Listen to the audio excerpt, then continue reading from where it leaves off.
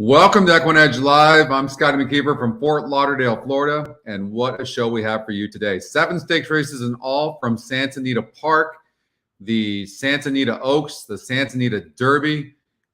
7 stakes races in all today. It's going to be a lot of fun, of course, in the Oaks for fillies for 3 years old. We've got, that's race number 4, only a 5-horse field, but it looks very competitive. One of the favorites, Dare Manor, who only beat 3 other fillies last time out in the Lost Virginess Grade 3, but did it very stylishly and could be the horse to beat for sure. In the Derby, which is race number 6 today from Santa Anita Park for the boys, Forbidden Kingdom, who just took down the Grade 2 San Felipe, looks to make it 3 straight wins for trainer Richard Mandela. The 3-year-old colt only has one way of going, and that's straight to the lead. Very fast. Actually, one of the fastest horses on the grounds, a 99 pace number for EquinEdge, and this one's going to be tough to deny on the lead gate to wire. Today from Santa Anita Park, we've got the $1,500 Santa Anita Derby Challenge, which I'll be playing. I have 2 entries, which also feeds not only into the NHC, but into the $3,000 Kentucky Derby Challenge 4 weeks from now. Expecting a tremendous pool in the late pick 5 from Santa Anita Park, as they have really been promoting this pick 5. So you might want to get your pick 5 in at Santa Anita Park, last 5 races of Santa Anita Park. And I'll be putting in a ticket as well. We'll play that together. 12 races in all from the Great Race Place. Let's pivot over to Santa Anita Park, race number 1. Now, having a few issues with the video. I'm going to be switching back and forth. I'm waiting to hear from them. It's my fault though, because I'm supposed to give them 1 or 2 days notice, and I didn't. So we're trying to get that approval right now. So hopefully we can get the video. I've asked for approval for Santa Anita Park, Golden Gate Fields, as well as Gulfstream Park. So hopefully we'll get that up. I'm waiting for a call anytime to make sure that those races or tracks are up on the portal. What's up, Patrick, Gary, Christy, Chuck, Alan, Bill, Jotham? How are you guys? Greg is in the house. Oldie in the house. This is a tremendous race card from Santa Anita Park. Tremendous. And the ticket generator is hot today. Yeah, I mean, I'm going to tell you guys right now, this is what I've noticed, and I'm getting a lot of calls from as far as Keeneland Park about how hot it is. What I've noticed is when the opening day EquinEdge long shot is hot. It happened a few meets ago over at Oaklawn Park, and it's happened a few other big tracks. But when the opening day EquinEdge long shot's hot, it stays that way for the entire meet. So watch out for the EquinEdge long shot. I would pay extra attention to that. But we've got 11 minutes before this early pick 5 here from Santa Anita Park. Santa Anita Oaks, Santa Anita Derby Day. We're starting off the opener here at Santa Anita Park. 12 races in all, but purse of $200,000 in the Monrovia Stakes here. And so it's a tremendous card again. For those of you that are regulars on my shows, you know that we're testing an algorithm that I get on emails 1/2 hour before some races, not all races. And one happened to pop up here at Santa Anita Park. The 2 and 3 popped up, which to me now just confused me even more because it makes this opening race very, very tough. But the 2 and 3 did pop up. Hey, Deb Martin, how are you? What do we got? All right, let's look at Brooke Marie real quickly. This is one of the horses that popped up in the email. This horse had rattled off 3 straight races in a row, and now this horse did lose last time out, break him from the rail. I don't think really anything happened. I do think the GSR drops a little bit, but nothing really. And I think this horse is going to be very tough today. 14% to win. The 2, Toby's Heart, is the lukewarm favorite right now. This horse has some class for sure. 44% to win, 9-5 right now. Popped up on the email. I mean, at the very least, I would do a 2-3 exacta box, but I like the 2 horse. These win percentages, we updated the algorithm. I'm telling you, oldie, we did.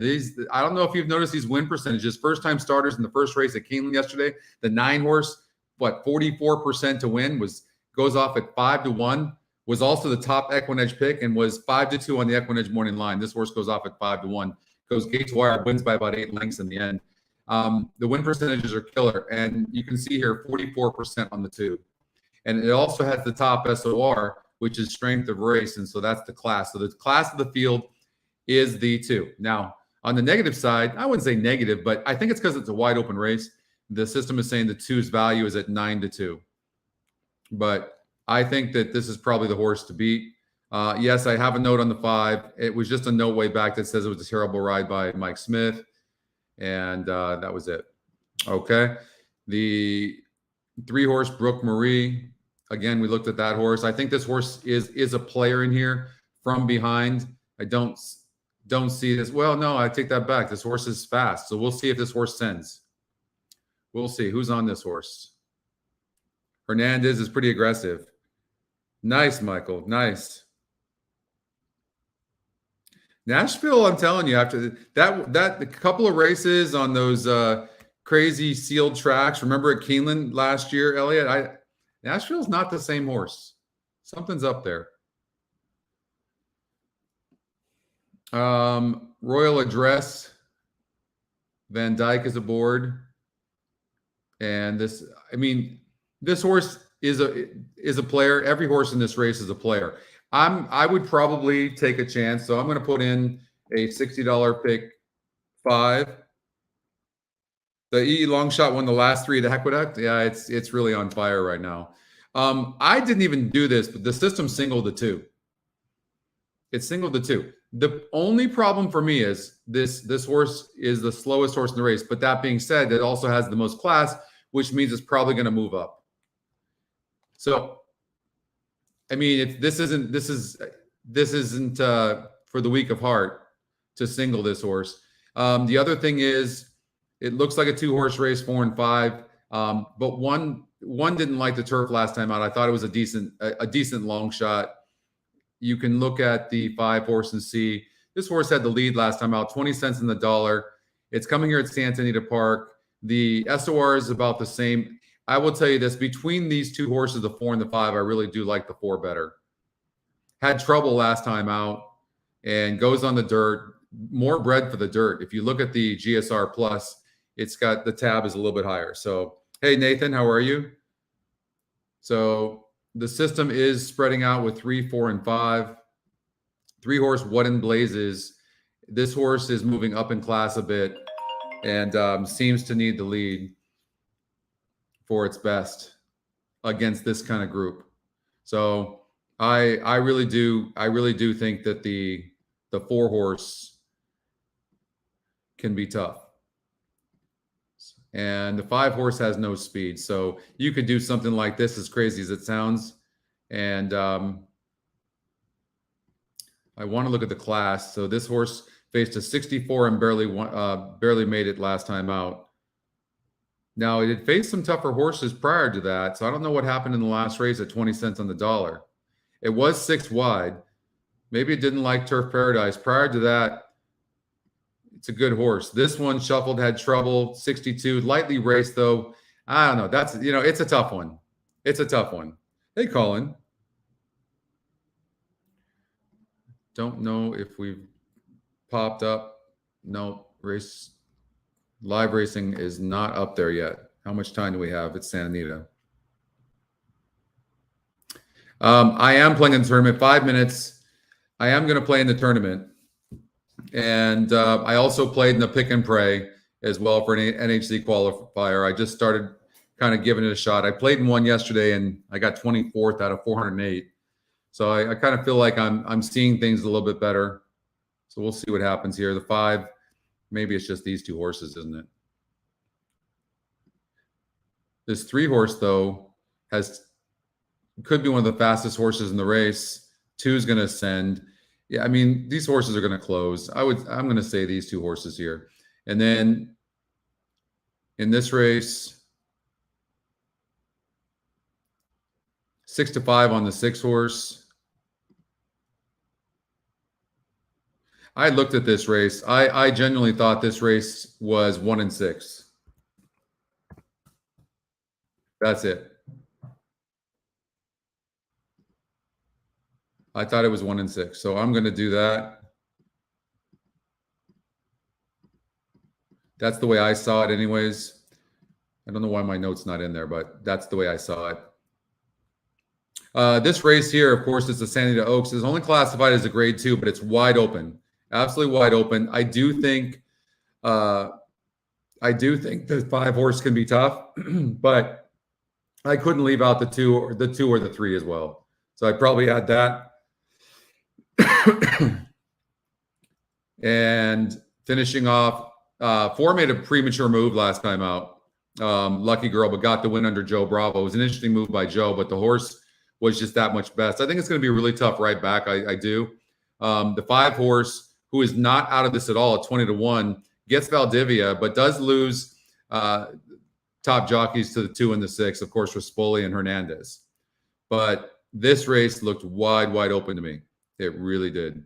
So I'm going to try to fit all these horses in here if I can and see what this ticket comes out to.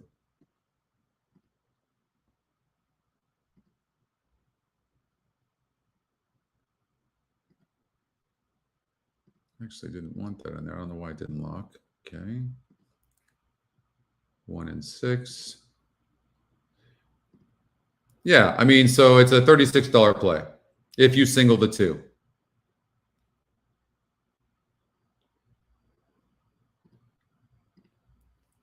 Now, the system did have the 3 as well. If you can afford the ticket, the emails, excuse me, it did have the 3 to run better.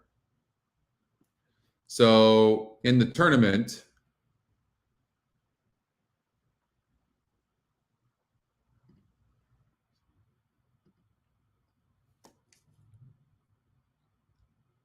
let's see here.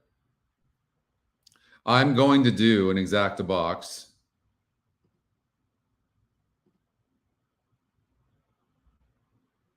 Two, 3.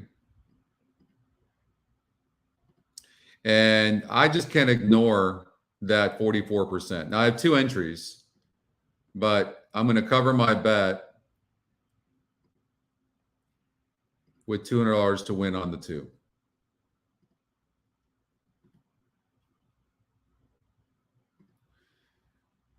And if you're doing a trifecta, I mean, I would, 2-3 with 2-3 with 1-5-6 basically. And because the race is so competitive, it still might pay good. Hey, Kent. Again, if you're just tuning in, we're waiting for approval for the races because I forgot to get approval yesterday, so it's my fault. But they're working on it right now, trying to get approval. I think in the tournament, I tend to get very aggressive. If you've ever seen my style on the first of the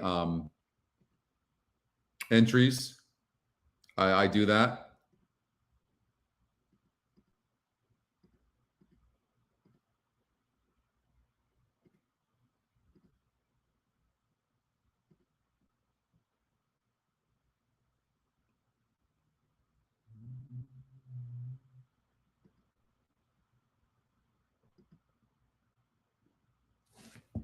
All right.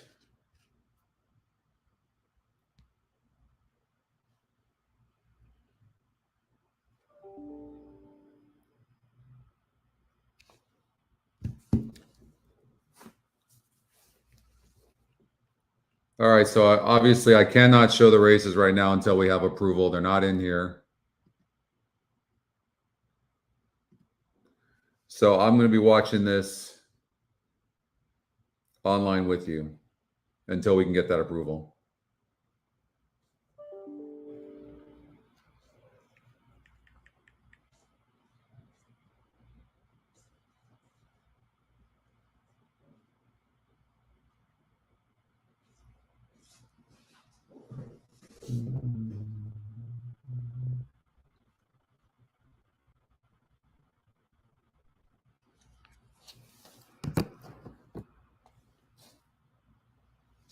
Even start. Brooke Marie and Royal Address both out quickly. They're joined and headed by Alice Marble. And Alice Marble takes the lead. Brooke Marie is now in second. Toby's Heart moves through in the pink silks to take third.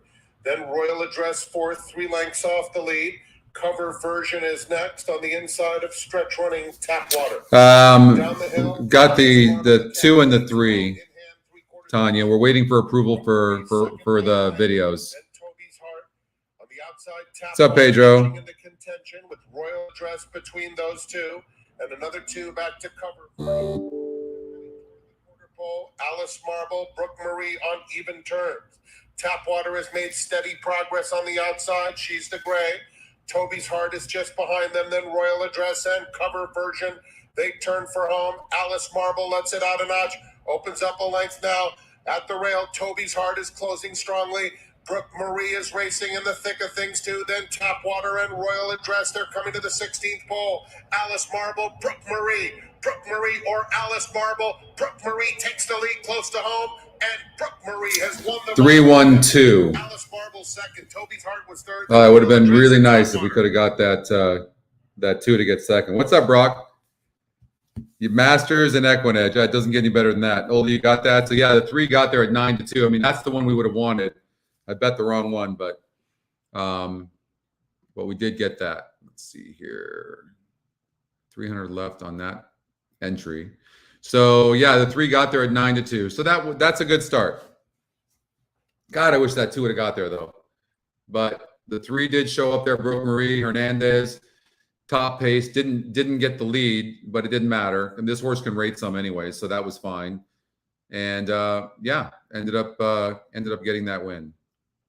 Good, 9-2. Come on, guys, get that thing going.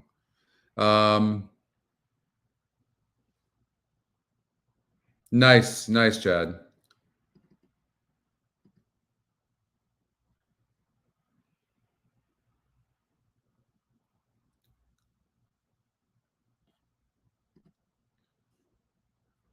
You bet the 2 as well, Jared? Yeah.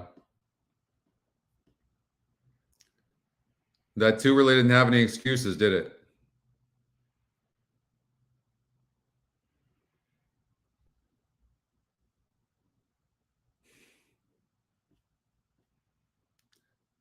All right, let's check out Gulfstream Park, race number 5.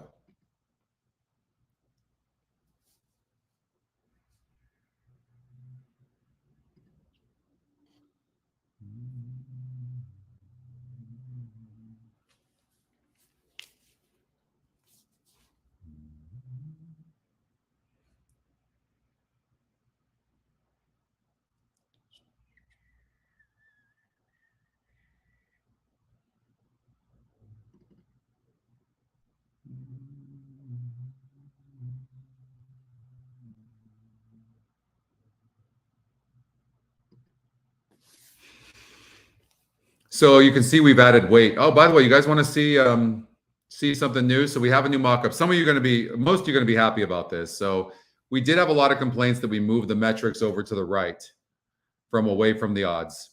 But I was having a rough time seeing it next to the odds, the metrics.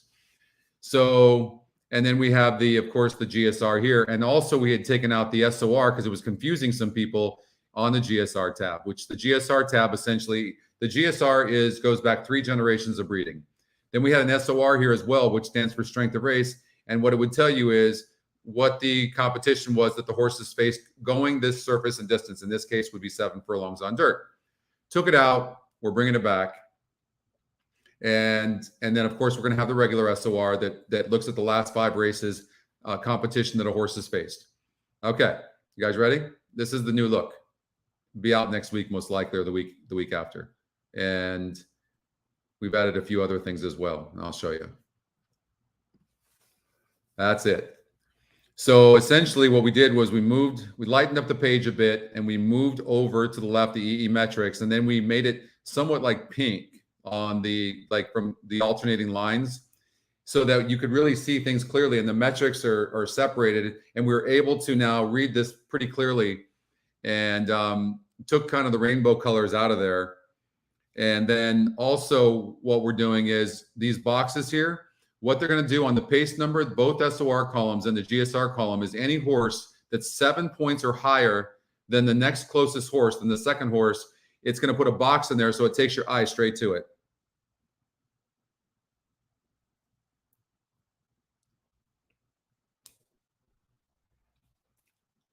You don't really care for the HandiView Plus, huh? God, I read that thing so much better. Why are you and I always on the wrong page, oldie? You know how I feel about. I love you, oldie, but time will never come back on my program. Because I know that time doesn't mean anything. On the quarter horses, it's okay, but time doesn't. Time, no matter what anybody tells me, I know I've seen too much. So it's too confusing. It means nothing. I've seen horses run 12 lengths on time better than another horse, and they faced each other next time, and the one that lost by 12 won. So, but other than that, like the fact that you say it's too busy, I don't see that. But anyways, this is going to be the new race view look. I'm curious what you guys think. So much better, right? And the boxes, it's going to steer you to some of the other horses. It's so much cleaner. I think so too, right? And it's lighter and it's brighter, and it's going to be good. The GSR on updates when races are coming off the turf, yes, we're working on that being a lot faster. It takes too long. Thanks, Jeff. It takes too long. Yeah, thanks, Bobby. Thanks, Andy. Thanks, Andy. I do too. I think, isn't it clean? So gorgeous, right? And then of course, like I said, it's now you're not going to miss these horses that the metrics are much higher than the other horses. So I'm loving that. The handy view that Oldie and I are talking about is here. I took off time over here. I think this is just so much cleaner and easy to read.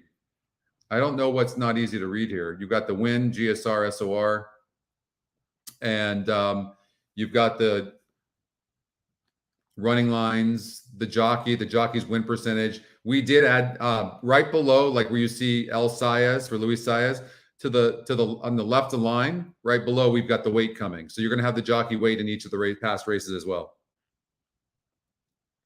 Yeah. Yeah, it's really what I'm trying to do for everybody is to make sure that readability is there. It's one thing having information, but sometimes the information can be too much. So, well, wait till you see mobile's pretty sick too, Frank. Where the mobile that's up there now is nothing compared to what's coming. There's no space, oldie. If you think about it, tell me tell me on the level. You've got the jockey on there. You've got the metrics on there, which you have to have. Where would you put level? Where would you put trouble? Which one would you get rid of? There literally is no space at all.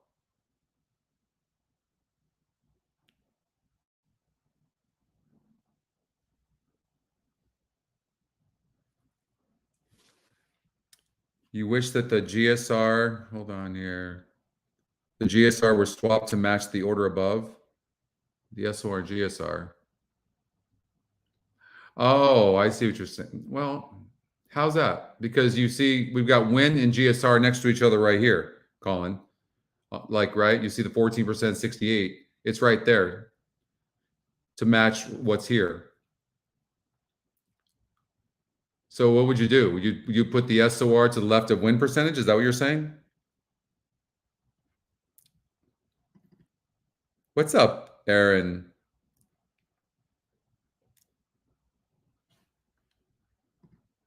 You have to have the trouble line. You have to have the level. But the thing is the level mobile's coming probably in the next 2 weeks, and it looks amazing. Way more user friendly. It functions better. But first of all, I almost took out level, and the reason I almost did that was because that's what SOR is. The SOR tells you the level. But for us old school players, I know you're dying to know what that level is, even though the level really doesn't mean that much. It really doesn't.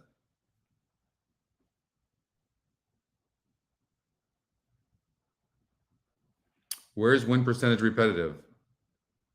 I'm confused. Previous odds? Where's previous odds? Here? You have to know what the odds are.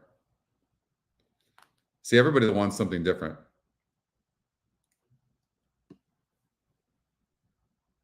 You can't get rid of previous odds. You need to know what the odds of the horse was in the last race, because if it was 40-1 last time out and it lost by 10 lengths, and then today it's 5-2 on the morning line, like, you need to know that. Thank you, Linda. I appreciate that.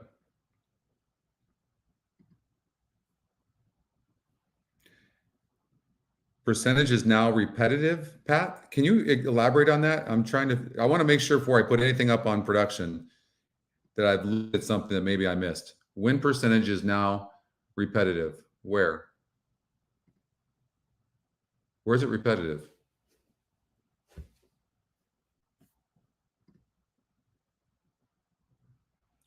One win percentage right here. That's it. Where's it repetitive?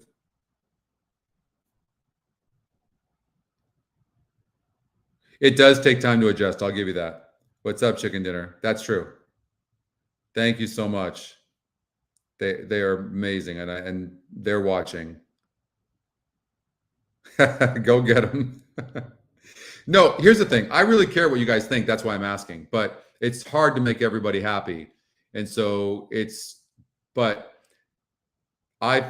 this is the best version of the race view I think we've ever created. And I really feel like Handy View is amazing. I really do. And you have to understand there's space restrictions. Like there's nowhere else to put anything. Level, if I had to choose between level and treble line, because of the SOR, I'd get rid of level.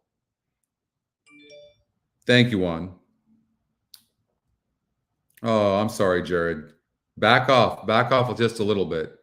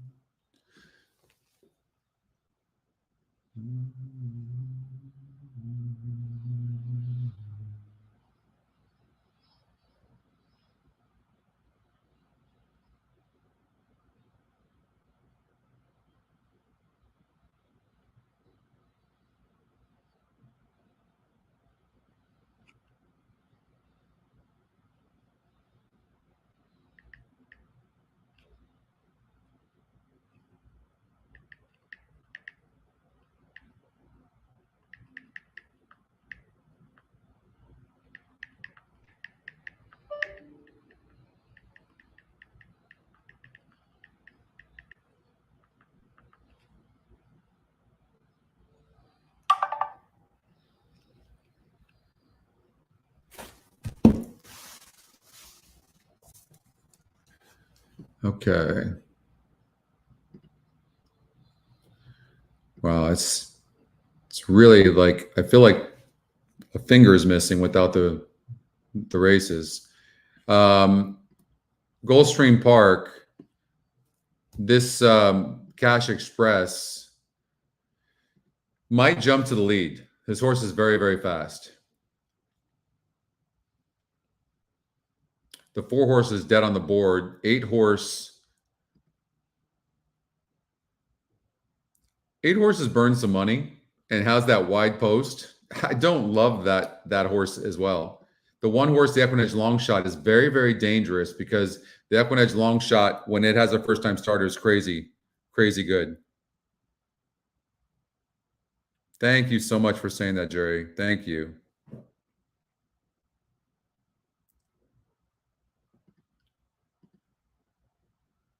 Wow, that's a hell of a hit, Aaron. Congratulations. Mock races are probably not going to be for a while because the pace number is so good. We have to refigure out how to use the mock race because the pace number is just killer. This pace number that we've created is amazing. Okay, Jared, come on. We got to turn it around. We got to turn it around.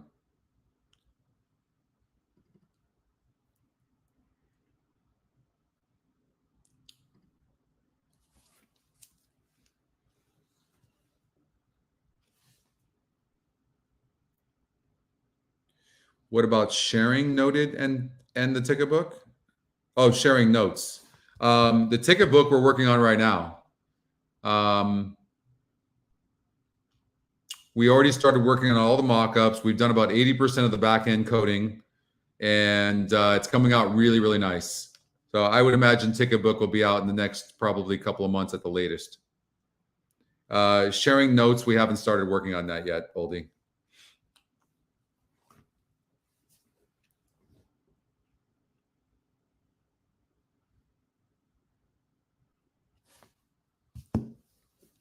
But the ticket book, I'm pretty excited about the ticket book. You guys should be too. It's going to be great. But believe me, I look at this all the time. I'm like, how the heck? How could I separate these two? There's nowhere to put it. And I was having a hard time not knowing who the jockeys were in the previous races, because one of my handicapping styles is to look and see when good jockeys are on a horse and they can't win, and a lesser jockey gets on a horse, unless there's a claim, then I throw those horses out, especially if some of the other metrics are low. Just the Jay, we're just really focused on Santa Anita today, but I'm hoping to cover some of the others, but we're waiting for approval to show the races.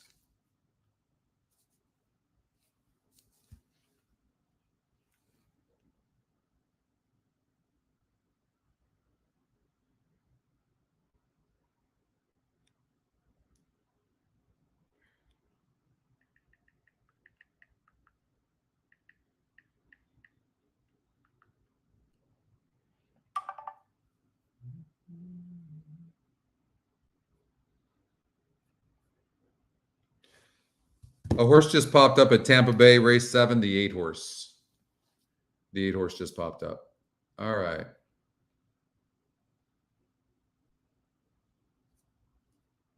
That's going to happen. Hi, Cindy. Hey, Angela. Yes, we are going to have, is trainer change important? It is, Chad. Very important. Absolutely. Yes, we will 100% have a chat room there's going to be a chat in each race at each track. So you'll be able to like talk to somebody about the race itself. Like if you're having a tough time with a race, you can get other opinions from other people. So that might not, I don't know if that'll be towards the end of the year or when, but we're certainly going to have that. That's definitely something that we want to do. Thanks, Aaron. Thank you so much. I'm happy for you. I'm very happy for you.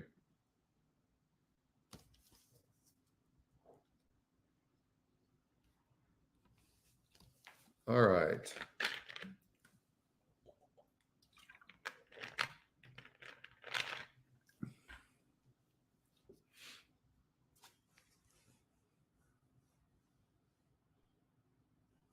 That's going to happen, Chad. We show the trainer change here on the changes. What's going to end up happening is there's going to be more information on the bottom of each line, like trainer changes, kind of like you see on the form, same thing. So that'll be there as well. It's just a process. There's just so much to do. Where did Patrick go? I wanted Patrick to answer my question about the win percentage were repetitive. You there, Patrick? Hey, Ruben. Yeah, thank you, Ruben, for that. Thank you, Deb. Ruben is part of our team as well. Ruben handles a lot of the marketing side and shows, and so say hello to Ruben, everybody. This 8 horse did end up winning the race. Caminero went off at 3 to 5, was even money on the EquinEdge winner line, 48%, top EquinEdge pick. It wouldn't have been a horse I would have liked. The post and no speed and burn money. It wouldn't have been something I would have liked. Yeah, exactly, Oldie.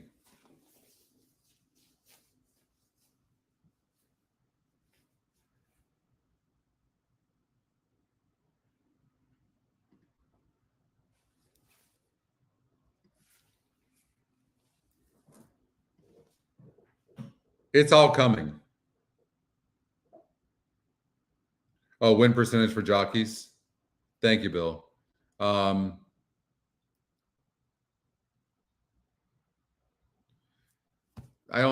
I disagree with Patrick. I mean, win percentage for jockeys has nothing to do with win percentage of a horse at all. Don't you want to know? So Romero Mirage is 6% and Junior Alvarado is 11%. The problem with this 4 horse has just been facing too tough a competition, right? The only time it ran good was against a 44 group. 56 was too tough, right? So, and this is a good trainer too, so I'm not really sure. He must really love his horse, but the horse didn't run well. I tell you what, you can see almost everything through this SOR right here on HandyView. It's really key. I mean, look, this horse was 6-1 against a 44 group, the 4 I'm talking about, and then went up to a 56 group and goes off at 42-1. So what does the level help at all? That's what the SOR's job is to do, is to tell you the strength of the races that the horses have been facing. All right, so let's get to Sandy to race number 2.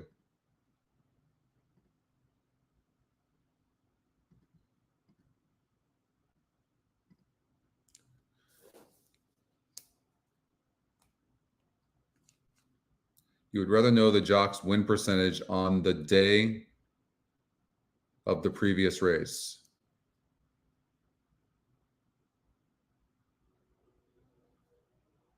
On the day of the previous race.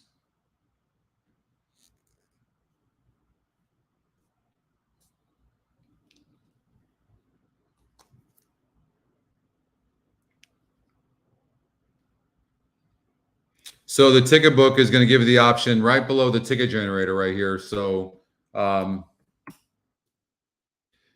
it's going to give you right down below. It'll be save ticket. So they are awesome at Keeneland, aren't they?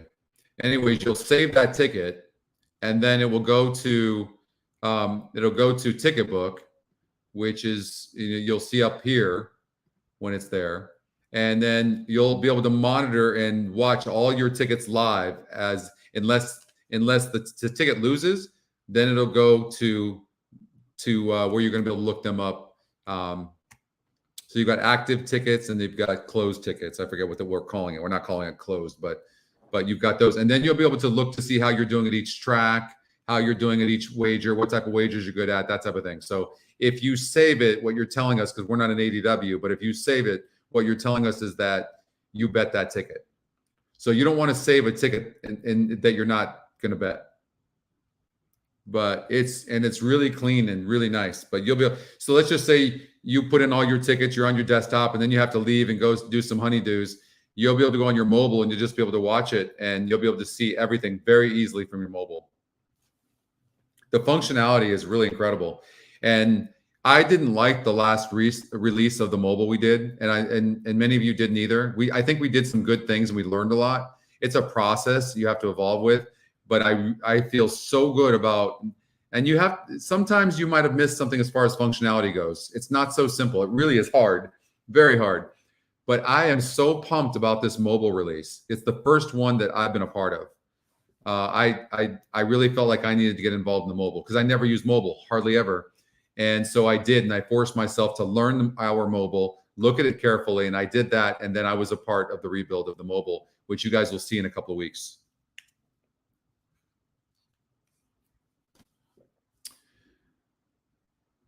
So we've got the 4 and 5. I feel like there's some speed in here, cheap speed, and it will set it up for either the 4 or the 5.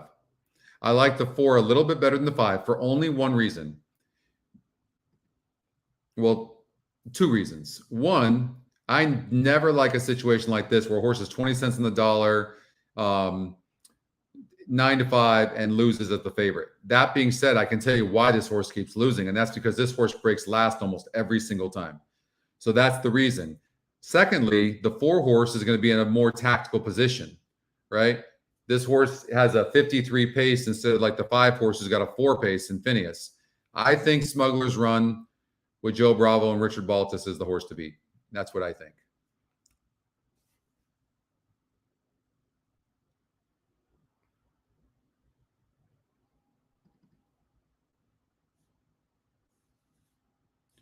The jockey win percentage is what his win percentage was overall for 365 days at that time of the race. Or today.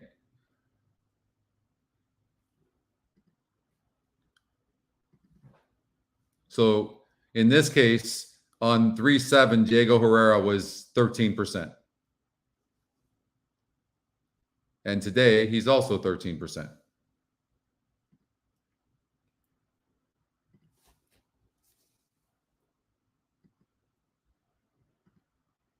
So 4 and 5. For me, I think the prudent play, and that's what I'm going to do with my money. I'm going to do a trifecta on my tournament. I'm going to take a risk that the 4-horse won't be too close to that fast pace. And I'm going to do a trifecta, 4 with 5 with 1, 2, 3.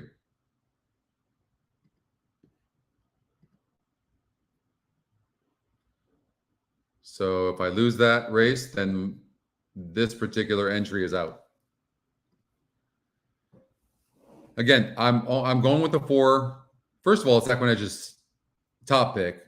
Secondly, it's 6 to 5 on the EquinEdge morning line, whereas the 5 is 8 to 5. It's got a 28% number, and it's tactical. This horse is not going to be that far off the speed. So hopefully Joe Bravo gives this horse a good ride. But this horse is getting first run for sure.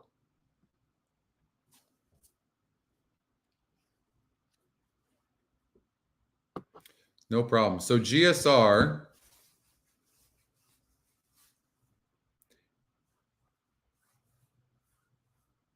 you're using jockey. Yeah, I wouldn't do that, Richard. That wouldn't be, there's more things.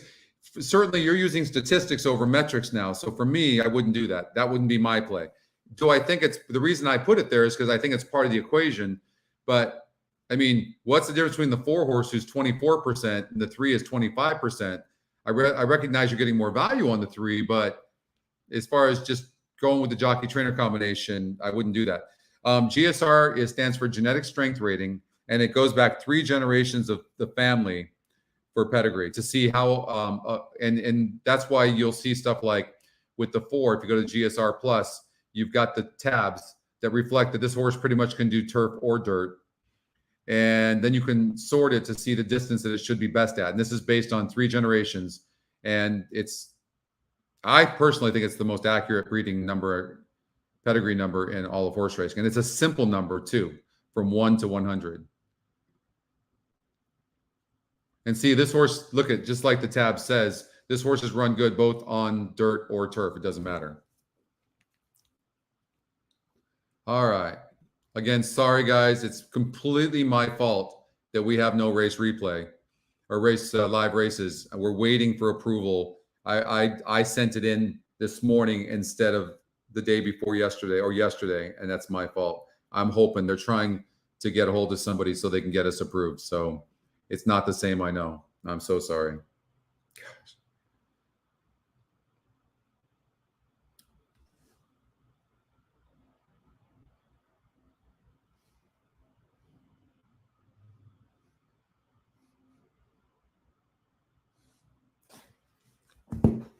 Okay, so I'm going to watch it on my phone with you guys. I hope this is the second of 7 stakes races today. Race number 4 is the Santa Anita Oaks, which is coming up. And, but the EquinEdge stakes here, they're going 6.5 furlongs sprinting. And I imagine they're loading into the gate right now. And your favorite at even money is the 4-horse.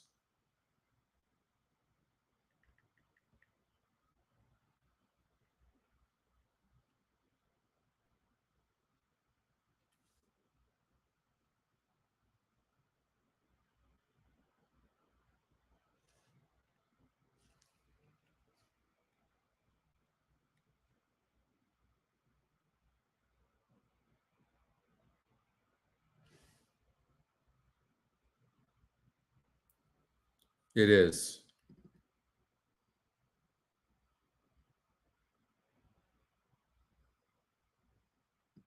The way Oldie just explained it is better than what I did. That's correct. Thank you, Oldie.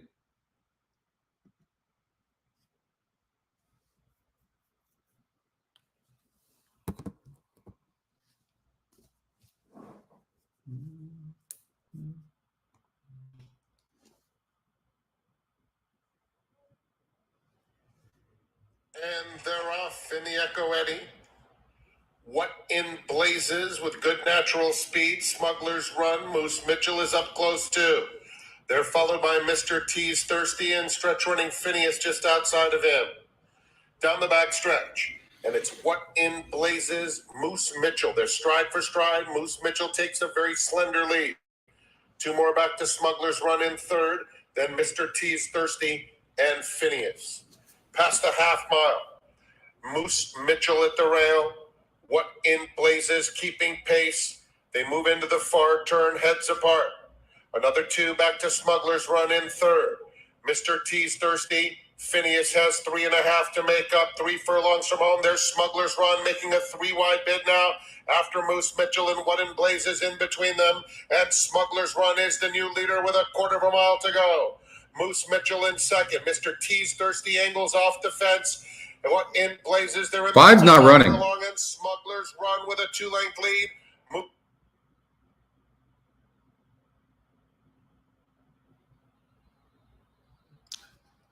Disappointing effort from the 5, for sure.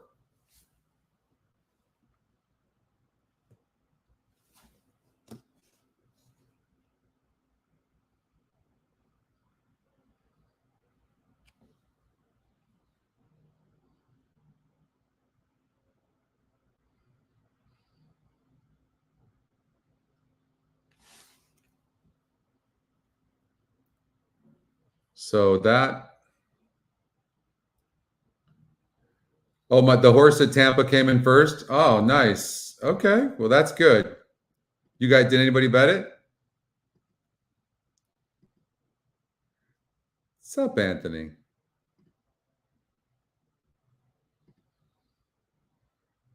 Good, we got that 4 as well. So, yeah, aside from not watching these races live right now, we're doing really good. I can tell you it's a lot easier for me when we have live races. Awesome. Glad you guys got that. Okay. The video streaming is so important to the show. So important.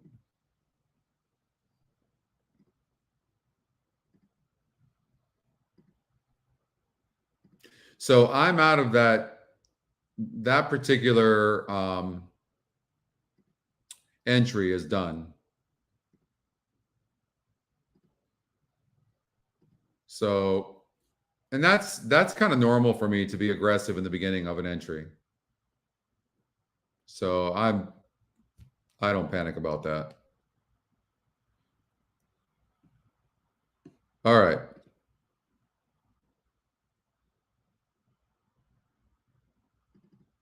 Yeah, thank you. Thank you very much, Ross. I've not seen any pace numbers even close to ours, to be honest with you.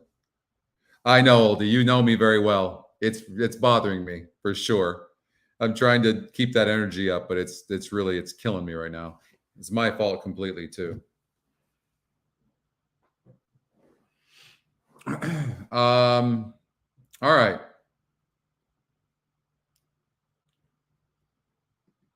Let's look at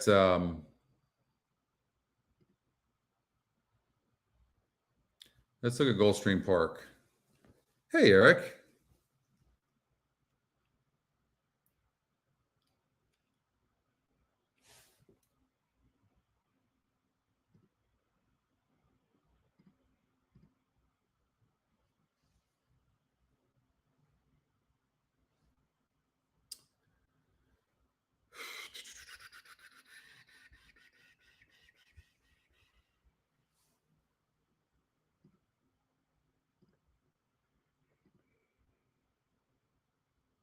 Oh, thank you, Deb. Thank you very much. And I'm farting with my phone right now because now it's not showing anything.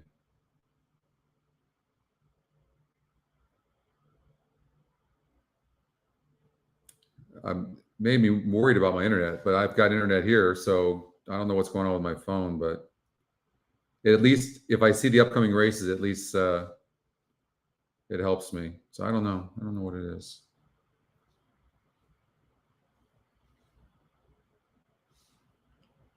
Yeah, I know, right? Hey, Curtis.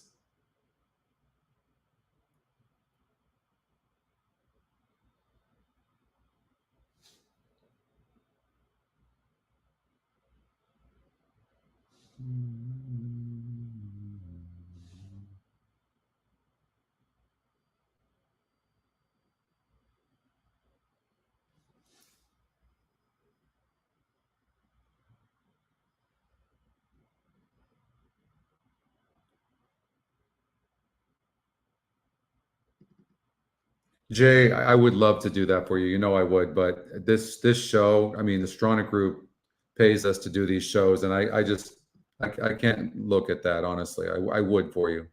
I apologize, but I have to stay focused on these Stronach tracks, right? It's the right thing to do. I love Aqueduct and I like betting Aqueduct, but they're not paying us to do shows, you know? So, all right.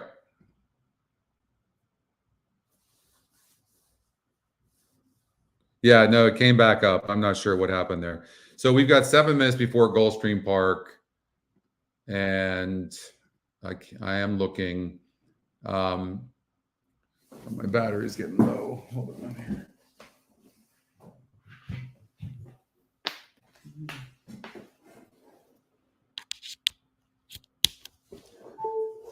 Okay. So I played in a on horse players, you can see, and the first race is Keeneland race number 7 that's coming up. It is, and then Santa Anita 3. But you can see that I did the 10 horse in both of those races. Okay. So I'll share that with you as well. Oh, no. What? 'Tis Splendid News got scratched? I better refresh. No, that's race number 8. I'm sorry. I used this 3 and 6. My bad. 3 and 6 on 2 different tickets. So Kimari and the 3 Lady Rockets, the top 2 EquinEdge picks.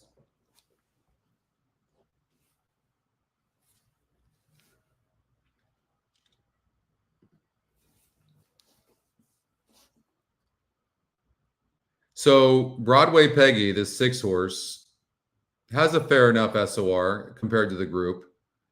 And this horse, it has a 60 pace.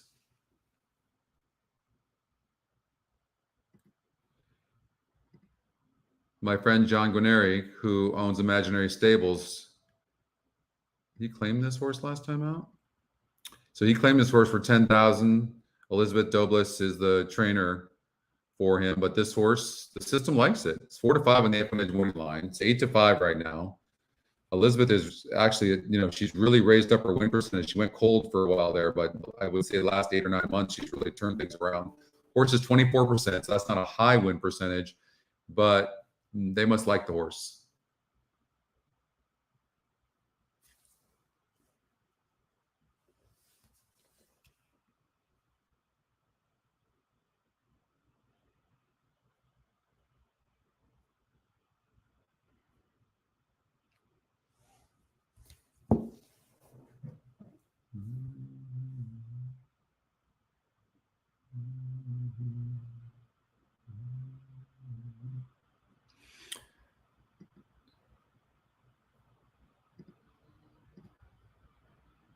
Ken Sweezy, this horse broke bad last time out. Let's see what changes here. So nothing different. EquinEdge long shot. It's also a price play. When you see the money bag, that's one of 10 long shot algorithms we have on the website. But Miguel Vasquez and Ken Sweezy are only 8%. But the more I'm looking at this 6 horse could take them a long way, for sure.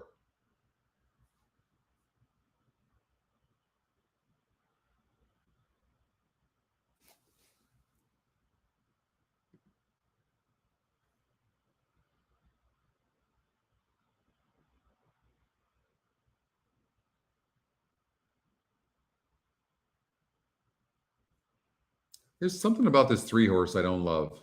I don't know what it is. I can't really place my finger on it. And it's facing a little bit easier horses for sure. But something about this horse I don't love. But it is getting easier, and it always tries. Last time it didn't break good against tougher horses, 22-1. 2 times before that was the favorite and lost. I don't like that. It was against a little bit tougher. I think the 3 horse is one of those horses. It maybe comes in 8-3. Maybe I think the 5 can run good, but the jockey trainer combination is not very, very impressive. I think this is pretty chalky. I think it could come in just like the system says, 8-3-5. Horse just popped up in race number 3 at Santa Anita. We'll talk about that.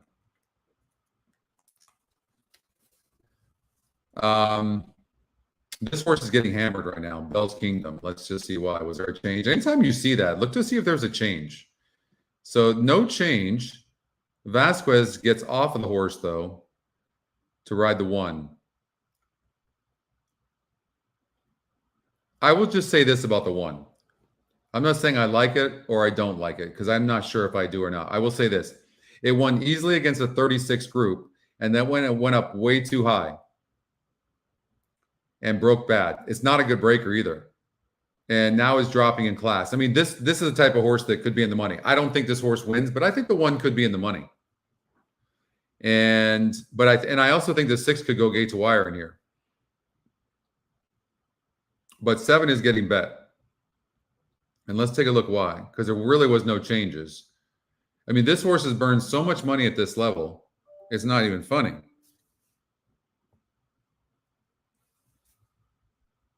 I mean, but this horse is getting bet for a reason. I can tell you that for sure.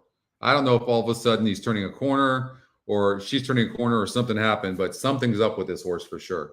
You don't get bet from 8-1 to 9-2. No, for no reason like that. But I still think the 8's the horse to beat.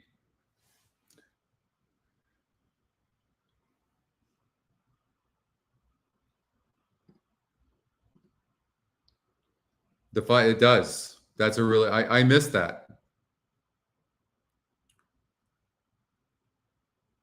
The only thing I'll say about that is this. When you look at the GSR, this horse always has good GSRs, always. And it just burns money.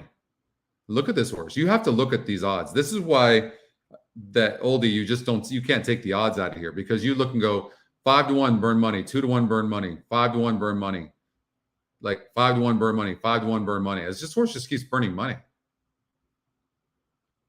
And it's not like the horse is jumping up 10 points in GSR. So in this case, although it is 12 points higher and it's a price play, it's an EquinEdge long shot, it can certainly win. It can win. It can definitely win, but I wouldn't get carried away with it.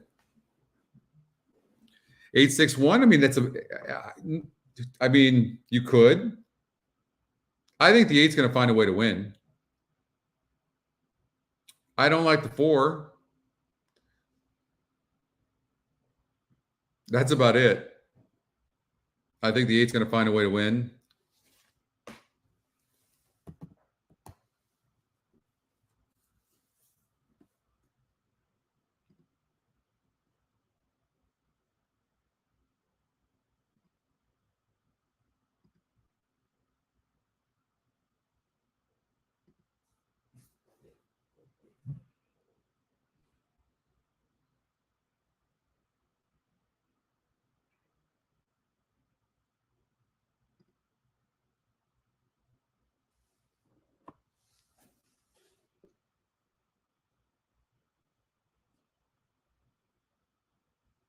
Here's the thing about the 6. No, 6 can't win this race. 48 races, 1 win, 8 seconds, and no. I can't get down with a horse like this at all. It's the speed, no doubt about it. And every time this horse gets near the lead, this horse runs better. This is definitely a horse that would be like 3rd or 4th for me, the 6. Yeah. I agree with Oldie on this. Whoa. What's going on here? I'm worried. Oldie and I are agreeing that the 6. But I mean, I think we can all agree on this. You can't 1 win. You got to 1. This is why we have some of these statistics, but and the algorithms are looking at stuff like this. But 10-1 on the odds makers morning line, 20-1 on our morning line. The horse is 18-1. 7-year-old mare, 3% trainer, 9% jockey. 1 win in 48 races. This horse is not winning this race.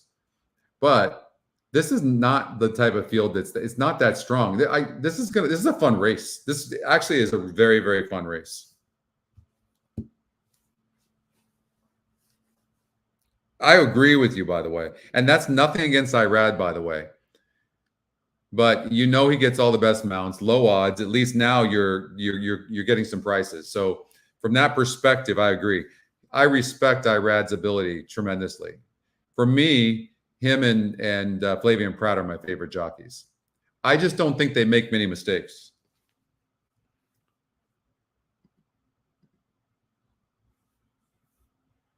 But the jockey's smart on the 6 horse. He's going to send. Just send as hard as you can. At least get a placing. I think the 8's going to find a way to win the race. 3 is going to run a good race, but this 3 always burns money. I think it's going to come in 8-3-5, 8-3-1. I would probably do an 8 with 3 with everybody but the 4. That's how I would play it. 8 with 3 with 1, 2, 5, 6, 7. That's how I would do it. They are on the synthetic, actually. They just got to the gate. They're loading into the gate. And these are 8,000 claimers, fillies and mares, 3 and up. Nice purse of $20,000.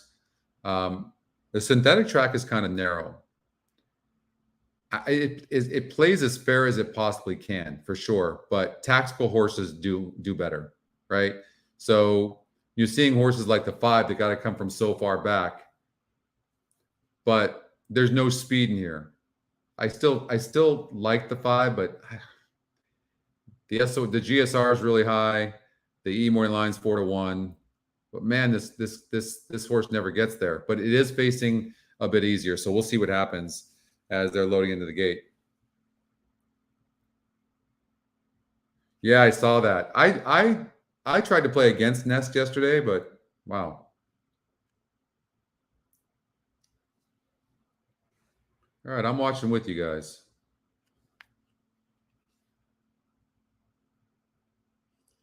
La Rusia and Jaramillo to the outside gate. Field of 7 to start the Rainbow 6. They're at the post. And they're off. In the center, Broadway Peggy, one of the first to break the line. La Rusia has speed, splitting them. Bell's Kingdom sent through at the fence. Rezal the Glass off heels and in a tough spot is Unbridled Chrome. She was snatched back to land about 4 lengths off the lead. The 2 at the back are Miss Mamba and Dolcissima as last of the 7 as they chase the speed of Broadway Peggy. Marcos Meneses and Broadway Peggy in front by half a length over Bell's Kingdom, who's headstrong and cuts the margin to a neck. From 3rd, La Rusia. From 4th, Rezal the Glass. Well spotted. You bet against Ross on this? Hey. Racing only 2 lengths off the in-battle duo. I mean, in this case, the 7's head is really strong. I love that, though. You're coming up with your own calculations. Believe me, that's what you should be doing. Everyone needs to do that. But the 6 and the 7 doesn't look very comfortable. 8's just getting an absolute ideal trip. Working ahead of Rezal the Glass, who's now back to 4. 3's running just fine. Mamba, who's outside of Unbridled Chrome, and starting to get closer at the back is Dolcissima. The half mile was a strong 47-2. Less than 3/8 of a mile to come. Bell's Kingdom has the lead. Here's La Rusia 3 wide at the rail. Broadway Peggy running home from the back. Miss Mamba Vasquez has her in high gear. She's up to 4th now, trying to get to the in-battle duo as Broadway Peggy drops anchor. There's a 1/4 of a mile remaining here. 3/4, 1:12 and 4. They're at the top of the stretch. La Rusia comes off the turn with the lead. Bell's Kingdom is all in, about to be engaged by Miss Mamba, who's still running home. 4th and Rezal the Glass. So it's going to come in 8-5. I mean, 8's going to win for fun. I'm happy for my friend John. It's La Rusia by as much as she wants under Abisai Jaramillo. She's 6 clear. 2nd is Miss Mamba. 3rd, Bell's Kingdom. 4th, Rezal. 3 never really ran good, but 8 did win the race.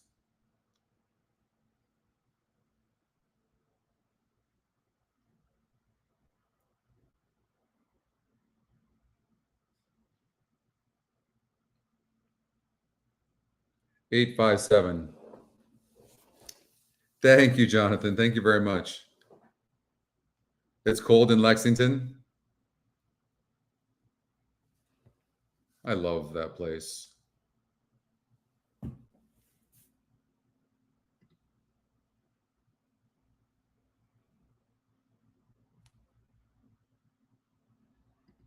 You got it. I love when you guys hit. Yeah, that was a nice claim, Patrick, wasn't it?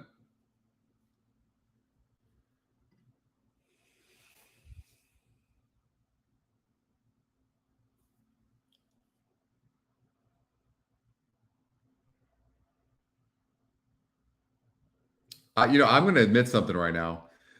I did not. I know this is a non-winners of one, but I had no idea the 8 was 1 for 28 with 12 seconds. I mean, I missed that.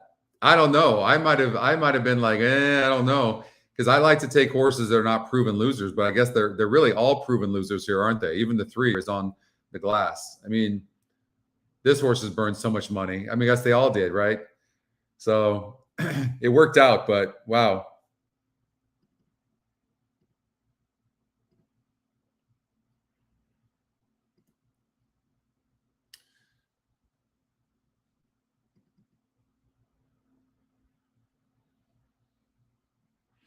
I know in our pick 5, we had it's an 18. If you want to play a pick 3, you could play this. I know we've got the 1 and we have the 6. I didn't eliminate any of these horses here just for purposes of like vertical bets, but I can tell you that for sure I liked the 1 and 6. I thought the 2-horse Donut Girl could be in the money, 16-1 currently right now. I thought it was a decent long shot. The 5-horse Rapid Transit is the speed, and this horse might well get the lead, and could prove tough to run down. So I think if there's one horse that we would worry about right now, it would be the 5 Rapid Transit. What I was banking on was a horse like the 8 from the outside with Maldonado to send and push. That's what I was banking on. This horse is pretty fast, the 7, a new piece. So we might need a little bit of luck to press the 5 a little bit for Bestrella's best shot, and Operatic has 0 speed going to come from behind. So we'll see. Oh, thank you for reminding me, Doug. Thank you. In race number 3, we just got approval for the tracks. Oh, God, thank you, Jack.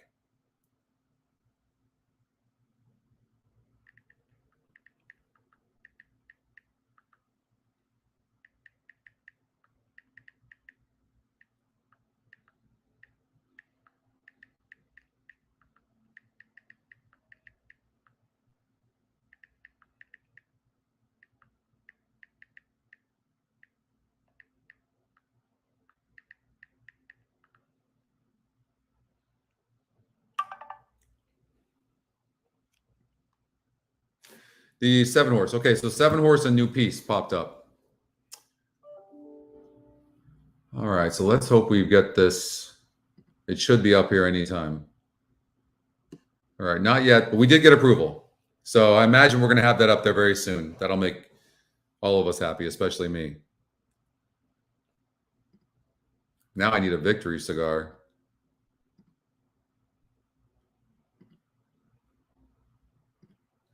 All right. Yeah, it does. It's way easier, isn't it? Brad does, isn't he? Brad's the best. I can tell you guys, Brad is the best always, not just once in a while. One of the most consistent people you'll ever meet. I'm glad you're enjoying him on there. So let's look at a new piece, the 7-horse, because this popped up on the email.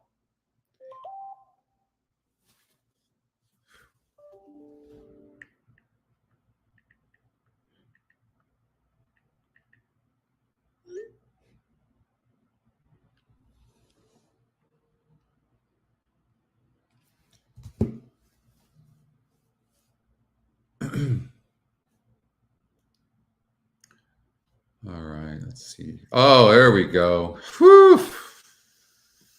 I'm a happy camper now. All right.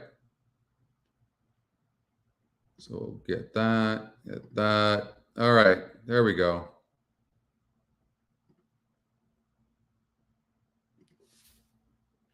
So let's look at this 7 horses, 12-1 right now. All right.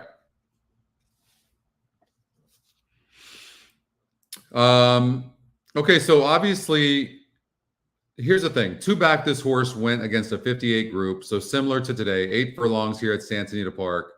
And it has 65 GSR. Last time out, this is... one of the things that I do, guys, is when I handicap, I want to see the last time the horse won. So when I look all the way down, I see the horse win 1,000 yards at the hook over at Los Alamitos and against a 54 group.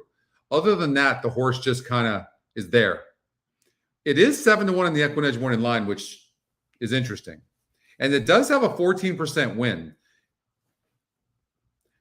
I still think the 7. I think the 7's running for like second or third. I really believe that. So in your bets, I would probably do that. Oh, it is. I couldn't agree with you more, Ross, for sure.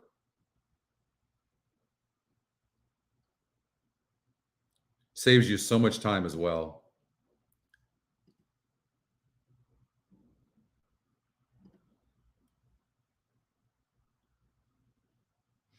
You might not be wrong on that, Bubba, by the way. I know it. That's what scares me a little bit. It scares me a little bit. I would agree with that. Always look at the SOR. Always looking at the SOR. Like Badger Kid in the 4. I mean, it's a 53 SOR. So the lowest of the class. Not much pace, 16, and only 4%. So of all the horses in this race, this is the horse I'd like the least. And it's the EquinEdge long shot. But that's just me. I thought the 2 horses was an interesting long shot.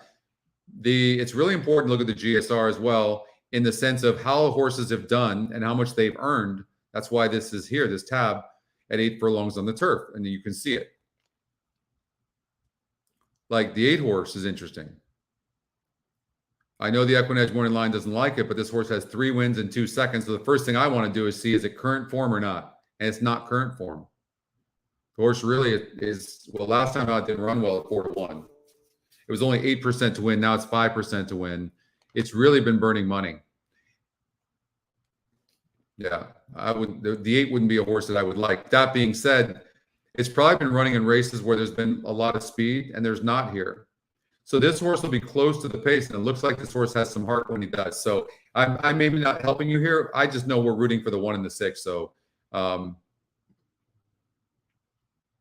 that's what we're rooting for. So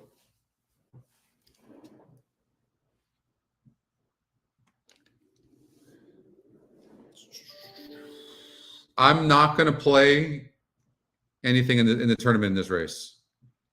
So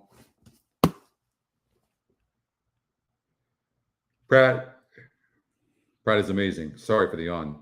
Horse just popped up at Gulfstream Park, race 7. We'll talk about that, especially now that we have video.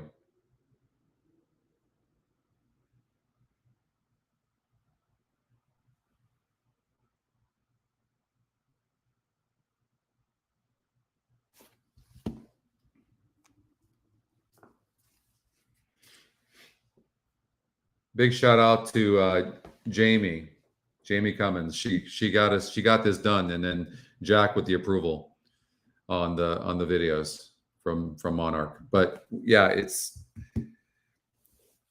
I have to remember to make sure I ask. Thank you, Oldie. I have to make sure that I remember to ask ahead of time instead of the same day. That makes it tough on everybody. So again, we're rooting for the 1 and the 6. So there's nothing else to say. Let's get out there and hopefully one of those 2 wins.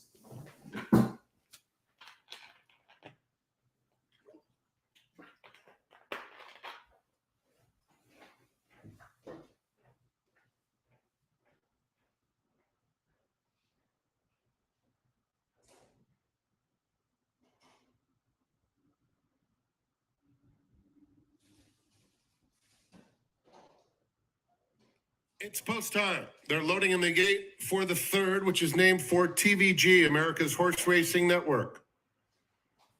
First two have gone in. Operatic, Rapid Transit, Donut Girl is in, Miss Flawless,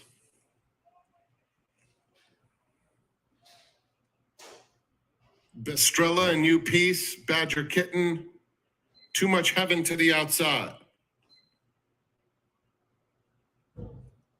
They're in the gate.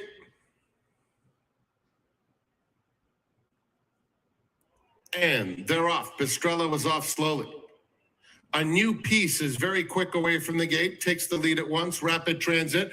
On the outside, here's Too Much Heaven. And Too Much Heaven sprints up and will clear the field as they pass the stands the first time. Rapid Transit is in second with a new piece in third. Then it's a gap of 4 lengths to Miss Flawless, racing on the inside of Badger Kitten. Bestrella outside of that pair.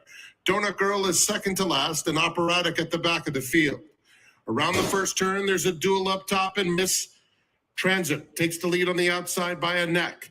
Down at the rail, it's Too Much Heaven in second, a gap of 6 lengths then to a new piece in third. 4 more lengths back to a trio. Bestrella is 3 wide. Badger Kitten in between horses. Miss Flawless down at the rail. Donut Girl second to last, and then it's Operatic. Rapid Transit will take them toward the 3/8 with a 1.5 length advantage. Now it's 2. Too Much Heaven is in second. A gap of 3.5 to a new piece in third. Bestrella fourth with 7 to make up. Then Badger Kitten asks for a bit more. Miss Flawless, Operatic, and Donut Girl. Approaching the quarter pole, Rapid Transit, Too Much Heaven in hot pursuit. Once again, a 1.5 lengths back and cutting into the margin. Bestrella is kicking in on the far outside, a new piece with the white blaze. And then Badger Kitten, they're in the final furlong. Rapid Transit clinging to a 2-length lead. Too Much Heaven has been chasing gamely outside a new piece and Bestrella. It's Rapid Transit holding firm, and Rapid Transit will score by about 2 lengths. A new piece and on a second. Photo for third. Went to Too Much Heaven in front of Bestrella and Badger Kitten to complete the super high 5. 5, 7, 8. Yeah, and Bubba, you called it too. I mean, whoever got the lead, and you kind of saw that with the top pace number. It wasn't by much, but the jockey was very aggressive.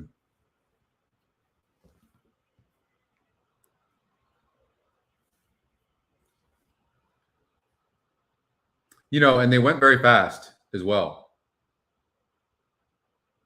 I mean, I would have thought with that pace, that horse would have stopped. That just goes to show you, make a note of that we really want to look at these horses on the turf.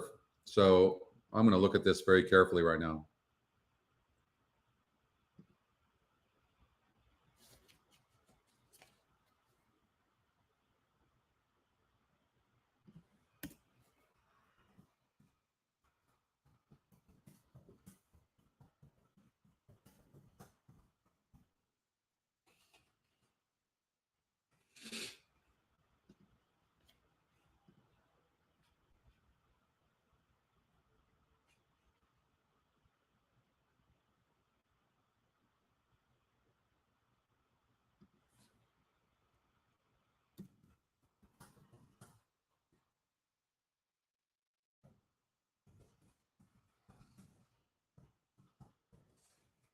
I want to make sure that we don't miss these notes.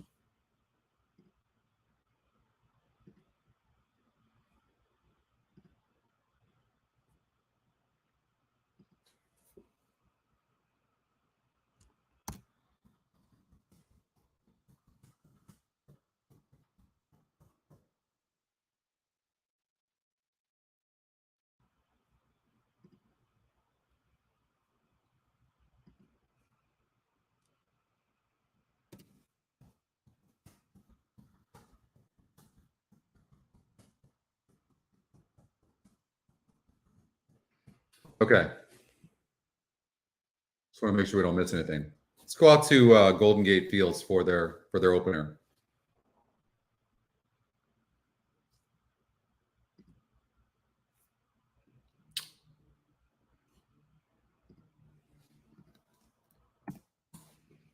See if we can hit one of these things. 3 to 5 on this horse is the class of the race. Tactical speed, 51%. I just want to make sure that this horse does not burn money. It is dropping huge in class. You see this, that's a big drop. That being said, I think this horse can rate some. It had the rail here, probably had an inside here.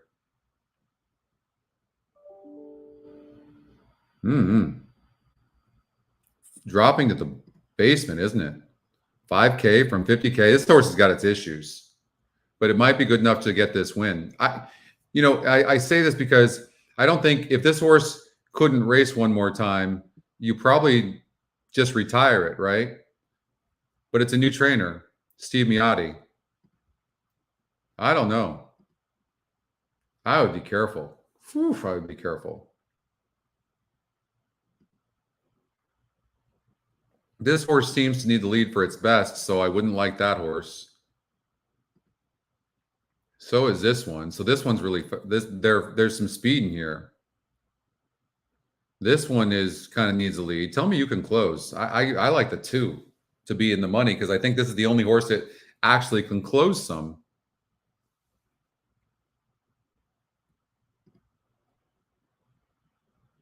And this horse dropped in class here, had every reason to run good, dropped 9 points, still went off at 7 to 1 and didn't run.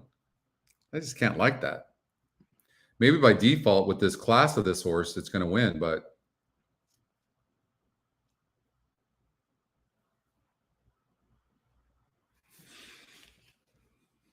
yeah, I don't know. I mean,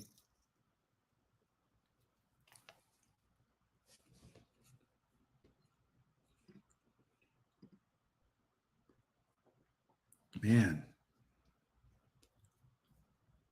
it's an ugly race.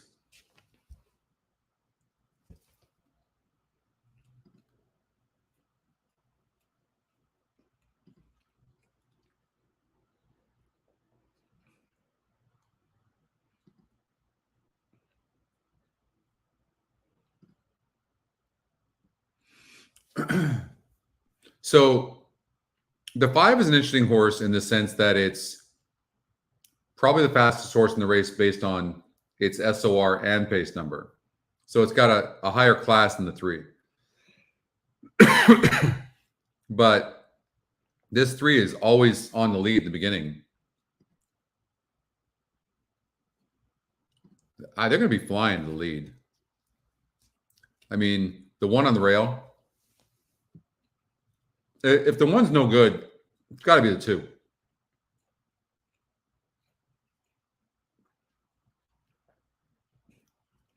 No, I like the top 3 EquinEdge picks as well. I couldn't single the 1 though.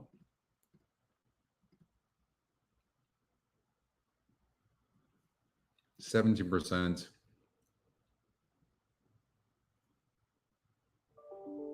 I don't like the 3.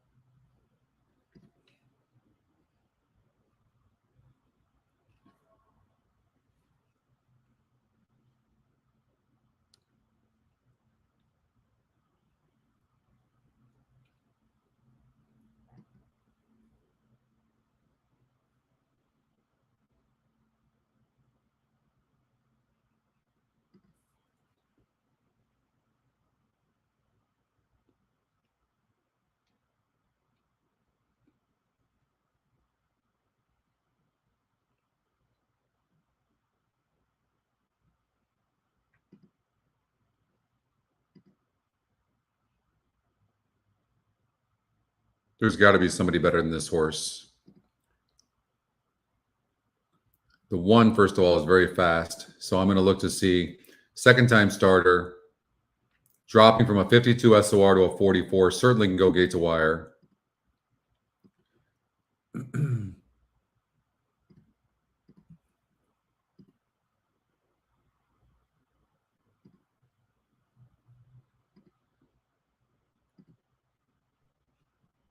I have a note on this horse, Midnight Flower. Had to be used to get the lead, ran big. But now it's going on turf. And its GSR drops 10 points. It's done way better on synthetic. You see that on turf? So probably the conditions of the only way they could find conditions for this horse was on turf. And it's a trier, big time, no doubt about it. Seems to need the lead to me for its best. Now it's going on turf, where it's only earned 1,800 to start, and it's earned 7,500 to start on 14 tries on the synthetic. So it's not very comforting to me.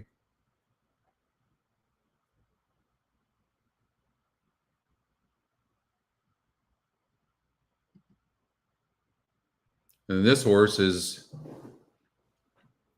really never gotten bet. And now it's 5-2 on the EquinEdge morning line and top EquinEdge pick. So it's been facing easier horses and it's been trying. It's a trier. So most likely this horse probably is going to run very good. But the problem is it has 0 speed. And that's not easy on a track like this. This horse is really fast and it's moving up in class facing tougher horses. And the three is fast. So these two probably duel, and we might get the setup for a horse like the 1 horse, who's also dropping in class, who could run good. 4 horse, nothing wrong with the 4 who's dropping in class as well. If you're playing Oaklawn Park, the 3 horse popped up in race number 5.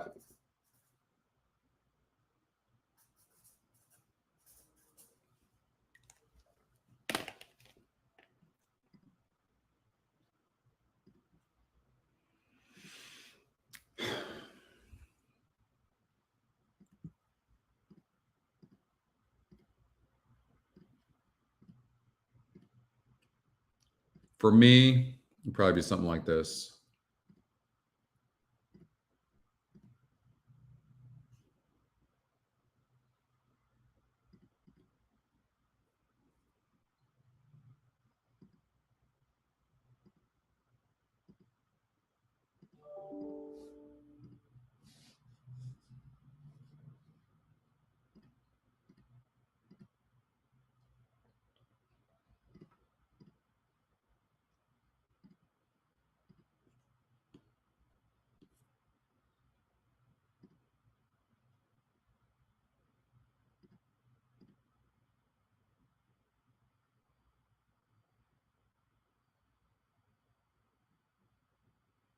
And for the first time this afternoon, the red light is flashing on the starting gate at Golden Gate Fields. The runners have made their way towards the gate for race number 1. We kick off the early pick 5 sequence here, folks. Whenever you see that red light flashing, that means we're getting ready to start, so make sure to get your bets in. A big favorite on the rail, Air Force Woman. She is the first one to step into the starting gate this afternoon, and she went right in. Yeah, I would, this 6 horse could go gate to wire. And so I wasn't using that. And I think I have to add that. Laura. 2 back. Lady Skywalker. It's a tough one. I'm having a rough time with this, guys. But if you can play that, I would probably play that. Tribute to Jazz should be the last one to come up.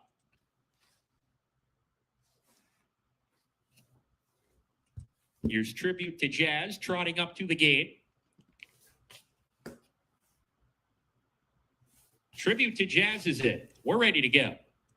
We're off and running at Golden Gate Fields. Uneventful break for all the runners. Lucky Laura up on the pace with Lady Skywalker. And moving forward, Air Force Woman. She kicks it into top gear now. I don't think any of us are surprised to see the 1 horse get the lead, but the 1 horse has been stopping regularly. So it could be a breathing issue or what. But in the early stages, if you look at the jockey on the 6th, he's feeling confident right now. in a space of 4 back to close circuit. And this is usually about the point where the one horse starts starts breathing really hard. Start to string out. They're in single file line, and the big favorite, Air Force Woman, says, "Come and catch me if you can." Air Force Woman, 2.5, 3 lengths clear now with a quarter mile more to go, and she's going strong. It doesn't look Air like she's Force going to Woman, stop. her race to lose. It doesn't really look like anybody's catching up at this point. Tribute to Jazz's second. Lady Skywalker's with her, and they come down the lane, and Air Force Woman is going to win in a romp. She's 10 lengths ahead, 12 lengths ahead. Air Force Woman. So the drop in class from 50,000 down to 5 made all the difference in the world. Air Force Woman at 1-2. She'll win as advertised. I wonder if Let's she guess gets the winning claimed. margin here will make it 9 Would you lengths, claim 9 this or horse? 10. Closed I circuit don't set. know. All right, Gulfstream Park, race number 7.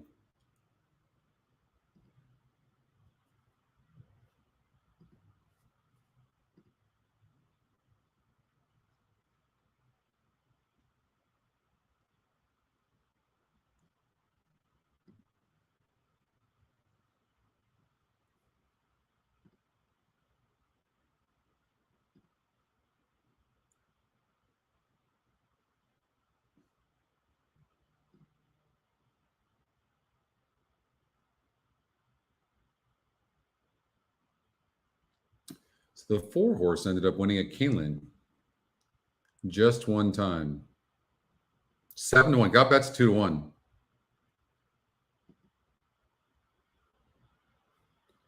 That's 4 straight races now for this horse. That's impressive. Flavian Pratt probably win this. I would watch Flavian Pratt. Might win this jockey title up there. And that's saying a lot considering the jockeys that are up there. All right, let's see here. What's my note on this horse? Very headstrong, has some talent, but is very headstrong. It makes it tough to key a horse like this at 9-5, doesn't it, when they're headstrong like that? This horse is going to go to the lead and stop. Maybe just enough to hurt this horse.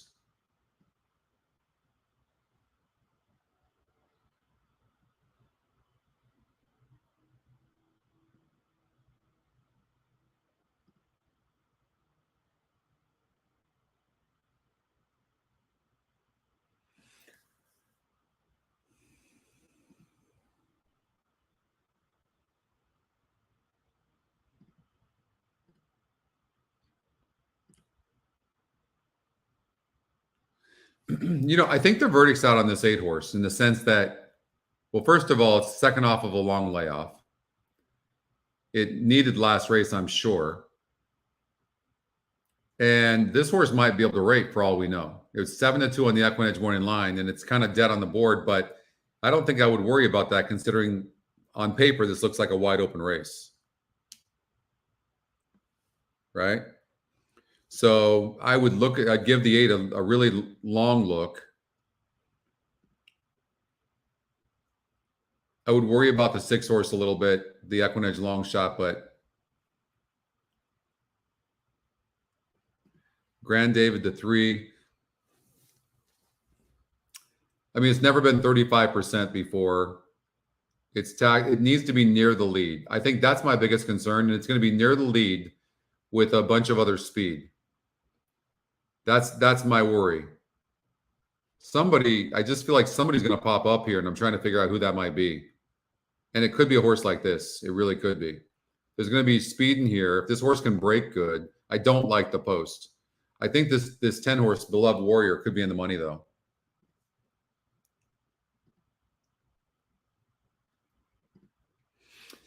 Next race, we've got the Santa Anita Oaks over from Santa Anita Park. Also, there's going to be a late pick 5 here at Santa Anita Park. It's going to be huge. They've really been promoting. The Stronach Group has been promoting it. The horses are at the gate. It's Do you like the 5 oldie? time. Loose Goose. Lining up and moving in for race number 7. Off slow, second time starter. Went off at big odds. Been off since June. Last race at Monmouth Park for Todd Pletcher. Goes from 36% to 5%. It wouldn't be my favorite oldie, to be honest with you. I would challenge you on this one.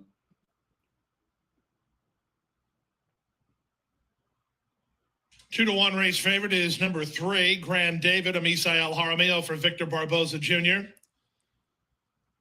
The strong second choice is the 9, Native Thunder. These were the top 2 choices on the morning line, but not with as much conviction as the public has made them. Third favorite is the 6, Racket, holds at a 6-1 number right now. I think Victor Late LeBron's five actually on its way pretty to decent on the turf. I would go with Quality the field of Turf Maidens for going me, postward here. I would Last chance go for your wagers. with the 8, 9, 10. I would probably do an exact Now, box, 8, Sir 9, 10. Samuel taking his spot in line. Here's Guard of Honor. I'm going to try to beat the Edgar 3, Perez knowing looking for his I did second not running find victory anything of I the day. loved in Edgar here, new to the but I Gulfstream don't like the Colony. 3 either No stranger to the because winner's the money circle. burned, and I don't like horses like this. That being said, because of that reason Native and Thunder because walking up. the odds are or the win percentage is going way up, probably the 3 is the 3 is the horse to beat for Calumet sure. Farm But Colors maybe it's sported worth by doing an Angel exacta Arroyo, box, riding the top 8, pleasure 9, trainee 10. Loose Goose.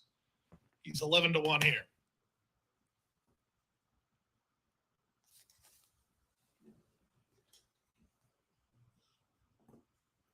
Hawthorne race 3, the 4 popped up. Next up is The 3, Goose. by the way, the 3 was here. This popped up on the Beloved email. Warrior. The 3 did pop up. Now Racket.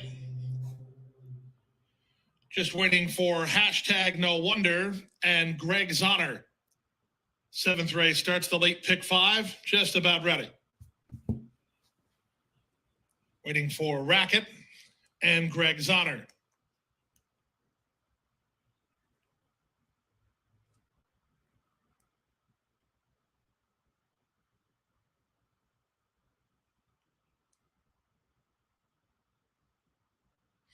Waiting for Greg's Honor to the outside.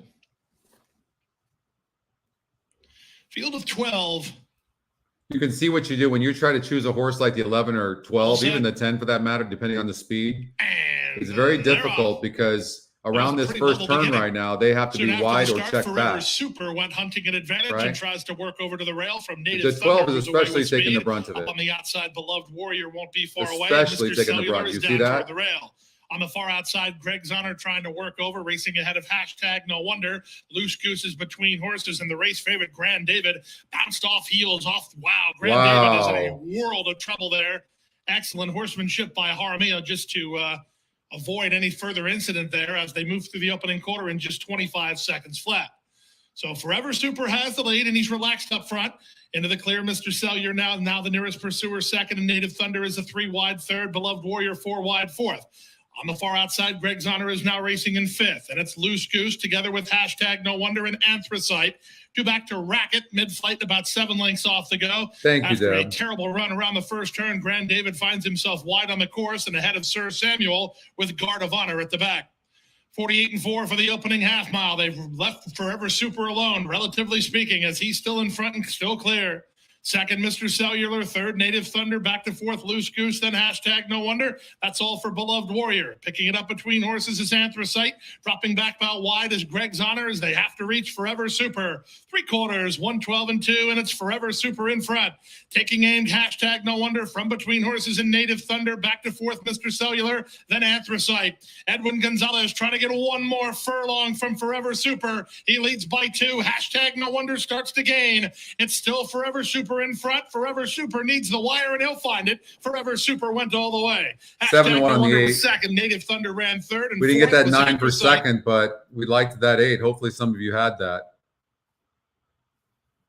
Actually, that horse got the lead as well.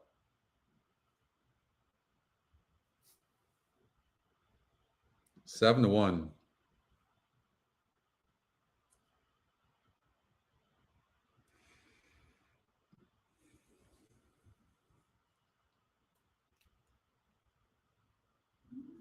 You got that, Anthony? Nice. Good. Oh, nice, Frank. Nice. It's a good exacta. It's a really good exacta.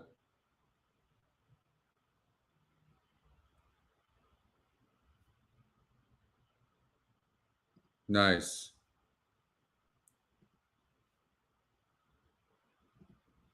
Yep. Top GSR. Look at that.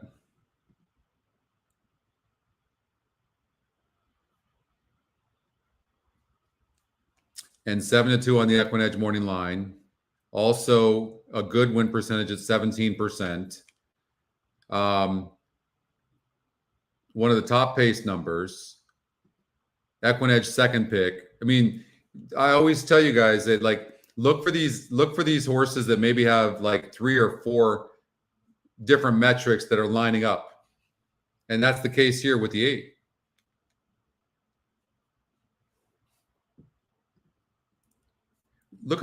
If you look at a horse, I know the 3 had trouble, but sometimes the 3 just causes his own trouble. But when you look at a horse like this and you see these kind of running lines like this, where the horse is right there all the time and never ends up winning. Down the stretch was in the lead and then loses by 2 1/4. I just like, and you can see this, just loses ground every single time. Like this is the type of horse you want to play against.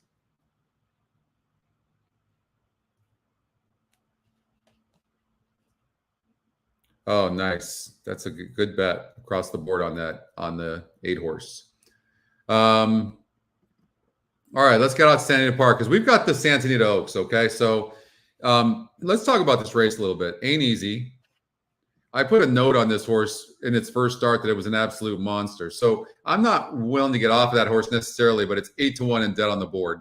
Adair Manor, 100% looked impressive as heck, winning by 13 lengths in winning the Las Virgenes. But I can tell you that was an extremely weak field. And you see, even though it's a grade 3, look how good the SOR is, 64. That is a weak grade 3. I've seen allowance races better than that. I've seen claiming races better than that.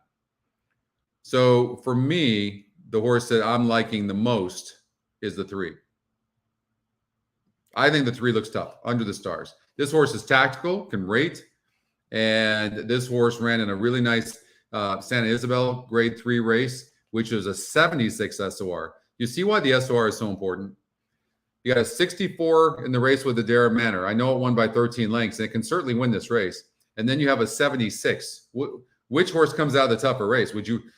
You have to make a decision. Do you want the horse that won by 13 and looks impressive on paper, or do you want the one that faced the better competition and almost won?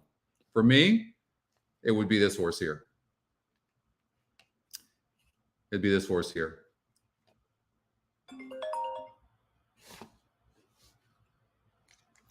So I think this is a 3-5 exacta, and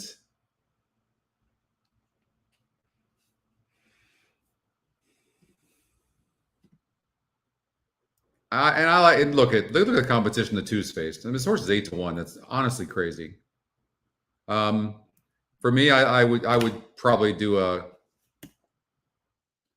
this is only classified as a grade 2. But I think these horses are better than that, but they just haven't really proven themselves that much yet. But I would do a 3-5-2 trifecta. That's what I would do.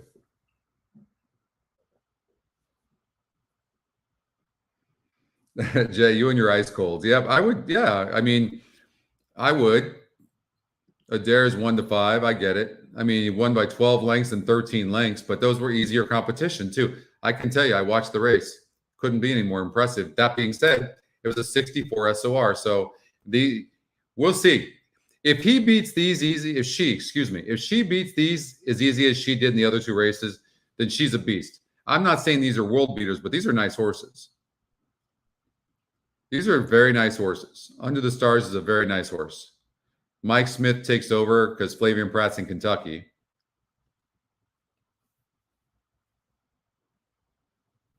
And there was only 3 horses in that race with the Adair Manor with the Las Virgenes. Only 4. This is a much tougher race. Much tougher race.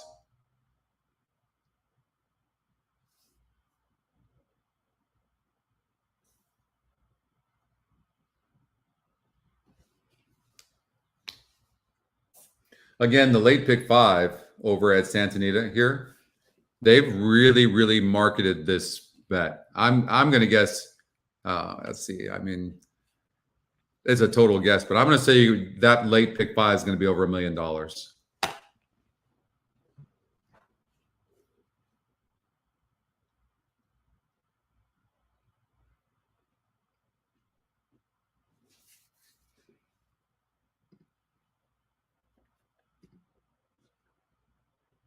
Let's take a look at these horses here. I'll be right back. I'm on the 3 at 5-1.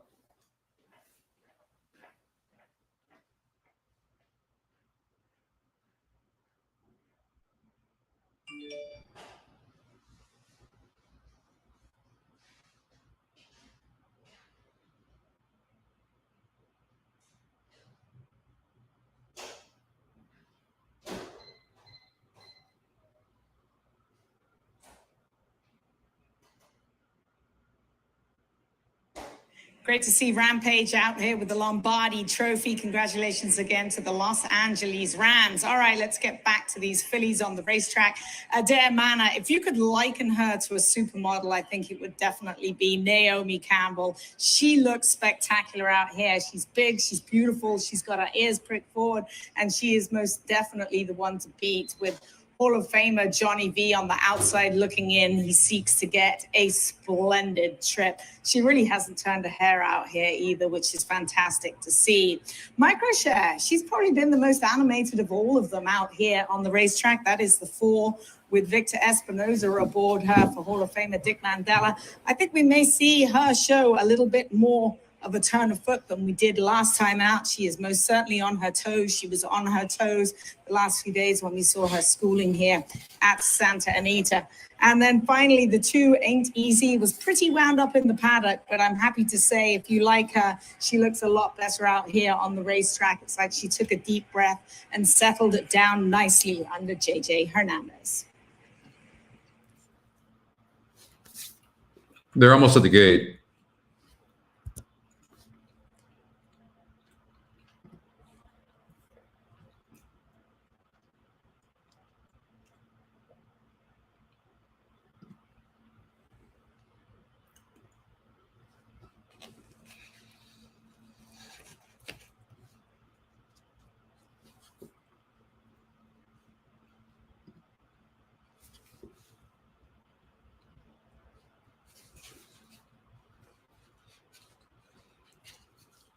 Hey, Mike.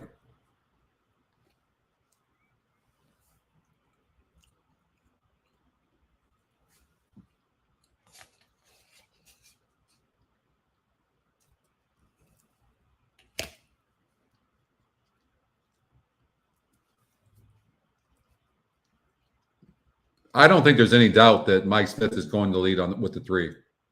It's post time for the Santa Anita Oaks. They're loading. Desert Dawn, the first one to go in. The 3 is 8-5 on the EquinEdge morning line. Right now, you're getting 5-1, 9-2.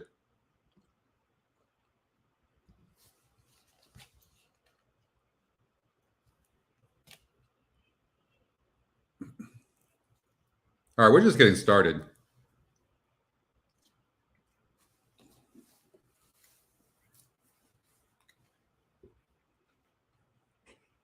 Ain't Easy and Under the Stars. Here's Microshare. And the big favorite, Adair Manor. They're in the gate. Ooh. And they're off in the Santa Anita Oaks, and Under the Stars stumbled at the start. Ain't Easy and Desert Dawn, the first 2 out. Adair Manor is up close and going right after Ain't Easy in the early stages. Microshare 4th, and Under the Stars is far behind as they round the first turn. And Ain't Easy is the leader. Has it by a half length to Adair Manor in 2nd. And these 2 have pulled almost 4 in front of Desert Dawn 3rd. A similar gap back to Microshare, and Under the Stars is far back. Onto the backstretch they go. It's Juan Hernandez and Ain't Easy showing the way. But a big presence in Adair Manor is up alongside to challenge. A gap of 5 now to Desert Dawn in 3rd. 4 more to Microshare, and another 5 to Under the Stars. They're strung out past the half-mile pole. Ain't Easy has been there every step of the way. Adair Manor just a head back now. Those 2 go into the far turn together as 1. 3 back to Desert Dawn, who's running a good race, trying to come after the top pair. How about this one horse? Microshare followed by Under the Stars. Midway on the far turn, Ain't Easy, Adair Manor, noses apart. Desert Dawn within 3/4 of a length. The others are too All that's far happening back. right now They is this turn 5 is from filling the class. Ain't easy. All that's Adair happening. Manor, The one's going to fully win. Extended, and on the outside, Desert Dawn. And Desert Dawn takes the lead inside the final eighth of a mile. Adair Manor will ask to battle back. Then comes Ain't Easy in third. Adair Manor reaches down, fighting back inside Desert Dawn. Desert Dawn, Adair Manor. Desert Dawn has won the Santa Wow, what a Anita race. Oaks under Umberto Rispoli. Adair Manor was second best. Ain't Easy third. Under the Stars was fourth. What a race.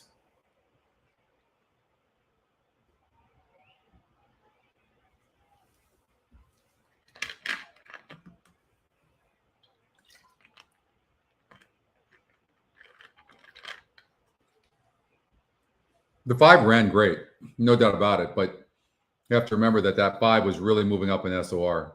It's a photo finish in the Grade 2 Santa Anita Oaks.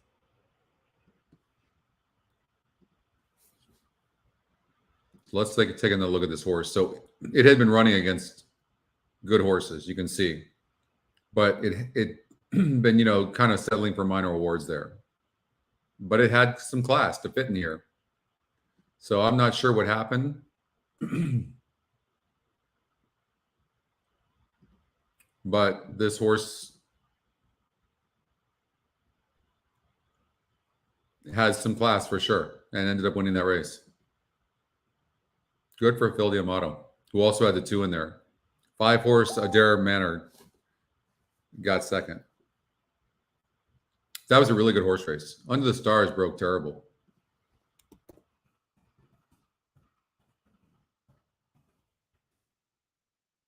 So stinks. If you own a horse and you take all that time to train a horse and get the horse up for the race, and then you go through that, it's really a brutal. It's a bummer. It really is.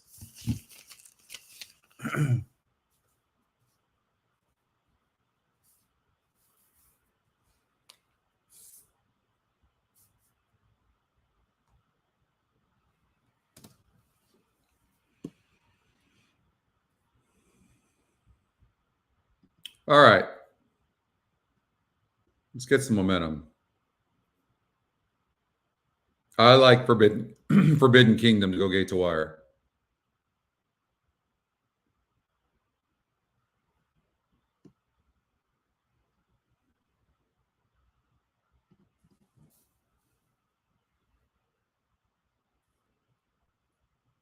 We'll do a pick 4 here.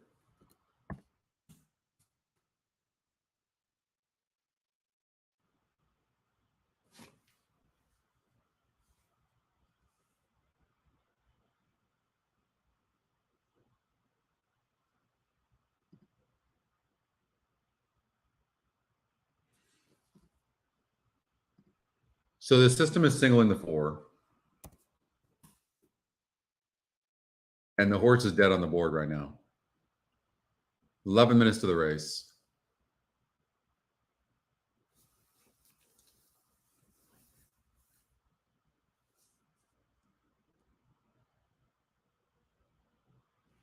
You know, why don't we look at the late pick 5 right now? Because we've got a little bit of time over at Santa Anita.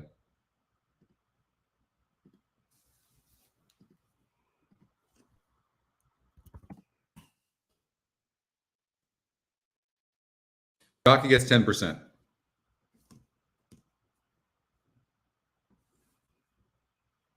So the 1 horse here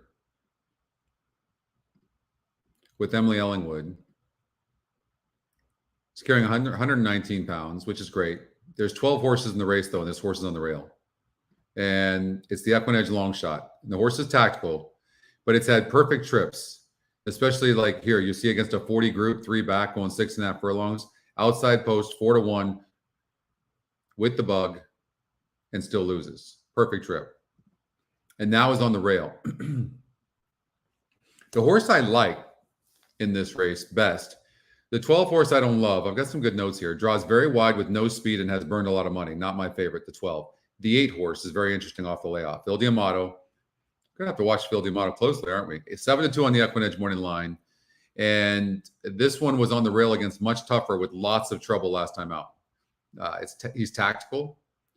And the post makes him very dangerous and gets a new jockey in Ramon Vasquez. So, and workouts are solid for the return is what my note says. So I think the 8 horse could be a single to open up that pick 5, especially since the 12, the favorite, might be vulnerable, and the 1 horse on the rail as well. I thought that the 10 horse was interesting on the lead because it's the top win percentage, top pace, top SOR, 4-1 in the EquinEdge morning line. Connections aren't winning much, and they're 0 for 13 jockey trainer combination. But this horse barely lost last time out under these same conditions with a little bit, they're facing a little bit easier here. And this horse should have the lead. So, and it is lightly raced. It's just the connections don't win often, but this horse could be dangerous. And I know Brice Blanc is only at 2%, but Brice knows what he's doing. Brice been a journeyman, been doing it a long time. So I would watch this 10. Like if I only had 2 horses in the race, it'd be the 10 and the 8. Interesting note on the 9 horse, Romeo's Glory, 25-1 in the EquinEdge morning line. This horse has had his issues in his last 2 races, for sure. Excuses, and gets 113 pounds here. So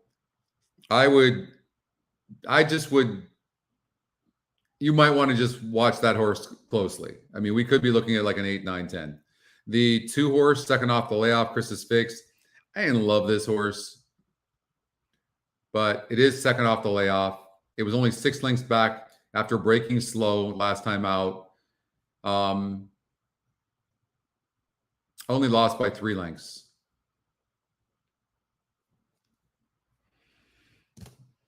But this horse just seems to kind of prod along. I think could be in the exotics. I do prefer the exotics, but okay. But in order, I would say 8, 10, 9. See, the thing about it is here's the thing about the 8. The 8 has tactical speed. So the 10's faster, but the 8's a better horse. So I would imagine 10 gets the lead and the 8's sitting right off the 10. I don't know what's going to happen with the 9, but I just think it's an interesting long shot is all. Capiche? Capiche. All right. So I'm getting rid of him, and maybe just I would add this horse. We'll see. Probably not. Probably just use the 8 and the 10. I think the 9, but I'm going to put the CPU there for now. Okay. Why are you hating on me? So he says log. Oh, you can't use the CPA. Okay. Clear current leg.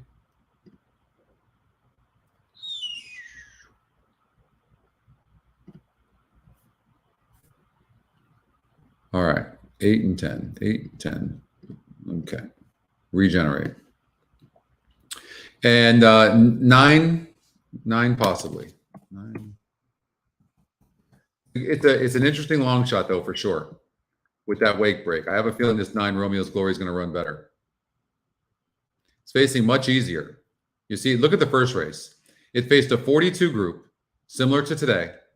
Okay, state bred just like today, and got 3rd place. But there was only 3 other horses to be fair. Then goes against a 46 group, and if you look at the trouble line, step slow inside. And then here, a 46 group, bumped early, and that was it. And now gets the bug, 113 pounds.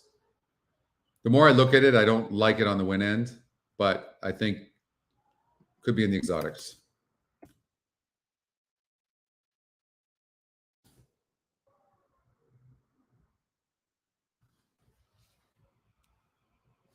All right.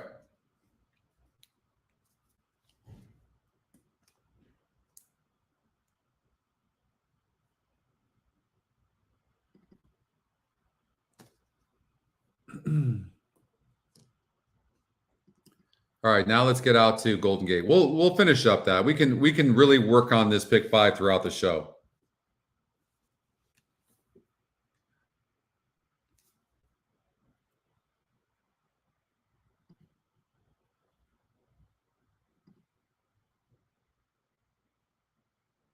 The 5 didn't run, did it? I'll tell you one thing. Do you guys have any trainers? What trainers do you guys have that you just can't get on with? Like I can't with Mike Maker. I don't think I've ever bet on a Maker horse that I won on ever.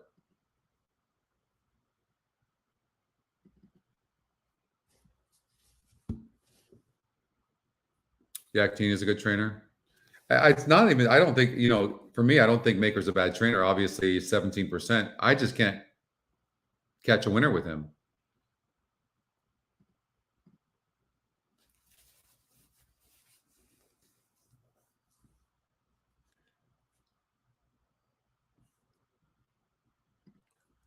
All right. So Golden Gate race number 2. And the 4 horse now is the favorite. So that's where you have to be careful with your early betting because early on the 4 was really dead on the board. I mean, this horse has been off a layoff. I mean, average money earned for, it's 13 times in the money in 21 tries. What is that, like 58%, something like that? Oyster Shooter. It's a wide open race. The system likes the 4. Honestly, here's the thing about the 6. 0 for 12 jockey trainer combination, but you have to know this. And I get swayed on this as well. The system, the algorithms have already looked at this, and they said the horse is 16% in comparison. So some of these other horses, in my mind, would have to run bad in order for that horse to win. Now, it barely lost against a 52 group last time out. Whereas if you look at the 4 horse, this is what's interesting. If you look at the 4 horse, although it's been off since October, this horse,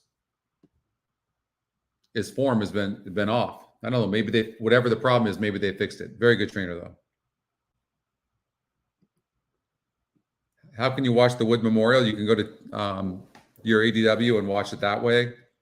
We don't have that. We don't have that live racing for the Wood Memorial. You can go to like Express Bet or TVG.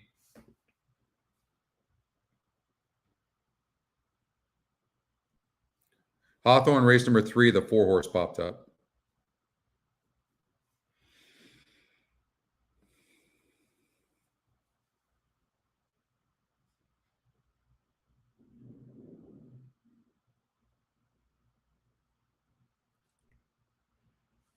So this 6 horse is 2-1. I can't get down with a 2-1 horse with a jockey trainer combination of 0 for 12.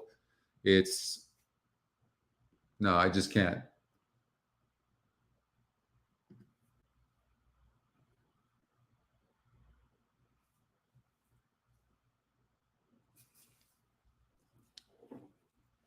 I don't know what happened in the last race to this horse. I really don't know what happened. I mean, this horse just stopped, but it always stops. Even here, it was really slowing up, but it must have gone very slow. So, but it's got a 28% win. I mean, certainly this horse can go gate to wire. When all this fails, honestly, nothing on paper. Nothing on paper. Mo Donegal won the Wood. Nothing on paper you can really interpret. Nothing is really matching up. Bright tan, horse's form doesn't look very good, right? I mean, losing by 6 lengths here against a 44 group. Now it's supposed to win against a 50 group. That's how weak. This is just a weak field. This horse pretty much always stops, except 4 back. Like, that's a bit scary what happened to that horse last time out. I mean, it just stopped.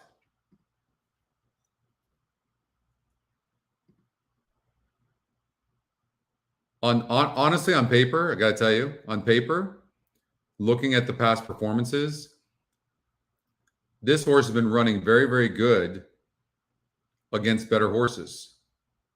But again, this is another horse that doesn't have a win in the last 8 races that we can see.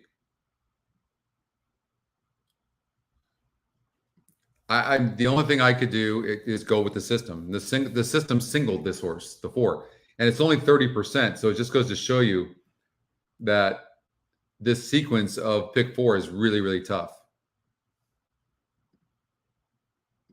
I wish it would have said, that one horse that they favor won that last race, and that's I guess 50,000 down to 5,000 in retrospect. It's just to watch this horse stopping like it is so suddenly. But that is a big drop from 44 SOR down to 32 SOR.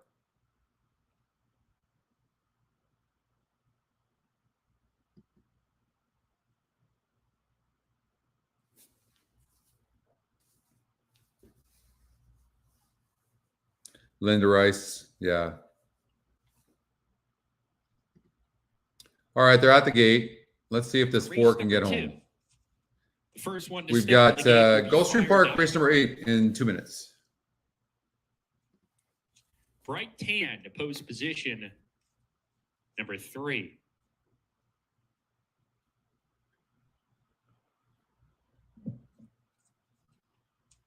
Blushing Bay next up. Couple more runners to load here. Fantastic Secret to post 5 and to round out the group, Oyster Shooter. 4-6. Yeah, I like that, Lance, actually, yes. There's Oyster Shooter coming up to the gate. We're ready to go. I mean, every one of these horses has a look. And they're off. Good beginning for all the runners. Fantastic Secret put into play early. Blushing Bay off the layoff's going to take back and run in second in the first furlong. Bright Tan is next with Oyster Shooter. And Fire Diamonds is down on the fence, eases to the back of the pack as the quintet hits the clubhouse turn. So it's Fantastic Secret, loose up top, opens up 2 on Blushing Bay into the second position. Bright Tan is down on the fence, is running in the third position. Oyster Shooter, nice and relaxed in fourth coming out of sprint races, and that leaves Fire Diamonds to be fifth and last, 4 lengths off the loose leader. Fantastic Secret. Well, 5 is getting away with an She's easy lead. lead. A length and a half in front. Blushing Bay has her eyes on the leader, gets a little bit closer. Now a length and a tail behind in second. There's a gap of a length and a half to Bright Tan on a hold. Oyster Shooter with her, those two together. And Fire Diamonds can still see them all. She's at the back of the pack, 4 lengths off the leader with a half mile to go. Fantastic Secret lets it out a notch and hits the forward turn, a length and a half in front. Blushing Bay still in the second position, watching the leader. Bright Tan has come off the bridle a little bit now. She's third, and Oyster Shooter, Francisco Monroy gets to work on her. He sounds so really nobody's coming. The only one that can catch the 5 is the 4. Still the trailer as they hit the quarter pole. Fantastic Secret turning this into a final quarter mile sprint. She's on top, a length and a half. Blushing Bay all in right now, second. Attempts to gain ground on the outside. A big space back to the others down the stretch. Fantastic Secret trying to fend off a challenge from Blushing Bay on the outside, who's gaining ground now. Blushing Bay has hit the lead coming to the 16th pole. And Blushing Bay, well conditioned by Isidro Tamayo, off the layoff to win it. Blushing Bay pulls clear. All right, wins emphatically here. 4-5-3. We got that 4-horse home. Thank you, EquinEdge. I mean, I certainly didn't pick that horse. I didn't pick against it, but the system singled it. And, yeah, it came in 4-5. But 4 gets the win. So that's good for those of you. I mean, chalky. But here's the thing. In a race like this, in the second race, a lot of people would cover all 5 of these horses, right? So, but yeah, it came in 4-5, 4-5 finish. That 6 didn't run at all.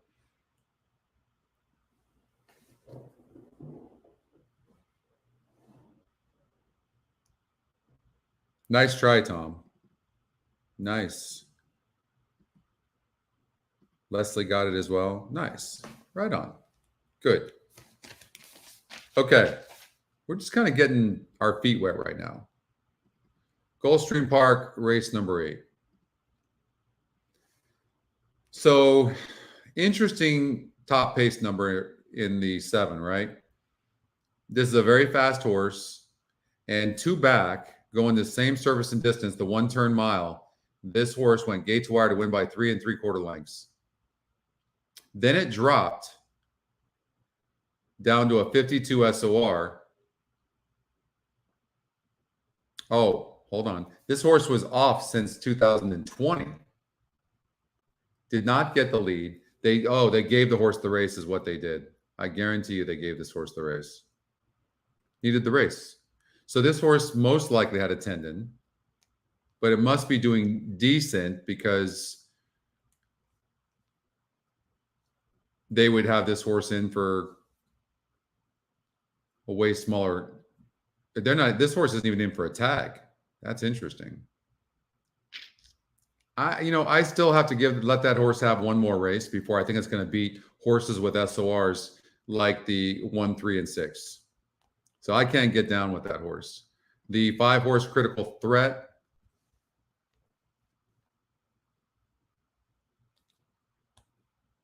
This is a competitor.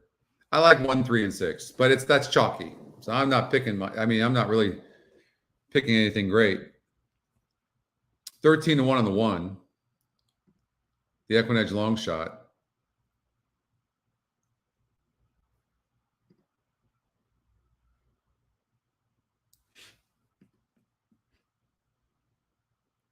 Kentucky. 5-2 Critical Threat. 2-1 All right, let's Sir take a look Ollie. at this a little bit closer. Rebelde is the only other horse under 10-1. He's a 6-1 chance here for trainer Rohan Crichton. I would take the Perfect 3-horse Silent disc Cat and jockey. Rebelde are the first two to go in the gate. Hess This late pick 4 gets climbing that to horse. close to Sir Ollie 100,000 here. burned money last time out against a This similar jockey group. will be next. Ben Austin's February. Candy. I don't love that. I like the 3. I think the 3 is coming in. I think the 1's a decent long shot. But I would take the 3-horse. I think the 5's going to finish. Looking for his third riding So I victory kind of, for me, Safi Joseph Jr. looking for his second training victory of the day. He has the Son of Quality Road. I think the Sir 3 is Ollie, coming who's into now this the getting best. ready to walk forward in the blue blinkers. On the outside, Assertico will complete the line.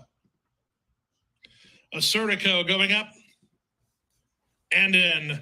All set for race 8. And they're off. Good start for Sir Ollie. Rebelde being put into play. Critical Threat won't be far away. Into the mix is Kazamba's Candy, and Assertico's on the outside. I deleted Jockey Oldie. I comes away don't second know last in the early anymore. trailer is Maybe Perfect somebody else remembers Silent Cat. what the Out of the chute onto horse the at main Hawthorne track, was, Edgar the email Perez horse. sends Rebelde to the top, and he leads 3 parts of a length. From between horses, Critical Threat, 3 wide, Sir Ollie, 4 wide, Assertico. Kazamba's Candy is at the rail. Latched onto the main group is Disc Jockey. Vasquez spots him only 2.5 lengths off the foursome. I mean, the 3 is The just. trailer is Perfect Silent Cat. I mean, if the 3 doesn't win this race, it's not going to win. I mean, it's just sitting in a 23 and perfect. 4, less than 5 furlongs from I don't home. know that I. They're Yeah, still he's going to the battling for outside lead, now. I and mean, Sir just sitting Ollie has now beautifully. moved forward to put a neck in front.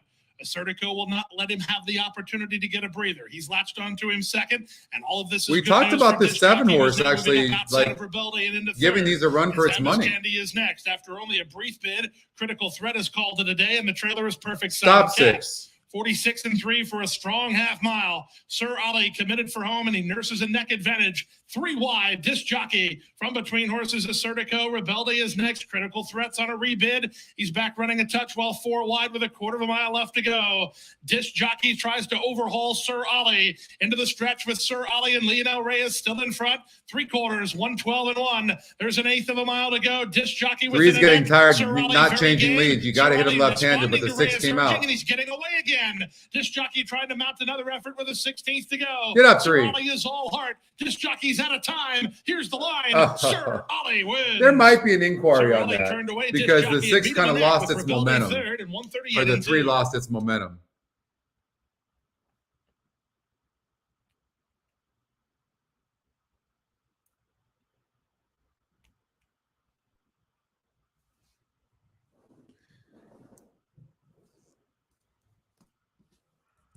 Like I said, could be an inquiry. All right, let me know if there's an inquiry. We're going to get out to Santa Anita Park. I think my entries are doing terrible, aren't they?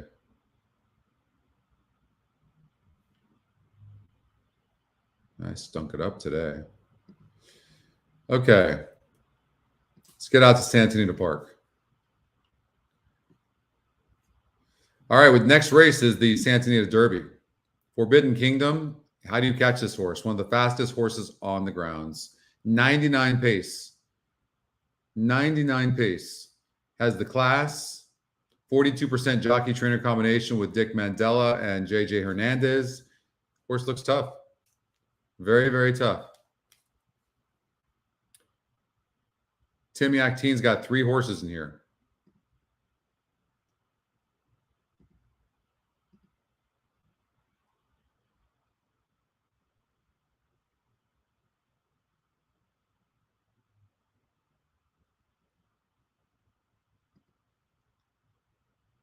I think Messier is the real deal, though.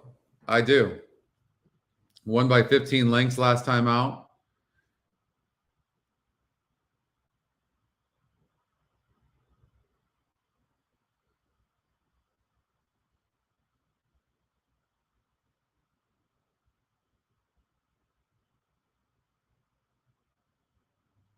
You know, this horse really does seem to love Santa Anita as well. If you look at the 2 races this horse has romped in, it's both been at Santa Anita Park. So I think this is a 2-horse race. But let's see what's up with race 5. Yeah, I was just getting ahead of myself, Kevin. I think the 1 could be tough on the lead. I really do. Because, well, we've seen what happened in the other turf race. Let's see here. Rapid Transit went gate to wire.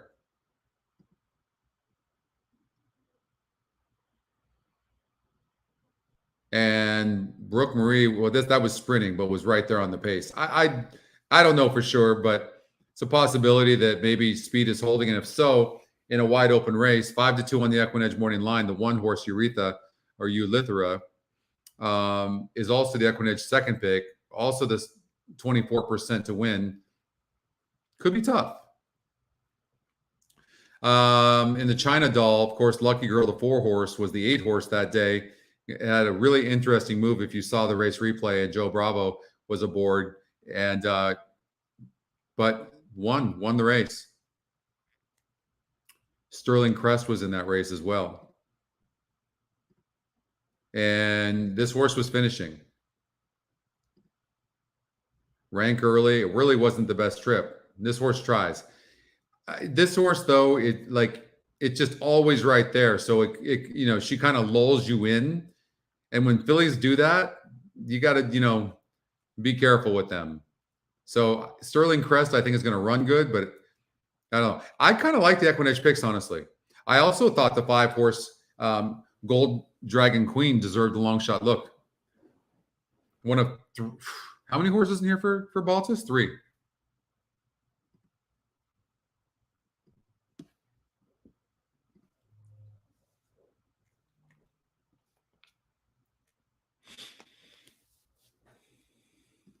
Cairo Memories. All right.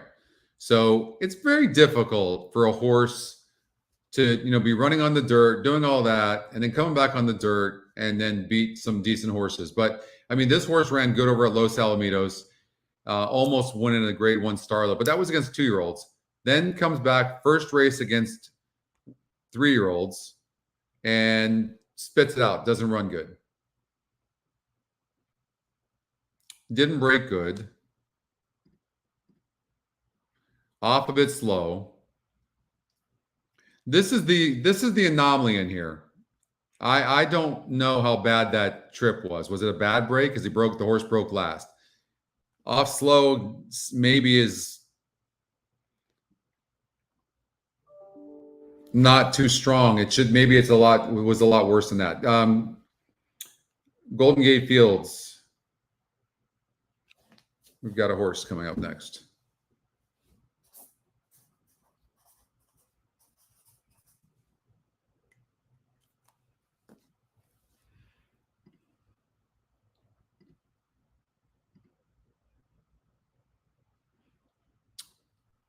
Sixth is kind of she's all over the place, kind of. But Phil D'Amato, that's another one for Phil D'Amato with the 6, so maybe she runs good.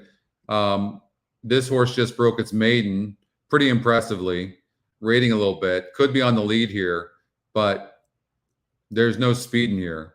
Who's got the class? Who's going to probably send to the lead? You could see Cairo Memories actually break on top and go to the lead under Mike Smith. I think that maybe that break was really bad. I'm kind of remembering. I think I saw that race. Hey, Ken. But And that wasn't the strongest group of horses in the China Doll. It was a 64 group. The class of the race is for sure the 3. And maybe because of that bad race, we're kind of eliminating that horse. Man, the more I'm looking at this, the more I'm kind of liking the 3 to possibly go gate to wire. I want to look at them on the track real quick if I can. 8-1 on the 1 is crazy. That horse deserves a better look than that. I will say that. It's post time for the Providencia, presented by the Thoroughbred Aftercare Alliance.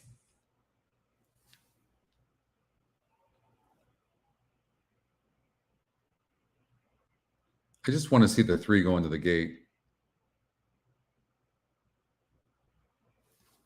That's a wide open race. I can't really push you guys on anything, honestly. I really can't. I think there's a possibility Cairo Memories that Cairo Memories with the class maybe wins this race, probably. But this is a really rough race. It really is. But one could be on the lead too. I don't know. We're just going to watch and enjoy this race. Let's see what happens. And they're off in the Providencia Stakes, presented by the Thoroughbred Aftercare Alliance.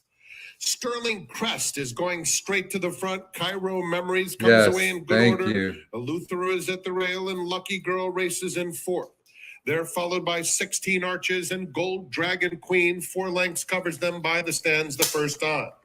And it's Mike Smith and Cairo Memories comfortably in front by a length and a half. Sterling Crest is 2nd. Lucky Girl 3 off the pace in 3rd. Eleuthera hugs the rail in 4th. Then 16 Arches, about 5 lengths off the lead now, and just in front of Gold Dragon Queen. They swing on to the backstretch with Cairo Memories to catch. She's uncontested and has it by 2.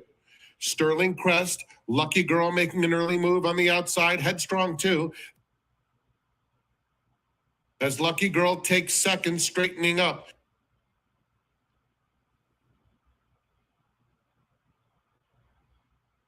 Down the backstretch. Eleuthera by herself in 4th, followed by 16 Arches. I don't. Which race are you talking, Bill? I don't know which one you're talking about. And Gold Dragon Queen. Cairo Memories inside a half mile to run has a 2-length lead on Lucky Girl 2nd. Sterling Crest at the rail, still in the thick of it 3rd. Eleuthera is 4th, 3.5 lengths off the pace. Then 16 Arches and Gold Dragon Queen. Not much. So we talked about the 3 horse being the class of the race with the SOR. And let's see if she can go gate to wire. Speed and class are a dangerous combination. And that's what's going to happen here. Sterling Crest far outside. You have to watch that class very carefully. Battling for minor awards as Cairo Memories. Very impressive. In winning the Providencia. Presented by the so you had to throw out that race. I will tell you the injustice here. Here's the injustice for me. All right, we're having a little bit of internet issue, but for me, the injustice is this: off slow. I would almost guarantee that horse had a really bad break. Off slow, but look at the SORs. I mean, they're pretty incredible, right, in comparison to the field. And if you look at the SOR here, you're going to see that this horse is dominant on the SOR. Look, by 8 points. So that's what happened there. And by the way, when you have a horse that has that much dominance in class over the field, they can get the lead. That class moves these horses up. And that's all that happened. Cairo Memories, nice horse. That was you got 5-2 as well, all because that horse ran so poorly last time out.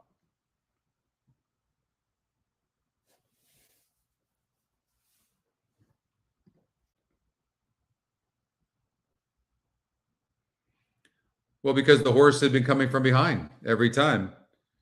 But the horse was facing tougher horses before. And now the horse was facing easier horses, so it moved the horse up. That's why. So you have to watch out for that strength of race. Did the 5 get 3rd? I wasn't paying attention to that. It did, 22-1. We talked about that 5 maybe getting up for the money. Nice.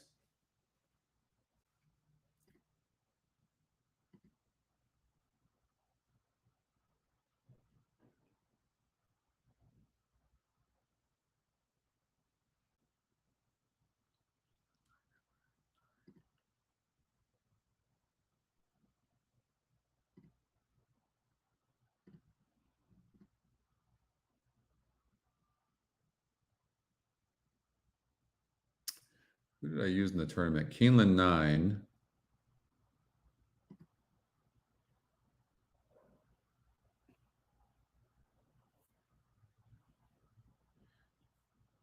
Keeneland 9. I used the 1 and 9. Who won Keeneland 9? I used the 1 and the 9 in my tournament.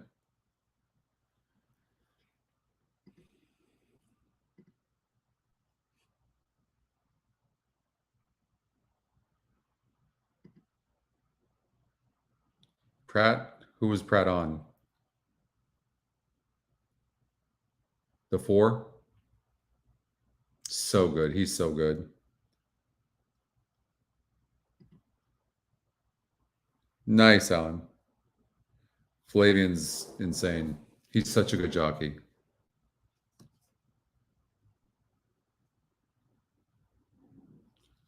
Okay. Golden Gate 3. Oh, he came from way back?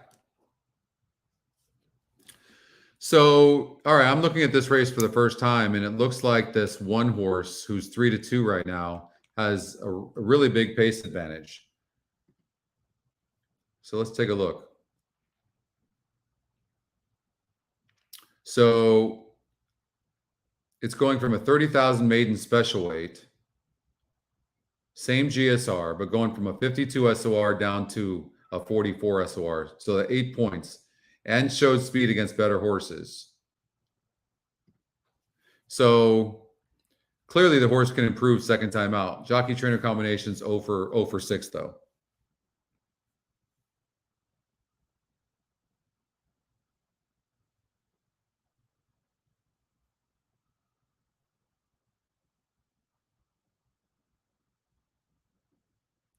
He might, Linda. He might.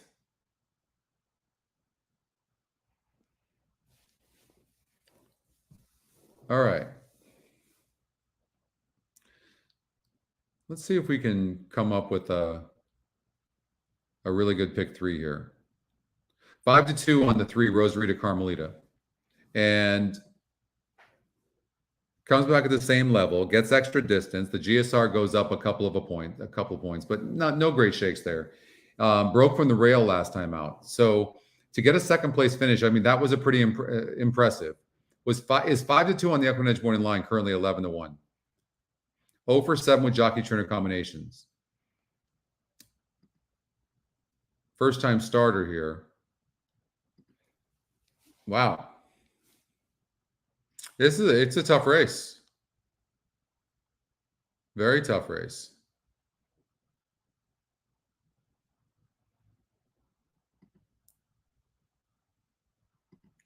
Okay.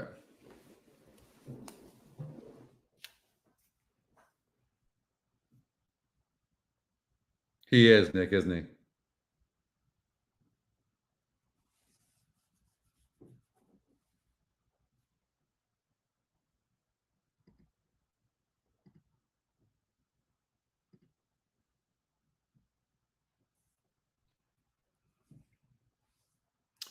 So what is interesting about the one horse is, I know the jockey trainer combination is 0 for 6, but the horse is 19% in the race where there's only the top win percentage is 26%. And the pace is dominant and the SOR is high. So I would have loved to just see this as this horse in one of the top 2 EquinEdge spots or in an EquinEdge long shot. So from that, this horse deserves a long look, but it's hard for me to key on it completely, especially at 7-5. Especially as well when you have first-time starters here.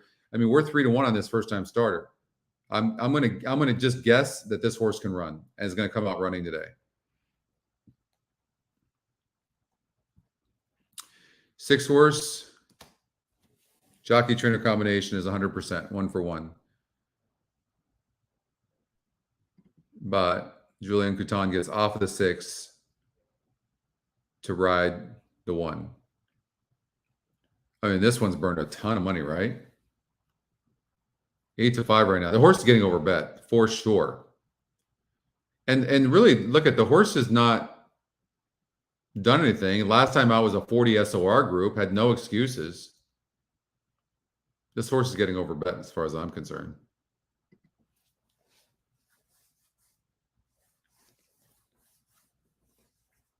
The 1-4 Golden Gate. I like the 1. I like the 4. I mean, I like your 2 horses. I think 6 is getting overbet. It is 26%. It's EquinEdge second pick. You can see, like, again, when I'm looking for a key horse, I'm looking for 3 or 4 metrics to line up for a key horse. And then I'm looking to visualize the trip that the horse is going to get and the pace. So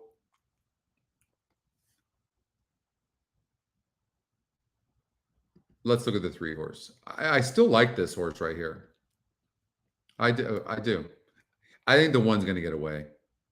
Unless the 4 might be fast, and maybe the 4 doesn't let the 1 get away. That's a possibility.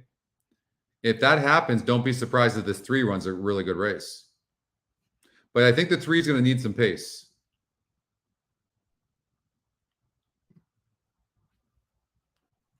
That's somewhat tactical.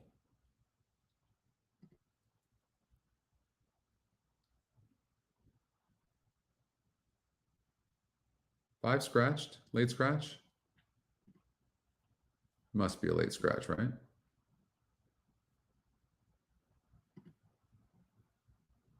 Yeah.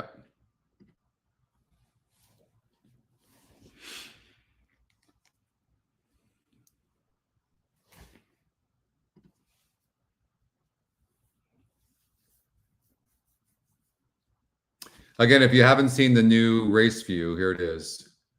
This will be out in the next couple of weeks. Hey, John. So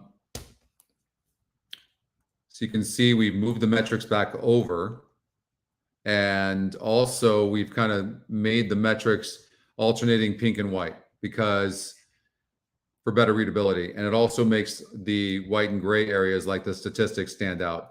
The black boxes are for horses that are 7 points or above, 7 points or above, higher than the next closest horse. And you'll see the box. So it'll lead you to these horses that maybe have a big advantage in either breeding or class or pace.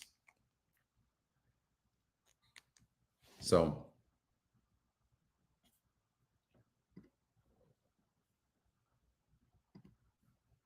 I like the 3 to be in the money. I like the 1 and 4. So 1 and 4 with 1 and 4 with 3 is what I would do. You got a first time starter here in the 2 horse. And the works are slow.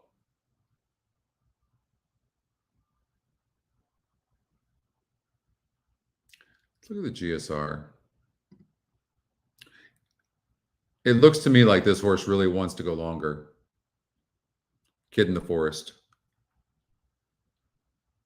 It's easy on the eyes, right, Cindy? Thank you. Yeah, it really is. It is. And you're looking at a screen all day long. So we've been searching to try to find the right visual for everybody for the screen. So, and I really felt like we needed to move we did have some people complaining about the metrics being to the right. So really, really clean. And if you play on mobile, wait till you see mobile. It's pretty cool. Change the upcoming races from that black bar to the lighter one. So it kind of made the page a little bit brighter, but kept our blue.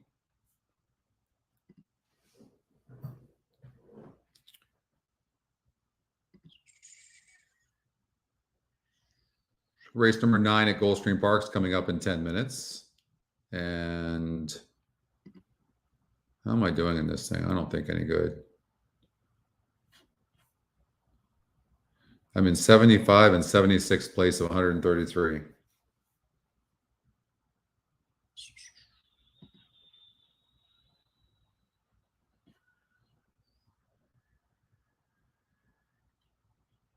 So Keeneland race number 10, I have the 11 horse.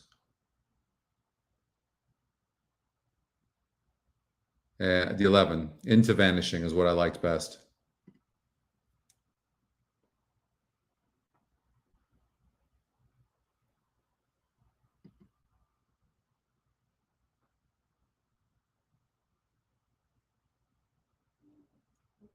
Who's 9-2 on the live odds right now.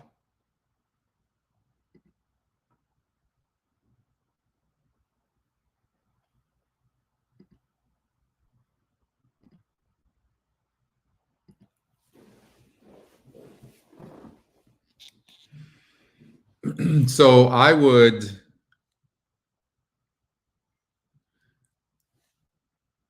let's see here. Did the 4 just get scratched? Can't keep up with these scratches. Looks like it just got scratched. Yeah. So 2 scratches in this race now. I mean, doesn't that put the 1 in the winner's circle now? I don't know. To me, 4 and 5 have both been scratched.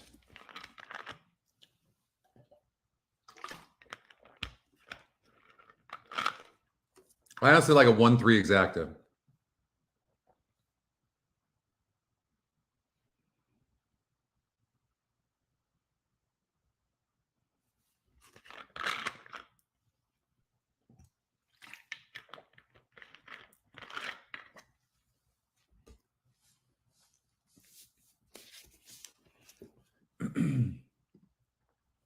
Yeah, I would expect major improvement here on this one, especially with that base. Julian's going to send this horse.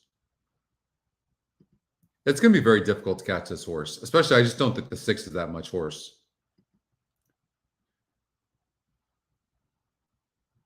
I don't think this one is that much horse either. And this is the first time starter that we just don't know, who's getting bet now because the 4 has been scratched. It was 11-1 prior to the 4th horse getting scratched. So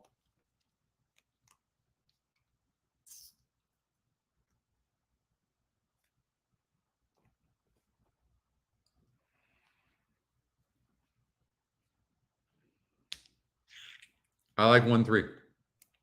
1-3 cold. 1-3 ice cold.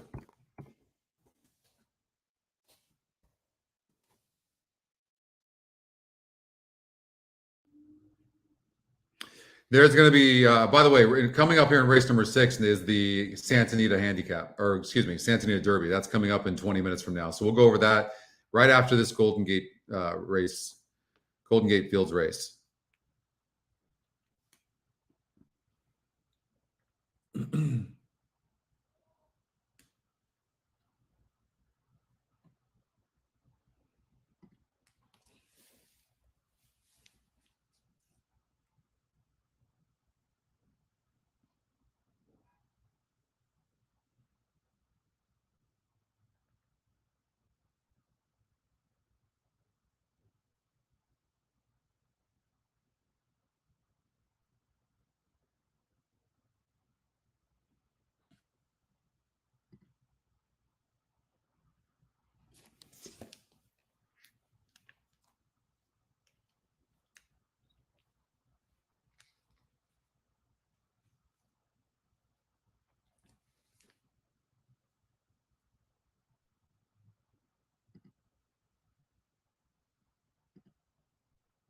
Three's the favorite now.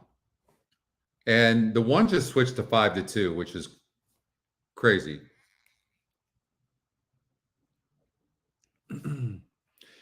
Don't forget too, the 1 horse faced way better horses last time out.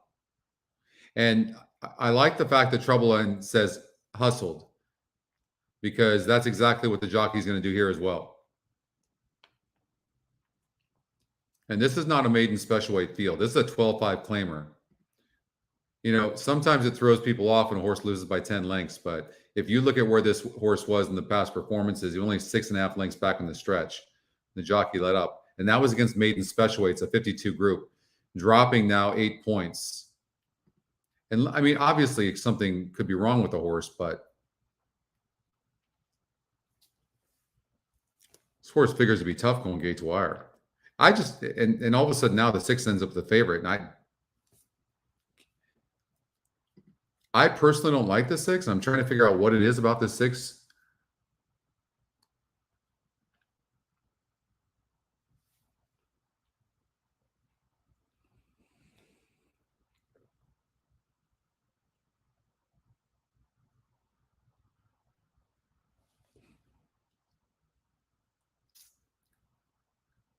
So this horse was 3-1 last time out. 21%. Today it's 28%. Even when this horse, look at this, even when back here, when this horse was 49% to win and 26% to win, as your big favorite, lost. And this horse right now is 8-5. You can have him. Her. I'll take the horse that's only had one race and raced against better and showed speed. And the pace number says it's the fastest horse in the race by far. 5-2. Fields, the runners have made their way towards the gate. I say 1-3. Number 3. No, that's true, by the way. Good point. Absolutely on the try. Yeah. Yeah. Thanks for bringing that up.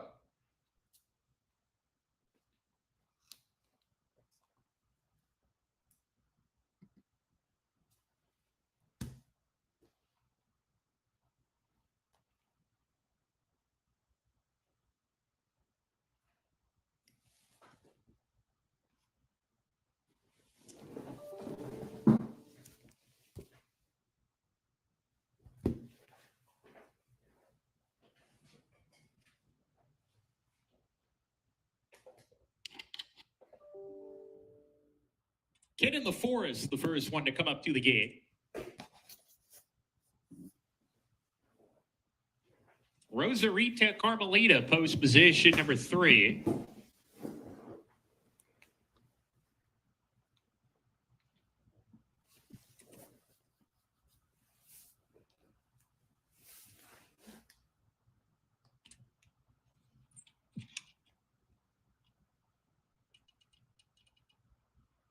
Two back.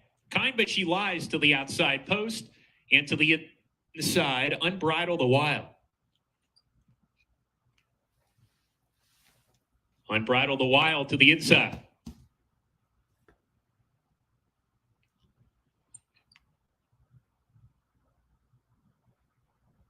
We're ready to go. And Leroff, Kind But She Lies, rockets out of the outside post, and she goes to the front. Unbridled the Wild steps on the gas, though, and she's going to grab the lead. So Unbridled the Wild is going to clear off here and shows the way by a length and a half from Kind But She Lies into second. Rosarita Carmelita is next, and Kid in the Forest is trailing early on, and she's running 7 lengths off the pace setter, Unbridled the Wild, who shows the way with a half mile to go. Kind But She Lies won the break. She's going to run right on the tail of the leader in second, already gets closer as they approach the 4-turn run. That pair's about 4 lengths clear of Rosarita Kid in the Forest has 7 lengths to make up still as they round the 4-turn. Unbridled the Wild is the leader here.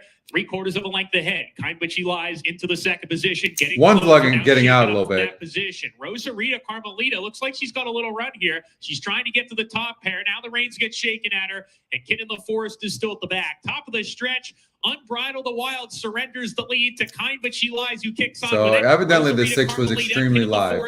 Who knows why? But She Lies coming to the 16th pull in front. She's got 4 the clear, one just and stopped. Nobody's close to her. Kind And But was She drifting Lies, out. Put a note on that one.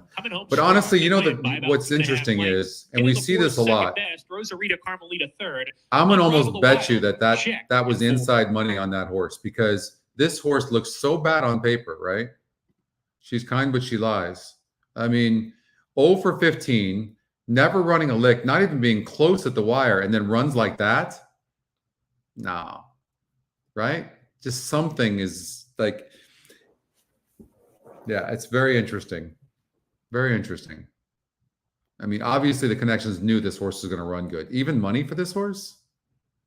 I ran like an even money, don't get me wrong, but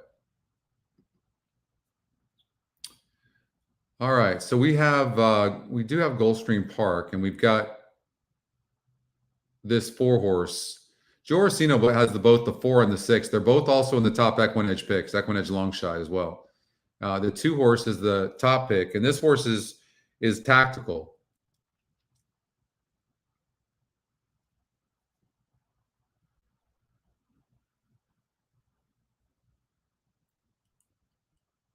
I mean, last time this horse won, it was a 64 group. This is a 68 group. I mean, the two fits here, but it's not a horse I would love that much.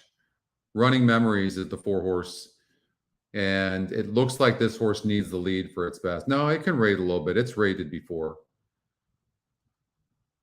Had the rail 2 back. I mean, it likes the turf as well.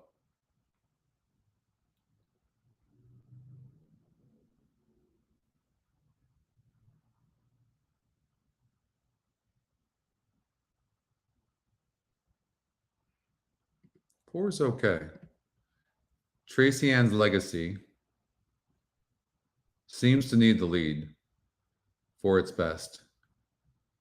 And I honestly don't think the 6 fits in this group.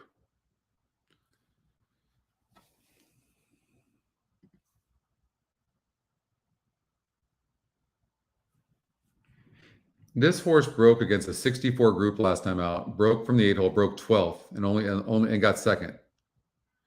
The race before that, it was a 74 group, so it was too tough, 32-1. The race before that, yes, it won, but it was only a 56 group. So thoroughly confused as to what the story with this horse is. 7 wins, so it does like to win, but there's nothing consistent with this horse other than it wins and gets second. But I'm having a hard time reading this horse's level based on the SOR. So that's a hard one. I would suggest the horse is probably going to run good.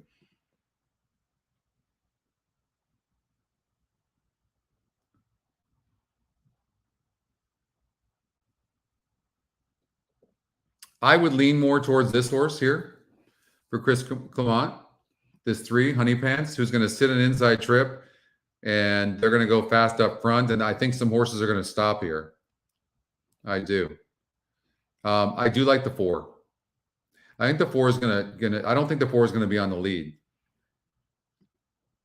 I think that's going to be the 6. The issue with the 6 is, can this horse go all the way when it's clearly class compromised? 4 horses, 35%, second EquinEdge pick, but will the jockey on the inside, will Gonzalez let the 6 go? Or does he think he's faster than the 6? He might, especially from the inside. And if that's the case, then the 3 or 2 wins the race probably. I think the 1 will run good as well, but I do like the 3. 3 for me. I would say 3-4 or 3-1. Oh, they took off already. The 5-1, huh? Well, I was wrong there. Thank you, Art. Is on Running Memories, so she'll have that benefit as they hit the turn run. In the lead. From the inside, Fuzia is now joint 3rd with outside running Tracy Ann's Legacy 4th. 5th and Honey Pants, she starts to gain a touch of ground with Poseidon's Passion having a rough run of it. That's the 2nd time she's checked. The trailer is Dana's Beauty. To the top of the stretch, Sammy's Town giving Running Memories all she wants. 22 seconds for the opening quarter. Honey Pants on the scene now with 1/8 of a mile remaining. It's Running Memories trying to hold off Honey Pants, but Honey Pants is going 2 to her 1, and Honey Pants has stormed to the front. Honey Pants and Miguel Vasquez going away. Running Memories 2nd, Tracy Ann's Legacy 3rd, closer 4th, either Fuzia or... Okay, the Run Happy Santa Anita Derby is coming up next. We got 7-2 on that 3 horse. Did come in 3-4.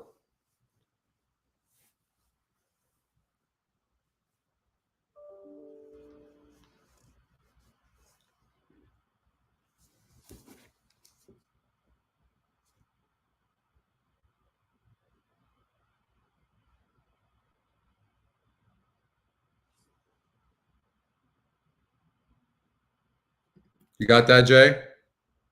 Nice.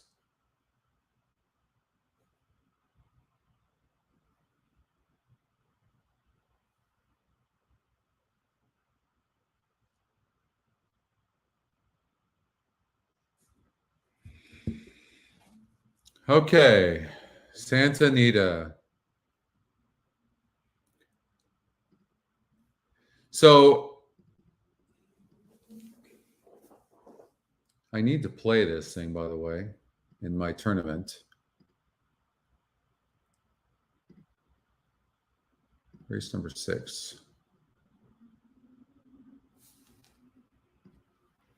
So Messier's the favorite over the 3, which is incredible. Let me refresh this leaderboard. All right, so I'm clearly not going to do good in there. Okay. Don't need that.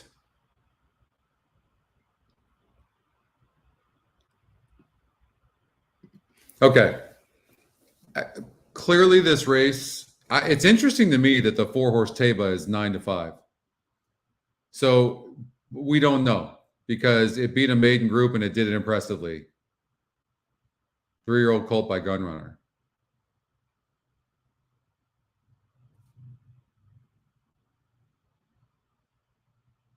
And look at the breeding on this horse, though. Look at that dirt tab, 86. Look at this. I mean, incredible. The breeding on this 6 horse is tremendous.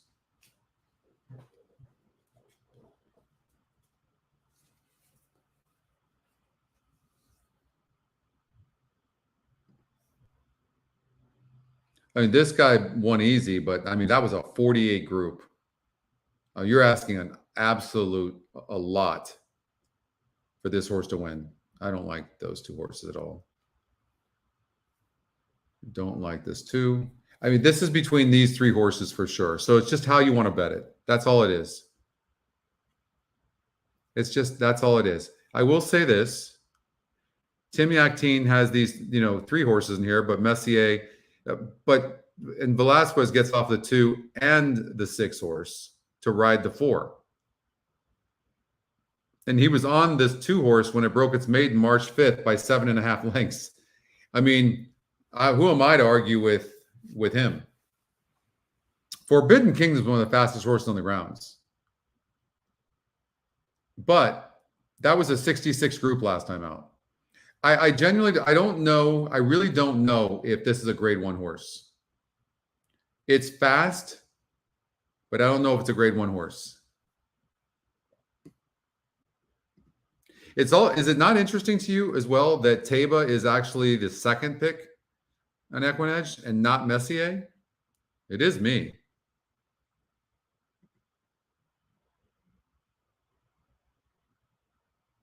And what happened in the low self futurity? I mean, it was a 2-year-old, but it lost with Pratt aboard against 4 other horses. I mean, just because it won the against 4 other horses, the RB Lewis by 15, we're supposed to jump all over this horse's bandwagon? Who says the 6 can't win this race? The breeding on this horse is just tremendous. Have I confused you guys enough? Right? I mean, I think we can all agree one of these 3 horses is going to win, but I don't necessarily think it has to be the 3 or the 6 or the 4. I'm only certain about one thing in here. They're going to chase the 3 who's going to be on the lead. That's for certain. Obviously, unless it breaks bad or something, but it's going to be on the lead.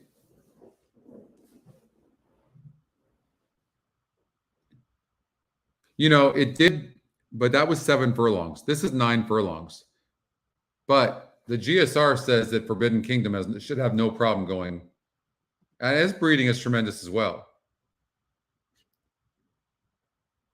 In fact, its actual largest GSR is going 10.5 furlongs. So this horse is bred, American Pharoah as well. I don't know much about Just Louise, but 2 Ascending Hard. It won't matter how hard they send this to. But you're right. That's a really good point. It's Timmy Actine, and they could be putting a rabbit in here to really push the 3. I don't think it's going to work. This 3 is just naturally just fast. Who gets second though? Taiba? I don't know how to pronounce it. Messier?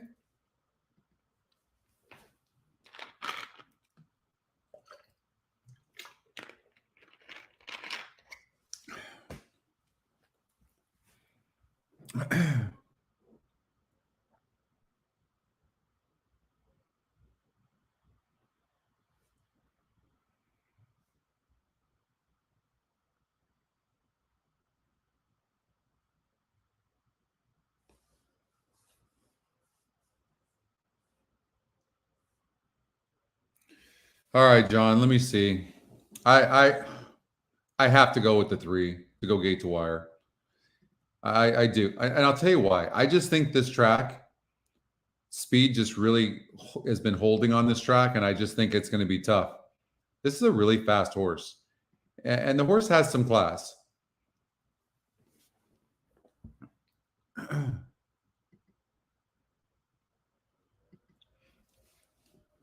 And if the 4 tries to go,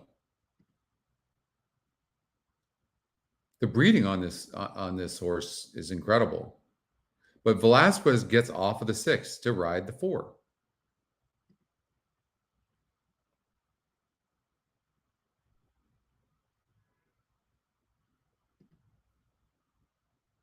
You take the numbers. What about the EquinEdge picks?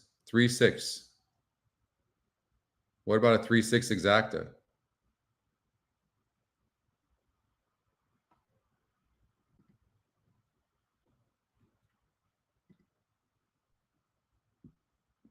Let's look at these horses.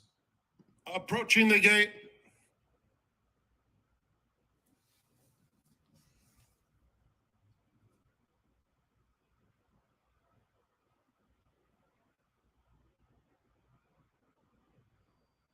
I mean, the 4 horses, 4-5 right now, into the 3.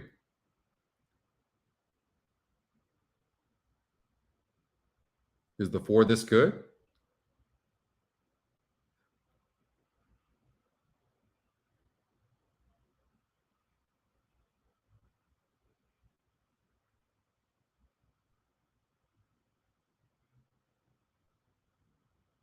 Maybe.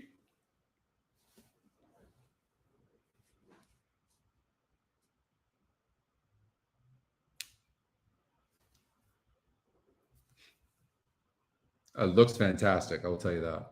The 4 looks tremendous.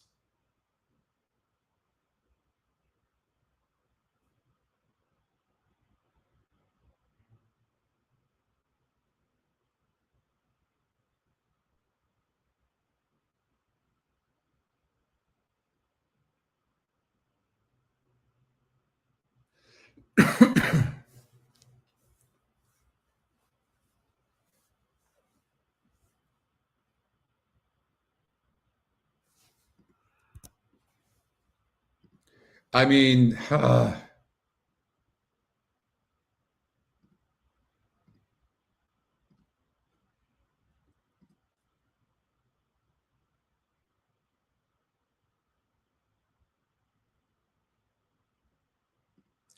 you know, I'm going for it. I'm gonna take the 3.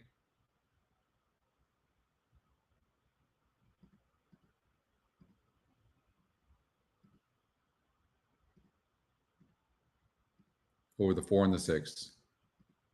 That's what I'm doing. In the tournament. It's post time for the Run Happy Santa All right. Anita Derby.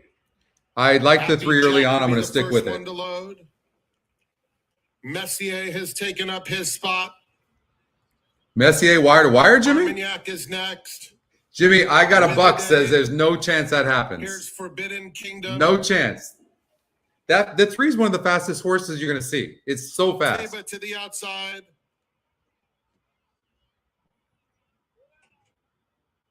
They're in the gate. And they're off in the Run Happy Santa Anita Derby. Forbidden Kingdom flashes his speed right out of the gate, and Taiba came away in good order second. Messier third through the opening furlong, and Armagnac is fourth, about 4 lengths off the pace. Then Happy Jack and Win the Day is at the back of the field. Forbidden Kingdom goes a bit wide into the first turn, and Messier moves right into second. The favorites are 1-2 as they head to the 6 furlong pole. 2 more back to Taba in third. Then it's Armagnac, fourth, 5 lengths off the leader. Happy Jack is next. Win the Day far back. Field heads to the 5/8 pole, chasing Forbidden Kingdom, who's cruising along. He's in front by a length and a half. Messier getting a little bit closer in second. It's 3 more back to Taba by himself in third, and Armagnac is fourth now, 6 lengths off the lead. Big gap to Happy Jack and Win the Day. They're heading to the 3/8 pole in the Run Happy Santa Anita Derby, and Forbidden Kingdom has been the controlling speed. Messier moving in now within a half length. Taba has just 2 to make up as they come toward the quarter pole. Armagnac fourth, and Messier has taken the lead at the quarter pole and quickly pulls away from Forbidden Kingdom. Taba running a giant race on the outside, 3/16 of a mile to run, and it's Messier and Taba 1-2. Forbidden Kingdom 5 behind inside the 8th pole. How about this Messier, Taba? I'm so impressed with this Taba. It's not funny. This Taba's going to win. What a nice horse. Wow. Wow. Second time starter Taba. That was ultra impressive. Forbidden Kingdom gets last. These were just too good for this horse. 1 minute 48.46 wow. seconds. This is a really nice colt. I can't wait to see this horse in the Kentucky Derby. Wow. How good was that? That was really impressive. And the horse can rate. That horse can rate though, Oldie. That was so good. We looked at that breeding. Look at that little gunrunner baby. Wow. Tiny.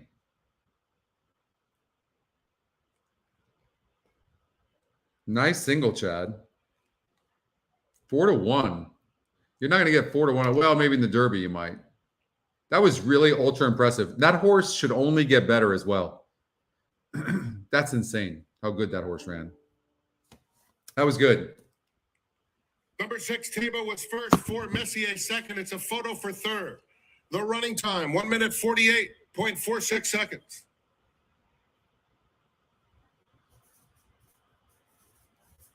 Wow, what a great Derby that was. Really good. Taba. Wow. For Zidane Racing Stables. So good. That was a good race.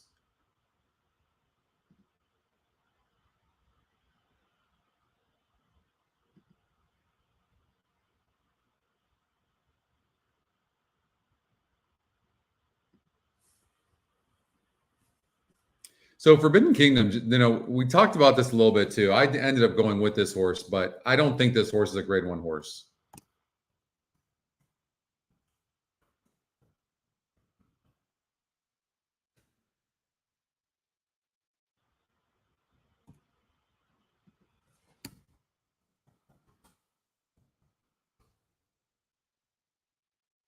I mean, how impressive was that? Broke its maiden easily, going 6 furlongs. Johnny V gets off of this horse to stay on Messier. He did not make the right call. Is that unbelievable how Mike Smith is going to most likely end up in the Kentucky Derby with this horse because Velasquez got off of him? I mean, if you're Timmy Actine, I don't think you would take Mike Smith off, right?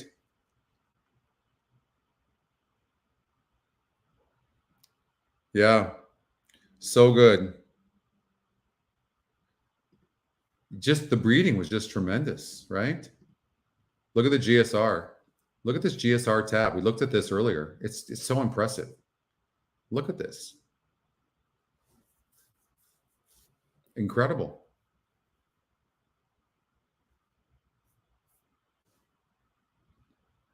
$86 on the dirt tab.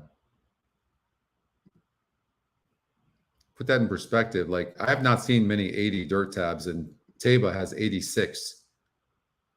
3-year-old son of Gunrunner. That was impressive. Oh, was it 1.7 million? By the way, too, eventually we're going to be adding that here. So next to the sire, and then what they paid for the horse as well. We'll have the what it cost to breed to a horse, and also what they paid at the sale. That's going to happen as well. My gut feeling on the 3 was it was just so fast. My gut feeling on the 3, that just goes. Look, guys, I made a mistake on my bet there, no question. But it doesn't mean we can't learn from it. I will tell you this: watch that SOR very carefully too. When you're talking about class horses, the problem with the 6, we kind of had a feeling it might have some class, but we didn't know because it only broke its maiden. But when you look at a horse like the 3 horse, it beat a 66 group. Yeah, it did it easy, but that was a 66. If you're going to win the Kentucky Derby, you're going to be beating a bunch of 80s. So that was just too much for Forbidden Kingdom. The horse ran its race. It's not at the level of the 6 horse. Messier ran good, but Taba now, the value of Taba is way more than $1.7 million.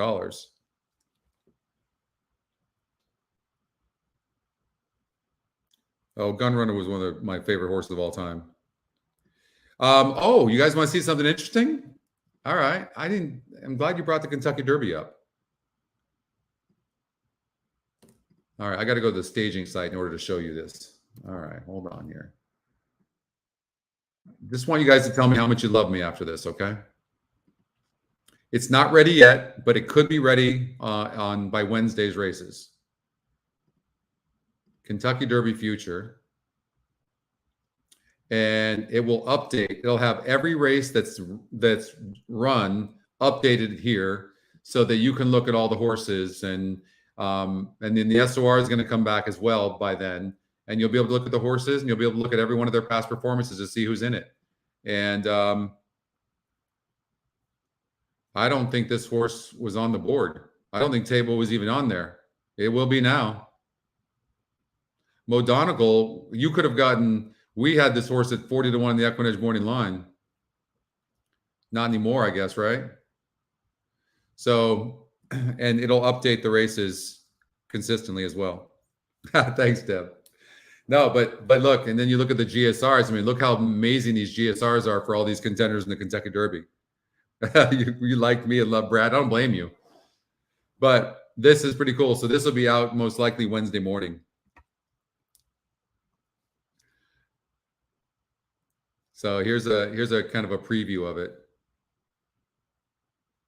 And it'll give you the EquinEdge morning lines as well. Like White Aberio, you can see this horse just won the Florida Derby. I was there, won pretty impressively. And so you can see their past performances as well. Saffie Joseph Jr. going to end up in the Kentucky Derby. So anyways, that's coming. If you haven't seen yet as well, we have the jockey weights on that'll come out next week as well, below the jockey, and the win percentage on HandyView right there. How about Cyberknife? You want to see a horse that's bred well? Look at this. I've never seen this in my life. The GSR was a 99. 99 in the Arkansas Derby. 99. This horse went off at almost 6 to 1 in the Arkansas Derby. Look at this. This is crazy. And this colt is by Gunrunner as well. Look at this. Oh, I can't show you because there's a bug on the GSR Plus. This horse's GSR is absolutely really crazy.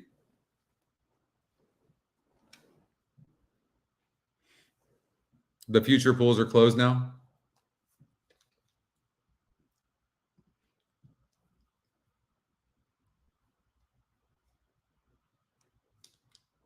So, but yeah, this Cyberknife, maybe go put a bet on this horse. Florent Giroux for Brad Cox. Gunrunner is going to be represented this year, aren't they? Wow, that's incredible, Jared. Look at you. Okay. Golden Gate Fields, race number 4. Midnight Flower. Had to be used to get the lead. Ran big. On the turf. On the turf. Way to go, Jared.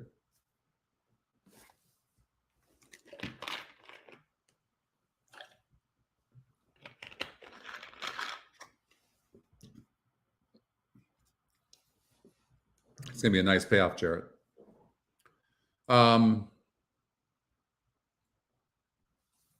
So, you know, when you see a race like this, sort the SOR. And when you see that, you're seeing the 5 horses, not an EquinEdge long shot. Look at the top EE Morning, the highest EE Morning line is 9-1. This horse is your favorite right now. He's the EquinEdge long shot. But when you look at the SOR, the 5 horse Trojan Clubhouse, this horse has tactile speed, but it's only 9% and it's the lowest class. And I know it has speed, but its class is very, very low. So for me, because the 3 horse is also very fast and going to be sent to the lead from the inside, and these two are going to duel. And then the 3 horse, who won the last couple of races, is going on turf. And on the synthetic, this horse has averaged 7,600 to start and only almost 1,900 to start on the 3. We talked about that a little bit earlier on the show. So for me, these two duel themselves into submission. Then we look at a horse like the 2. So there's so many tools on here you probably don't even recognize and realize that this horse is 0 for 6, going 8.5 furlongs on the turf. It's only 8% to win. It's the EquinEdge long shot, but it's getting overbet in my opinion in a wide open race for sure. SOR is okay, a little bit low, and its pace is tactical, but it's also 9-1 in the EquinEdge morning line. And this is it's going on the turf as well, and it's okay on all surfaces. You see what I mean? So, and the jockey and the jockey and trainer combination is low, 13%, and this horse right now is 2-1. So it is. Nobody really knows what to do in here. Wow, Jared, talk about a comeback! Way to go, brother. Raiwa, I think that's how you pronounce it. Riwa. This horse has 0 speed. It's got an SOR that's really good. I don't think there's a change anywhere, right? We looked at that already. Yeah, no changes.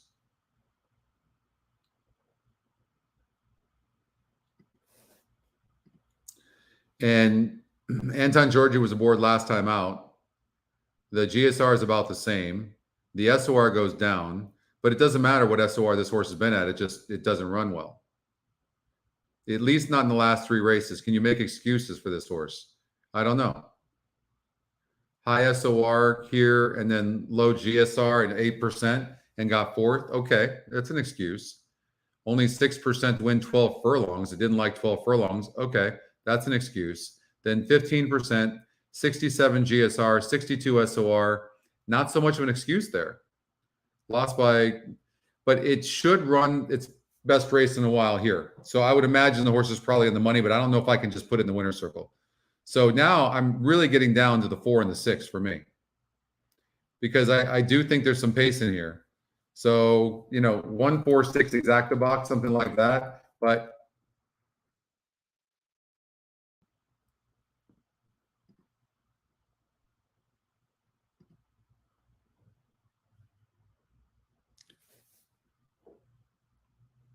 rails are out 20 feet. Okay, thanks, Patrick.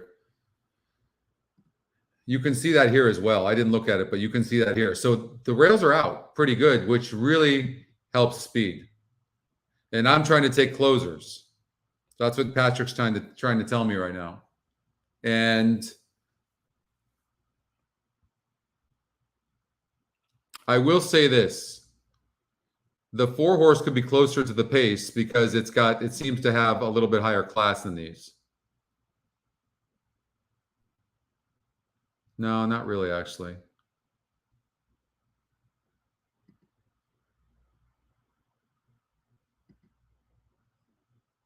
Not these don't. These don't. The pace doesn't. I still think horses are going to come from behind here. Even with that 20, I did all the class in the field is on the 1, 4, and 6. So I'm gonna say 1, 4, and 6. 1 minute before this fourth race from Golden Gate Fields. That is a fantastic hit. So happy for you. Way to go, Jared.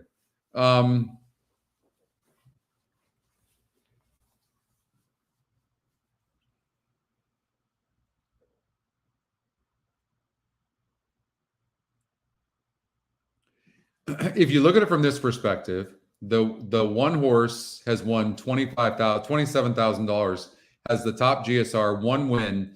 It's the only horse in the field that actually has a win at 8.5 furlongs on the turf. Jonathan Wong. I'm going to give the one another chance. I'm going to say it's going to be 1 over the 4-6. That's what I think. But cover your bet. I'm going to guess that the 1 will be first or second, though. You could do like a 1 over 4-6 over 4-6, and then you could come back and just do a 4 and 6 with 1 exacta. You could do something like that. And the 1's 2 to 1, 24% top win percentage. It's got good class. You could do something like this. You could do a 1, 4, 6 exacta box for smaller, and then you can come back bigger and do a 1 with 4, 6 exacta, right? So then you're covering your bet in case it comes in even 4, 6 for that matter. So that's actually probably a better way of playing it. And then you throw in a trifecta just to get greedy, and you do the 1 over 4, 6 over 4, 6.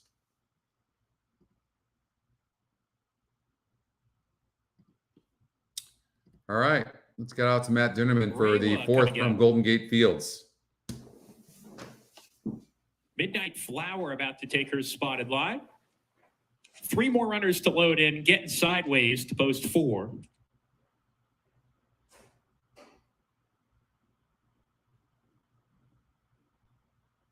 Getting sideways is it.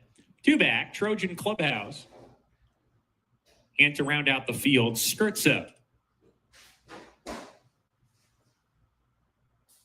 Here's Skirtso coming up to the gate. She's it. We're ready to go. The rider hopped off Midnight Flower. Alejandro Gomez going to climb back in the saddle here. Now we're ready.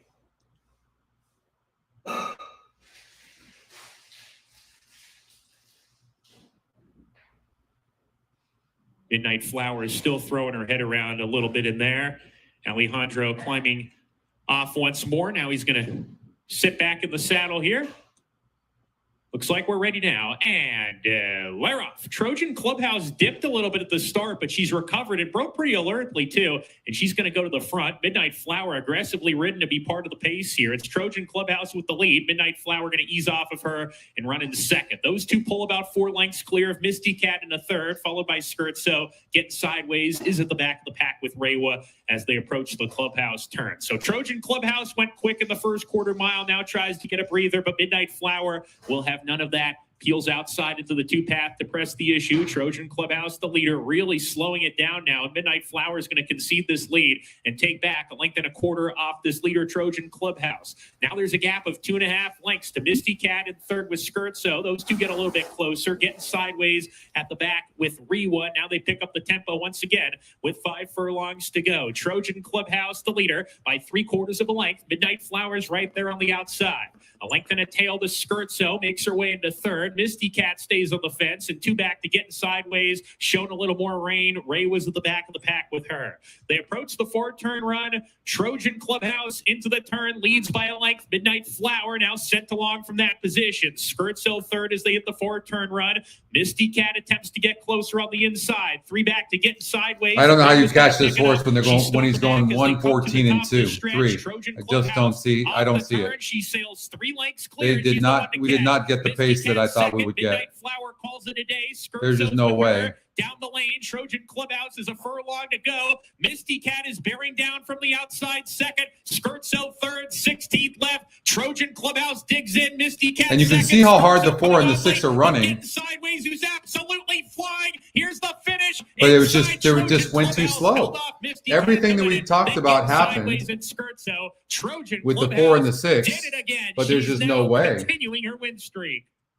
That's just too slow. Nothing you can do about that.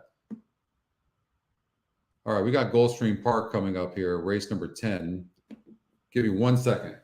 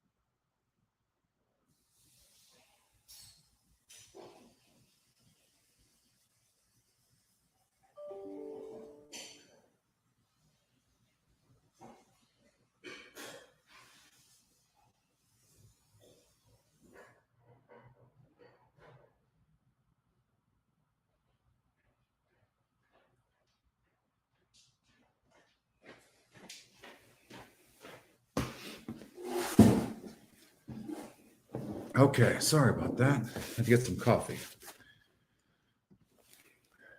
Let's watch this race. Slight bobble at the break from Lady Baffled. Excellent start for One Identity, and Perez is on the go sign early as he's opened the length on a rail running Stellar Ride, and recovering Lady Baffled joins the top flight. Jumeirah's not far away.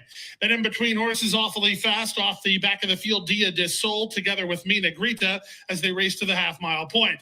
One Identity has challengers on both sides and now leads by only a neck, getting away from Stellar Ride but can't shake Lady Baffled. Robbing Robin up to fourth in the green colors. Jumeirah given the hurry up. She's back to fifth. Outside sixth, and Mina Grita awfully fast is seventh. Dia de Sol is eighth and last as they have 5/16 to run.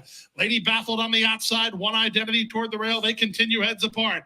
On from the inside in Stellar Ride. On the far outside, Jumeirah. Robbing Robin is next. Less than a quarter of a mile to come. One Identity has been under pressure throughout, trying to slip through at the fence is Stellar Ride. Stellar Ride gets through at the rail. She's in very tight while trying to quicken through. Jumeirah down the center with an eighth of a mile to go. It's still One Identity the target. Jumeirah's a main danger down the center. 16th to run. One Identity bleeding. Really, the one was the best horse in the race. On the outside, Jumeirah toward the rail. Stellar Ride. One Identity. 7-1-6. Wow, that was a really game performance from One Identity. She dug in and fended off. One more race to come from Gulfstream Park. So they're on the track. Let's take a look at these horses on the track. I got coffee. I might light up a cigar, though.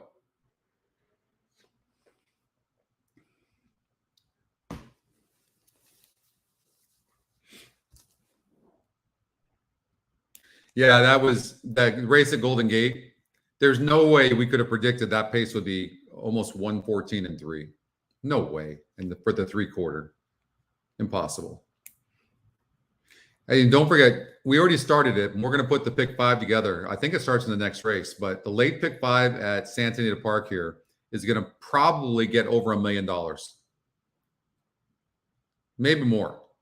They have really promoted this bet, so get ready to play this pick 5. All right, those are the horses for the 7th at Santa Anita Park. Let's take a look at these horses. It's only a 4-horse race, but this is the Royal Heroine Stakes, grade 2 for mares 4 and up. And here's my notes on the 1 horse, even money on the EE morning line. Now 1-2 because it changed when the 4 got scratched. So Pratt's gone, of course. Rispoli on, and the horse didn't like the turf last time out. And look, I'm not saying there's anything wrong with this horse or there wasn't anything wrong, but look, when you put a horse doing something that it probably doesn't want to do, I mean, we could have predicted this, right? Look at the turf tab compared to look at the rest of the tabs. So this is what I'm saying. This is where if you're using EquinEdge, it gives you an advantage. In this case, look, this horse dropped from an 81.79, 81.79 to a 53 GSR and was 80 cents on the dollar. I remember this race, and I absolutely didn't even use this horse. So this just goes to show you. And then when you look at the GSR Plus and you look at the turf tab, it's a 75, 23 points higher than the dirt tab. Sorry, this horse wants no part of dirt.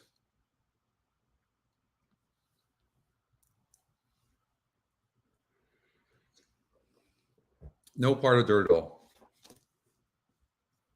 So you guys saved money that I got some coffee during Gulfstream Park because the email popped up the 8-horse, and the 8-horse did not win. See, our luck is changing already. The 2-horse has done nothing wrong since being here in the States, but this is a really big move up. Guys, the 1-horse going global back on turf is absolutely the horse to beat. It's the class of the race for sure.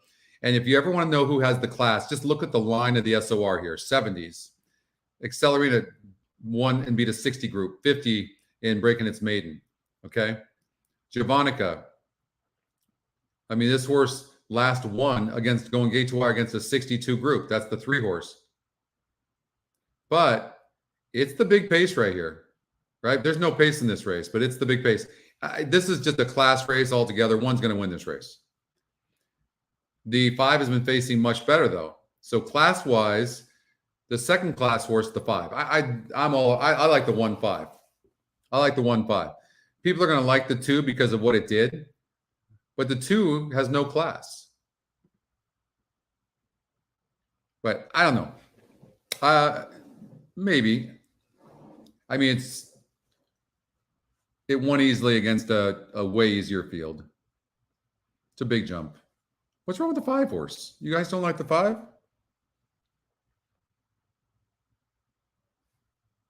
Which race got taken off the turf? Am I missing something? What did I miss?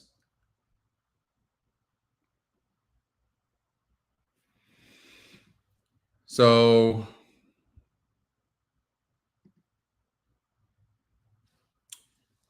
two minutes before this race here at Santa Anita Park, but going global, the 1. A lot of times I like to see where a horse lost. So this horse caught second. Let's see if we can see it anywhere. 8 furlongs, 1, 2, 3 times. So it won here. It looks like breaking its maiden.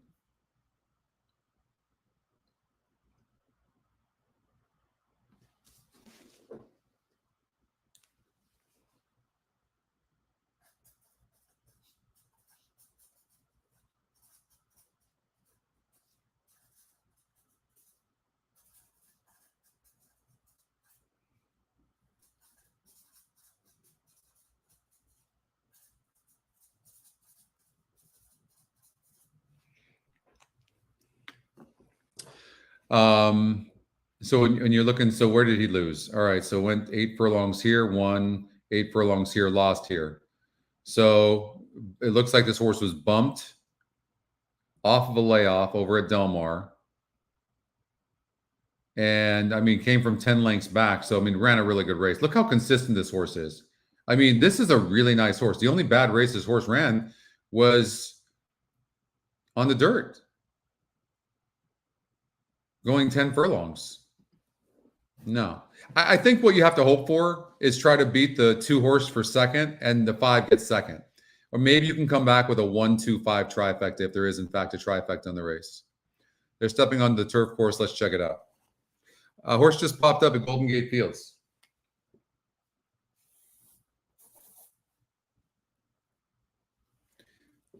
Fight for the win.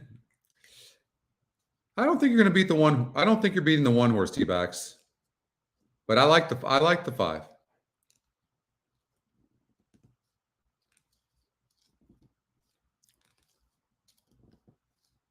The 3's gonna the 3's gonna get the lead. You're right. No doubt about it, Mike. The 3's gonna get the lead. But I think with the class, you have to remember though, here I'll show you as they're approaching the gate. So if you look at the 3, no, you know what? The 3 actually has been facing some decent horses, just not there in the end. The month of April at Yamava Resort and This Casino horse in is always San right Juan. there. So this horse has some Away tremendous at speed, actually, some decent PWCBC speed. Champion, It's 2 always airbags, right there, luxury handbag, but it a always Birkin and a stops Kelly bag, against this plus kind of hundreds caliber of horse. thousands in cash. But the 3's going to have an easy lead, so I don't disagree with you. 3 could be in the money too. This is I think the 1 wins for sure. Other than that, I think this is a wide open race. Yeah, I think, the other thing I just noticed that I necessarily don't like, this 5 horse has only got 3 third-place finishes and 7 tries going 8 furlongs on the turf. I don't like that. But it's been facing, but I will say this, it's been facing better horses. But there is no speed in this race, and this horse has no speed at all. So it might be compromised there.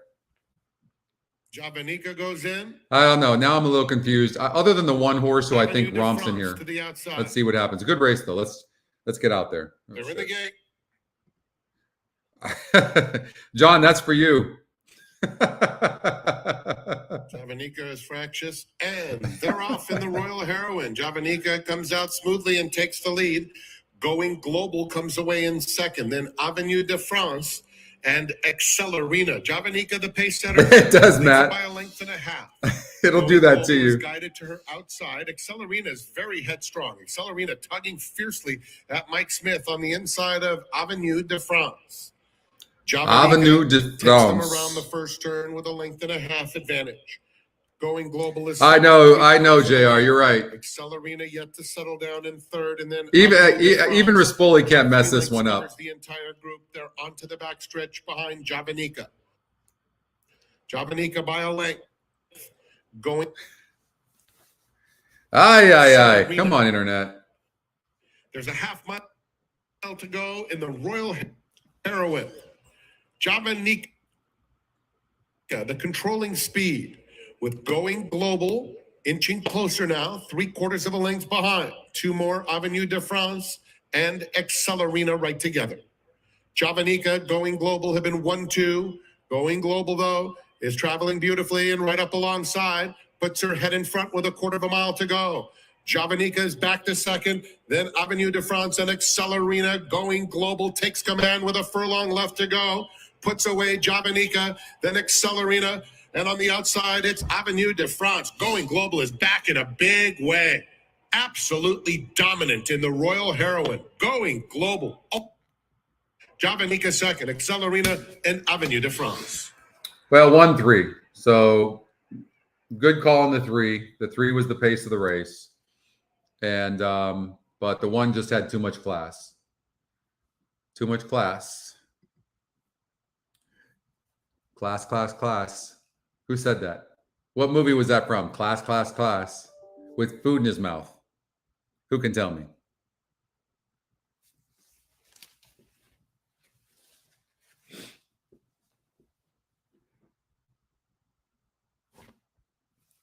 You're eating your hat? What? One isn't really a late runner? I didn't see that, Bubba. I guess you ate your words there. Come on, you guys. Class. Who had a bunch of food in his mouth and was like, class. Come on, you guys got to know this. What movie is that from? My favorite movie of all time.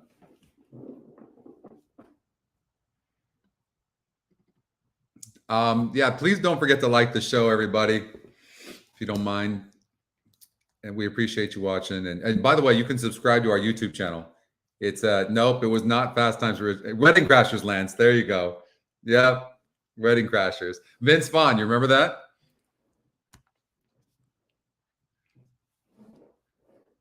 Yeah, that's true, Chris. Oh, God. If you even knew, how much I spend on internet, I can't even tell you. No, it was Wedding Crashers. Yep. One of the best movies of all time. Best acting ever. I watch that movie and I'll be with myself, it doesn't matter. I'm cracking up laughing. Cracking up laughing. No, it's all good, brother. All good. Believe me, you don't even know. You don't even know how many people from this cable company I have called. It's like it's comfortable to do this from my place. So I really don't want to do it elsewhere, but I don't know. Alive. All right. We're doing okay today. I think we can, hopefully we got this late pick 5 coming up here in 29 minutes. Right now we've got race number, what do we have? No, that race just went off. There it is. What did exacta pay? 620. Come on, that's not a bad exacta. Any of you have that?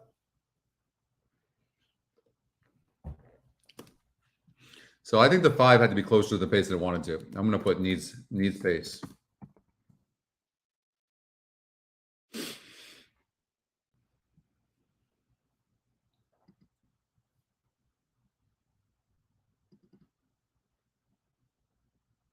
That's good. Yeah, I agree. We're gonna crush this big 5. All right, what's coming up? Golden Gate Fields. We've got Gulfstream Park. Let's go to Golden Gate Fields. Big shout out to my man Tyler. Shout out to Andrew. My team, Brad, Riley, Moxham. I appreciate you guys.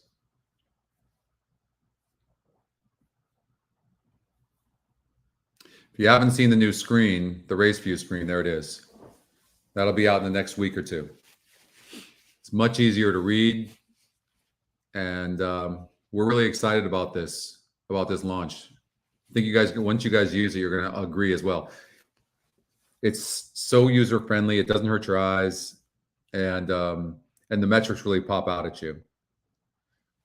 Like the UI UX is so very important with the site, how it functions, and we've really improved the mobile as well. So that'll be out in the next week or two.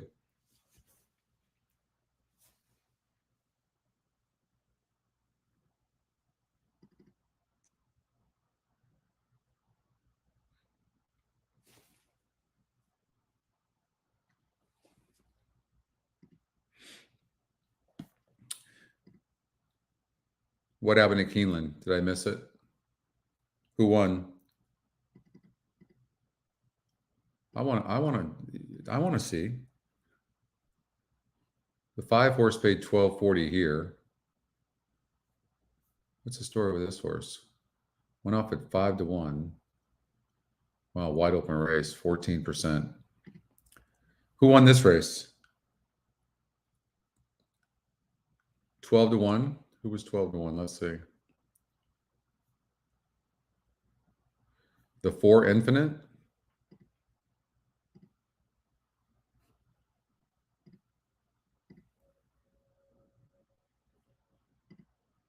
Wow. Wesley Ward on the turf sprinting. That's insane. He's so good. Sprinting on the turf, there's Wesley Ward and then there's nobody.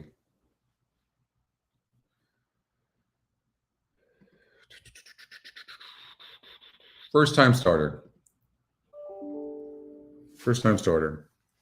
Horse popped up at Golden Gate Fields. Interesting that it's the pace of the race too. 72 pace, top SOR in a race 10%, which doesn't bother me much because the top win percentage is only 29% and 28%. It's the EquinEdge long shot as well as a 6 horse. So watch for Blueberry Muffin. I love Blueberry Muffins. What are they taking blinkers back off? No, blinkers were added to the 3.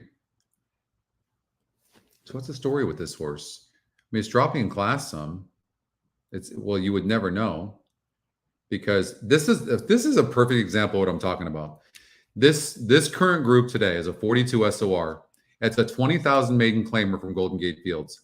This horse on March 27th was in a 12.5 maiden claimer, and it was a 46. Today's a 42. So that's what I'm talking about. Like, so this horse is actually coming out of stronger races, and clearly this horse needs the lead.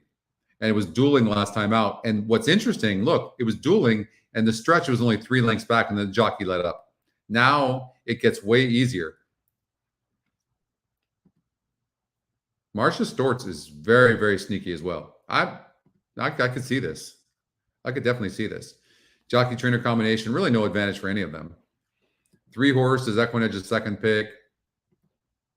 And it's coming in from Santa Anita Park, but its form is horrible. And it's dead on the board as well. And jockey trainer combination is 0-for-7. Blueberries and Skippy peanut butter? No. What?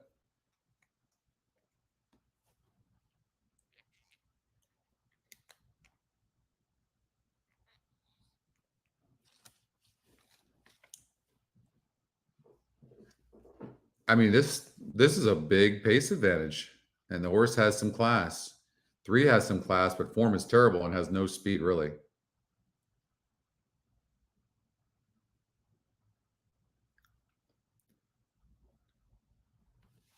Well, let me try to picture that.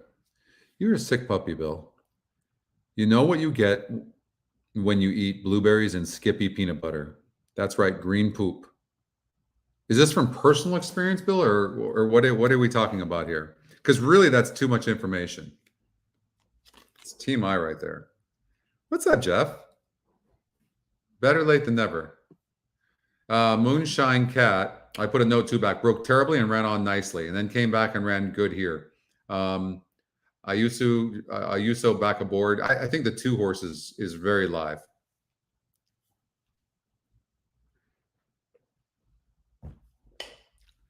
It's going good. It's going good. Just steady. We've got the pick 5 coming up at Santa Anita Park. Late pick 5. There's going to be a bunch of money in there. Bunch of money. Let's see here.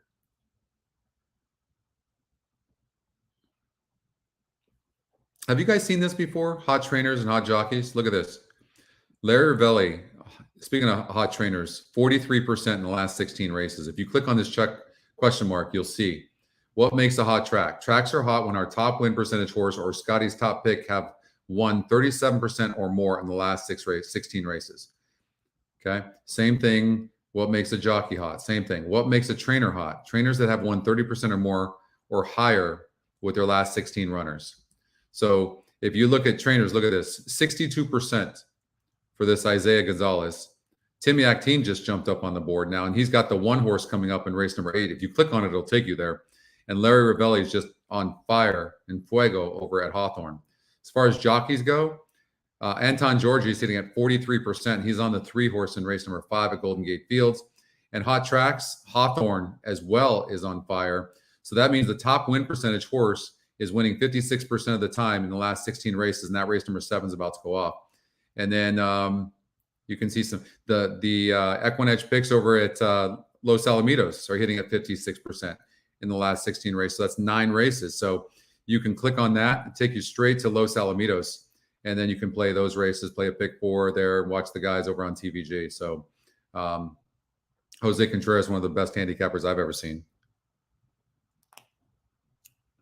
So it's early in the wagering, but yeah, so fun tools there, maybe that you haven't seen before.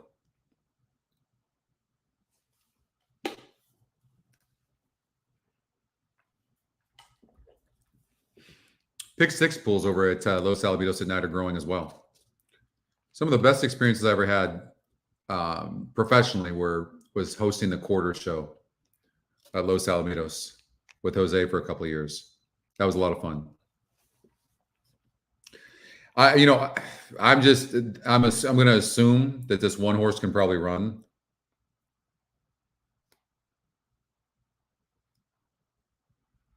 It's a hard read on the workouts because they're very slow. But somebody's betting this horse. Philly Pelly. I don't like horses like this. You guys know that. 38% last time out on the outside post. You're on the outside post and you lose. Same surface and distance. Are you getting a perfect trip? No. I don't know.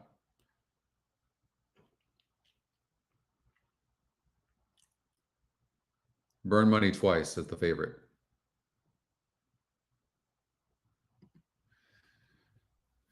So for me, I would try to beat that horse. This horse here, I do think this horse can run good, but it is facing a little bit tougher, but it's only got 2 races. I think this horse is probably pretty live. For me, it would be a 1, 2, 6 exacta box for me.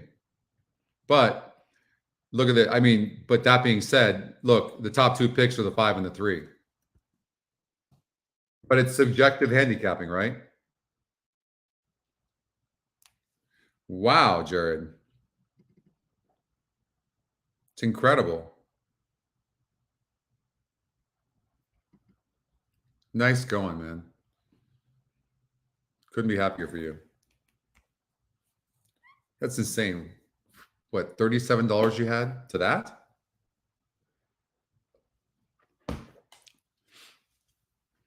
So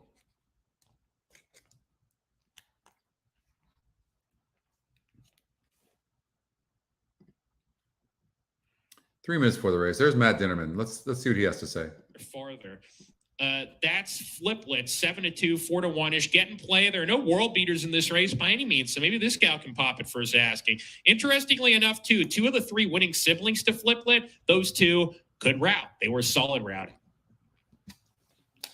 Number 5, Philly Pelly, second time routing for her. Same situation as Moonshine Cat. This gal ran from 88,000 last time and lost by a length at odds of 1-2. She was bet hard that day. I've always thought this filly would enjoy routing. She's in for 20,000 first off the claim for Dan Franco. This is a bump up in class for her, a daughter of Cupid out of an Include mare. Plenty of route pedigree here. And also on top of that, you get that route influence. She's sort of one of these Aaron. Sort of grinding types. That's why I watched her sprint and I figured, well, 2 will not lose. Well, she's not a world beater. She's a main claimer, but nonetheless, Jonathan says the 2 will not lose. Last time and was closer to ever to winning. Problem is she's facing a tougher group this time than she saw last time out. I'm going to go 2-1-5 in here, and I'm actually trying to beat number 3. What a great bet, Jared. Woman Jilly, the last one we'll talk about, is lost by double-digit lengths in all 3 starts against Calbred maiden special weight foes at Santa Anita and Del Mar. Now she's in for 20, adding blinkers for the Patty Gallagher Bard. Billy Anton Georgie has the assignment here. Councilwoman Jilly 7-2. Class drop for sure should help. I just think that this gal is not necessarily any better than the runners in this race. If anything, she needs to improve a little bit. 1 minute until race number 5, ladies and gentlemen. I'm going 2-1-5 in this race. Thank you, Matt.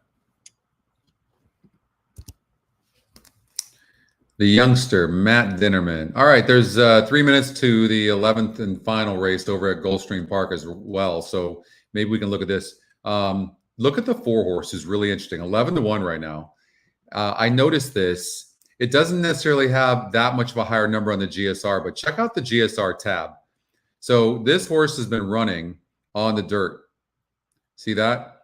But look at the turf tab or the synthetic tab. On the dirt, 49. It's going up to a 66. Right now it's 11-1. That's Tinker Tailor.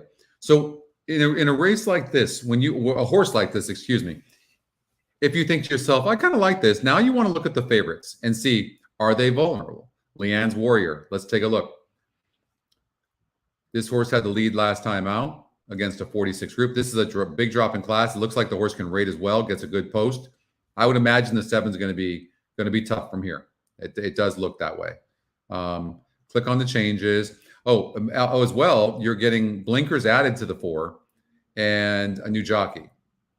So there's a really high likelihood that this 4 is going to come out running here. So I don't know if it'll win, and the 7 does look tough. I can't.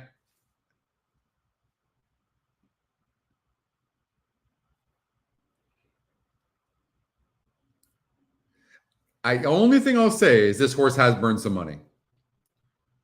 But this is a much easier group, and it draws a good post. Why does everybody keep putting this horse on the lead? The one race they ran really good, it came from behind. You see that? 2 races back. I don't know. Fake ID. I may or not had one of those things when I was younger.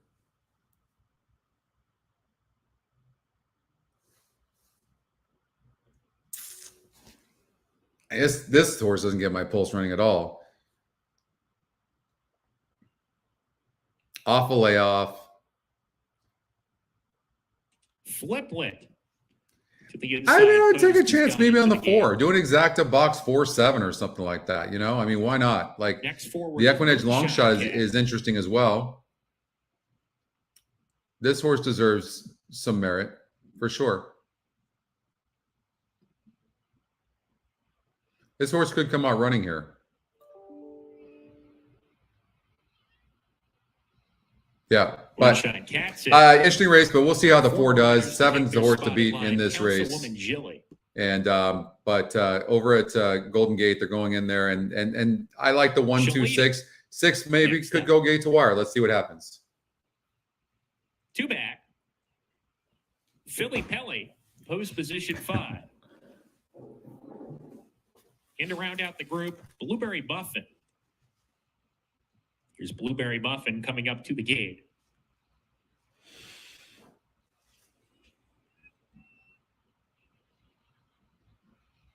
We're ready to go.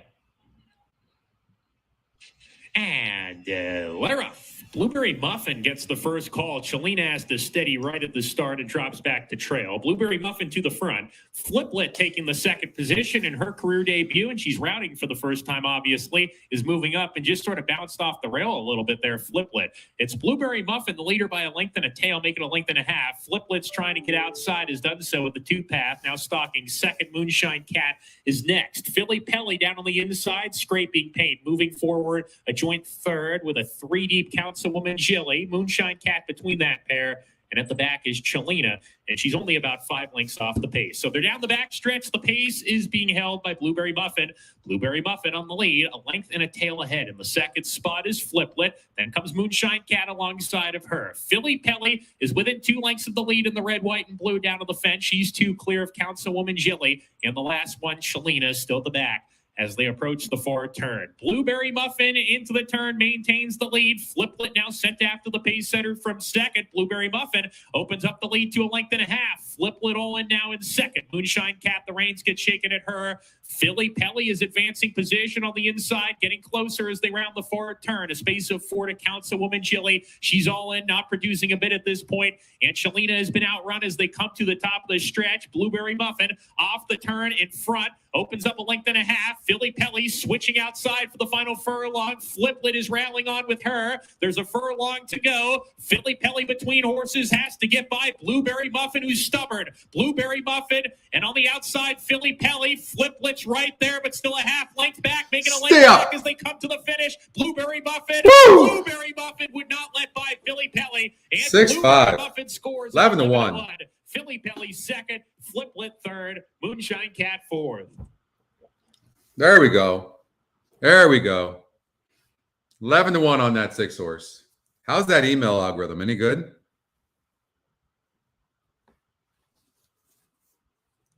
Photo finish, photo in race number 5. Wow. Please continue to stand by until the result is declared official. All right, they're going into the gate over at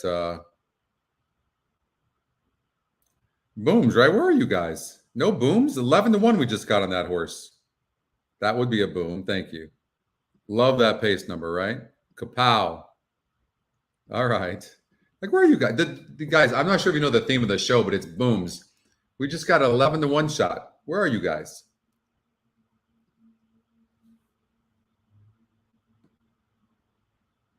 All right.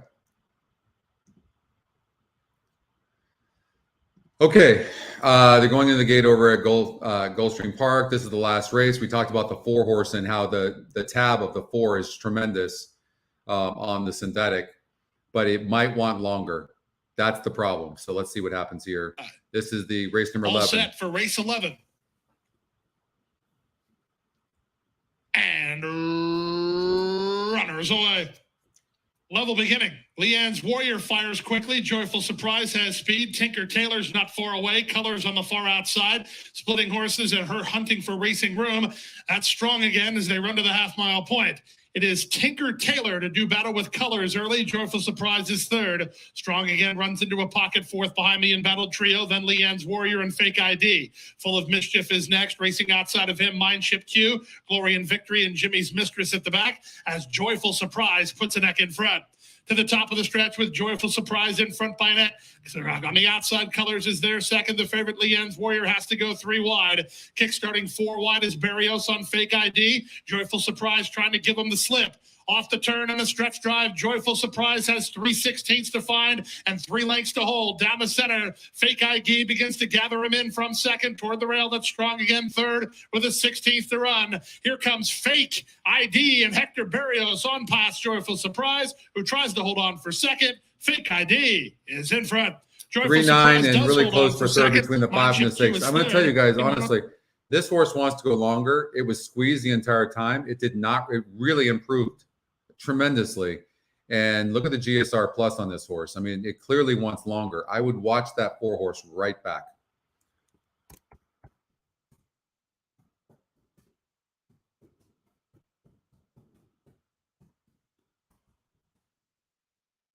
That was not a bad race by that 4.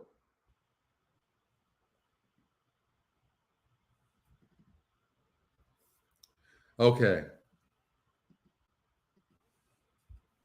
All right, let's get out to Santa Anita. By the way, Remington Park, 2 horses popped up in the first race, the 7 and the 9 horse. Let me know how they do.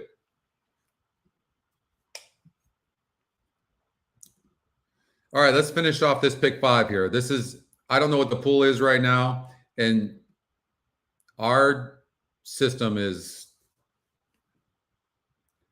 our upcoming pick 4 and pick 5 is not working right now. So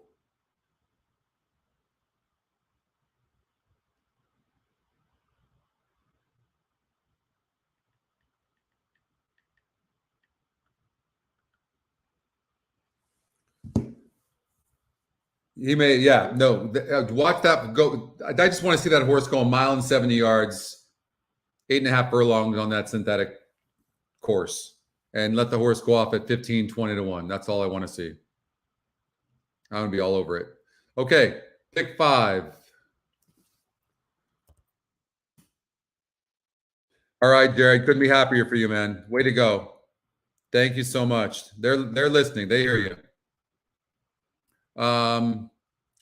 Okay, so I'm trying to play against the 1 because there's 12 horses. I want to tell you this. The horse is somewhat tactical, and I wouldn't be surprised if it won, and it is getting bet like it's live, okay? So I don't want to talk you off of it. For me, the 10 and the 8 are faster, but the 8 is dead on the board. I mean, this could be one of the first-time starters.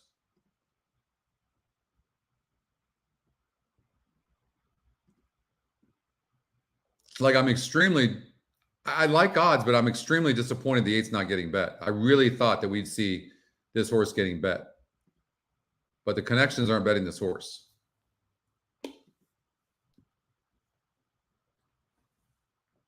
And the 10 could go gate to wire. Pull is over 300,000.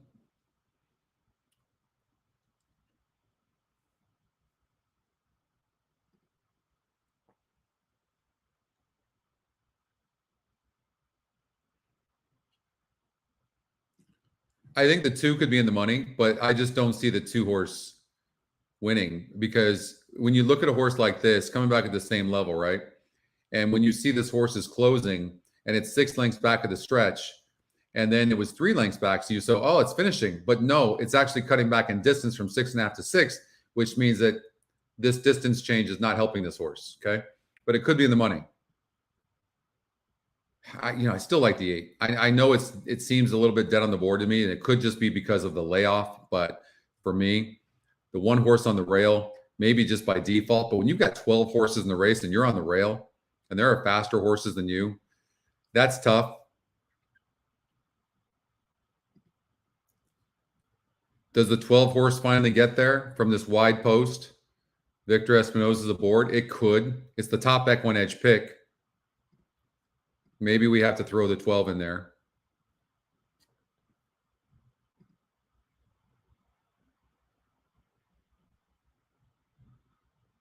It's first time starter. Economical's getting bet. Maybe we throw him there as well.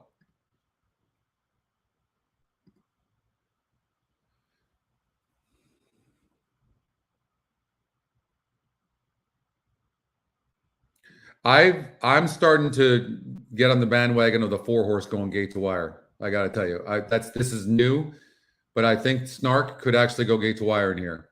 It doesn't like to pass horses, but it might not need to here. So I think maybe the 4 can get there. 9 could be in the money with green, but we'll talk about that later. The 1 horse has not burned money. I kind of like the 1 a little bit as well. I would probably go. This is what. Oh, the 3 horse is an interesting first time starter. So I'm gonna just do those 3.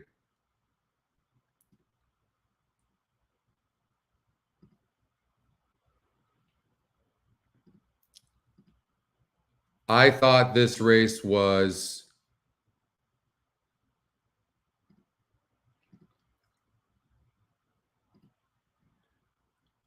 I honestly didn't like this 9. I'm not going to lie. Just because the system has it the second top win percentage, I didn't like it. So I'm going to go here.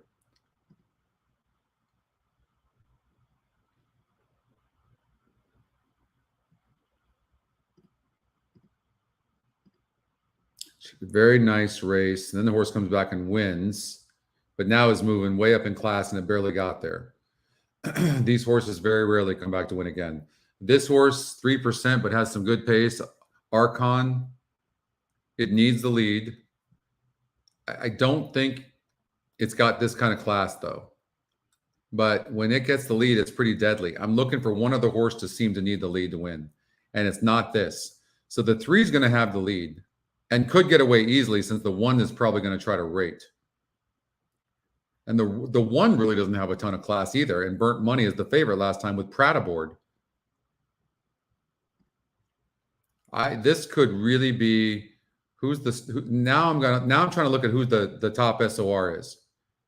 Like, where's this? The 7. Maybe it's the 7 horse, but the 7 horse has a really low. 7's got good form, but it's got a low SOR. I mean, this is, and you can, so none of the metrics are lining up in here. None. 0. Zilch. Wide open race.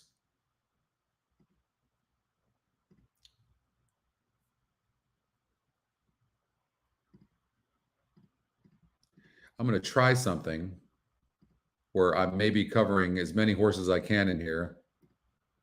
Terrible trip. This horse is a class horse. It's 30-1 right now. Sometimes what I'll do in a situation like this is play the EquinEdge morning lines as well. Let's look at the 8 horse Anaconda. Lightly raced. Might have needed last race. Van Dyke aboard for Mandela.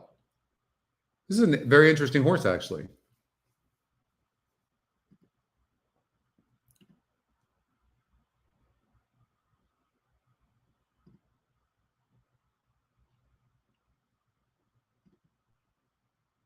Strike that. Been facing some very good horses. It's on the turf. It's never been on the turf before, and the GSR drops to a 52. I can't use that horse.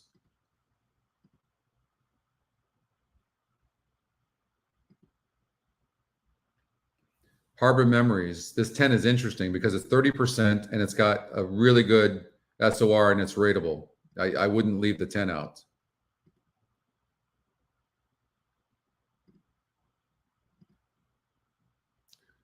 I'm going to say that this 3 horse, I think you got to be careful leaving them out. This 4 doesn't have any class, not compared to this field.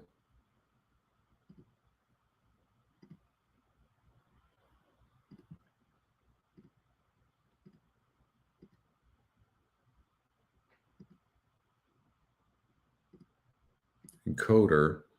So I'm trying to handicap this, so I'm not even looking at what you guys are saying. I don't like this horse at all.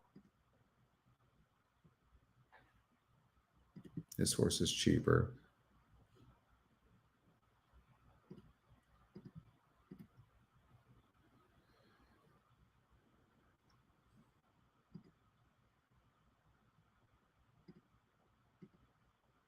I actually kind of like the 10 horse. I'm going to try this.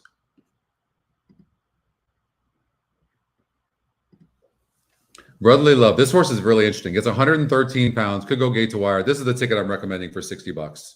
Okay. This is a decent ticket for as tough as this sequence is. It really is. This one can go gate to wire. It's got top pace, 113 pounds, top win percentage. It's got the top SOR for that matter. Absolutely, this horse could go gate to wire. So let's get out to the race.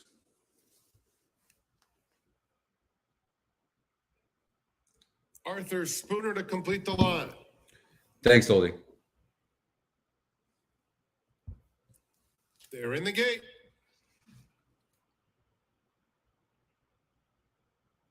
And they're off. Arthur Spooner rockets out of the gate.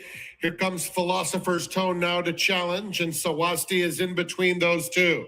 Dutch Bus in the blue silks hustled up at the rail in fourth, and Poseidon's Kid, followed by Agrigento, who's 6 lengths off the lead. They're followed by Economical, down at the rail, Bags Gold in mid-pack with 8 lengths to make up. Then Chris Fix racing on the inside of Speed Crazy. The 2 trailers are Romeo's Glory, and at the back of the field is a Rickery. Sawasdi passes the 3/8 pole with about a half-length lead. Dutch Bus is second. It's a gap of 2.5 back to Philosopher's Tone, who's trying to angle off the rail while being pushed along pretty hard. Poseidon's Kid is in fourth. Then comes Bags Gold trying to mount a bid down at the rail. They're at the top of the stretch. Dutch Bus comes right back on the inside of Sawasti. They're head and head. 3 back to Philosopher's Tone in third. Agrigento is coming alive in the center of the track. And down at the rail, Bags Gold. It's Dutch Bus just in front past the 16th pole. Sawasti battles on Agrigento and Bags Come Gold. on, 10, get up. It will be Dutch Bus. Dutch Bus fights off Sawasti. Then it was Agrigento in third. Bags Gold fourth. Fix completes the super high five. It's another for Emily Ellingwood. She did a great job. Wonderful ride by her. That was very impressive, the way she rode that horse. Yeah, one got it. Photo finish.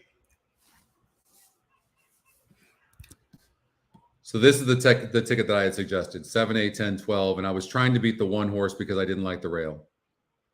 And Preps is saying I could definitely lose that, and I did.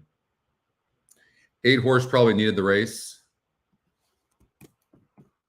Ladies and gentlemen, there will be a steward's inquiry. It does involve the top 2 finishers in the run around the turn.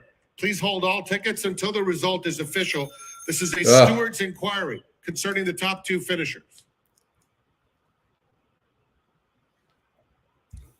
You know, for them to call an inquiry on this, it could only be on the 1, first of all. The stewards have changed that now. It's the top 2 runners in the stretch run. Please note, stewards inquiry, top 2 finishers in the stretch. Hold all tickets.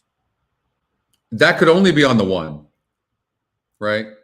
So I don't know how bad it is. So hopefully we can see the head on, but that could only be on the 1 drifting out. So we'll see what happens. So hopefully we'll get this head on view, and we are. So there it is. She's about 1 path out. Left-handed right now.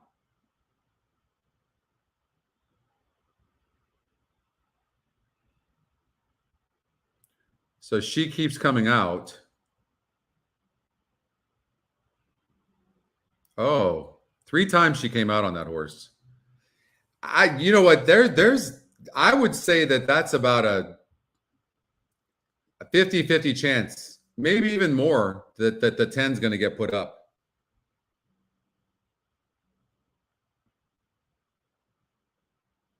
See, she's in a tough position because she wants to hit right-handed, but she can't because the 10's too close to her. But she bumps into the 10 3 different times, like right there too.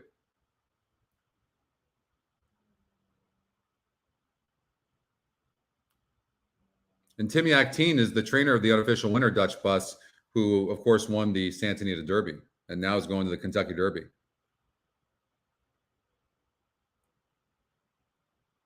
60-40, Jay.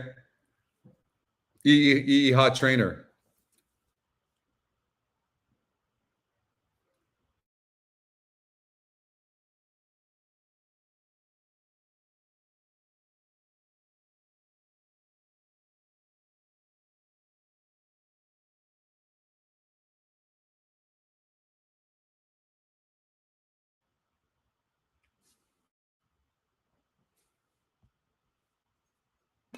Uh-oh.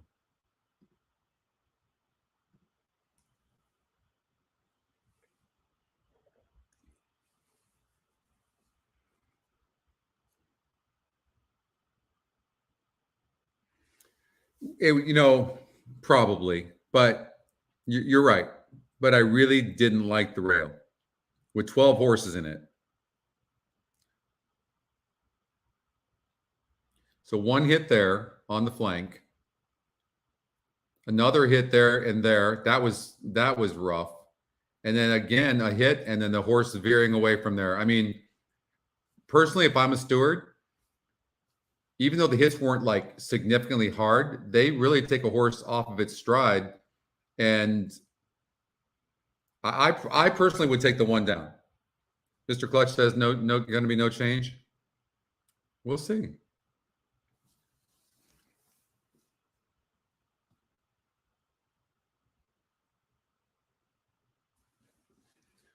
I don't know why you guys say that. It's not like it was just that hit right there, right?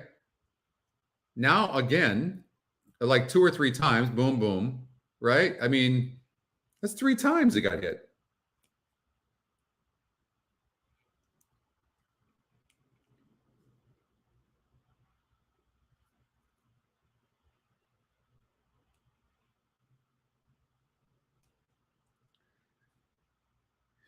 Yeah, for me, this horse would come down.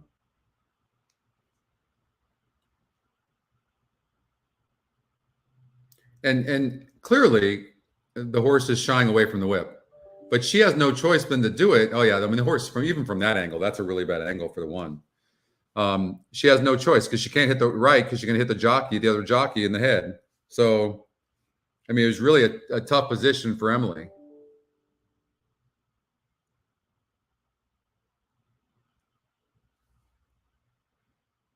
Oh, I love this angle. How great is this? So you can see the one is in the one path right now, right? Now watch this. Under left-handed and boom. Now the one's going to end up in the 2 path. You see that? Now in the 2 path. Okay, then again. See, that's really significant right there. Right? And then the 10 just keeps getting its sea legs and then it's getting hit again.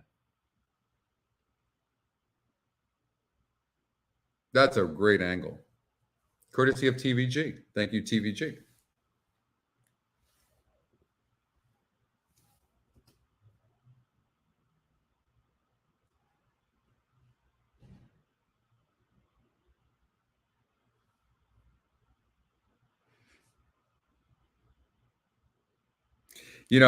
Nobody does.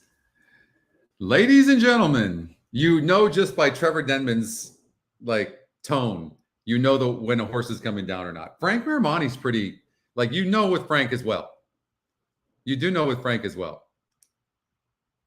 I think the fact that they're taking this long would probably. Ladies and gentlemen, Yep. There has been a disqualification. Number 1, Dutch Bus, has been disqualified from first and placed second. The new result will read 10-1, 11-6-2.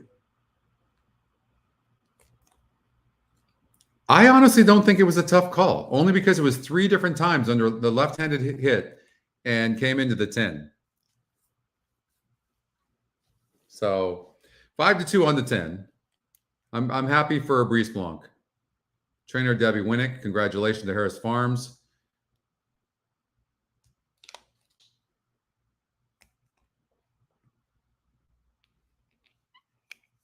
All right.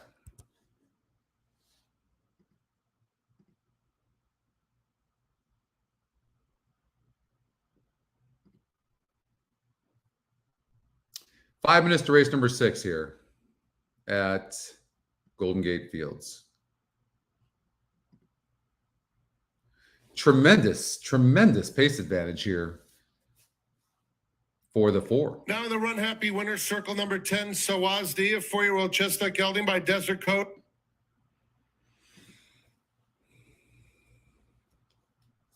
Ken Rudolph is mad. Why is Ken mad?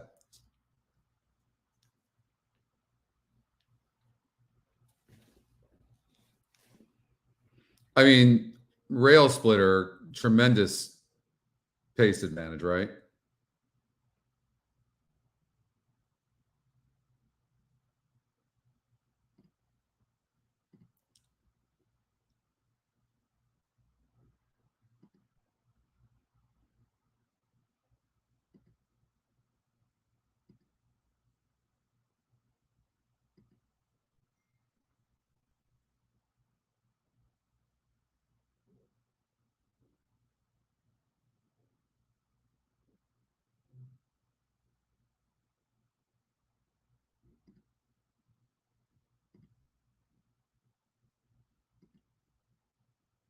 Sweat time. Oh, Ken singled the 1 in his pick 6. Oh, jeez. That's brutal. That is absolutely brutal. I'm sure I'm going to put this horse in the winner's circle, and I love the connections. Absolutely love the connections, but I absolutely hate this 3-horse Sugar Beats. But maybe they figured something out with this horse. I don't know. I mean, this horse is a terrible breaker and has 0 speed, and there's really only 1 speed horse in the race. Maybe the 4 goes gate to wire, and then the 3 is the only closer. I mean, I guess no, because the 1 horse is good. The 1 horse is definitely the class of this field, in my mind.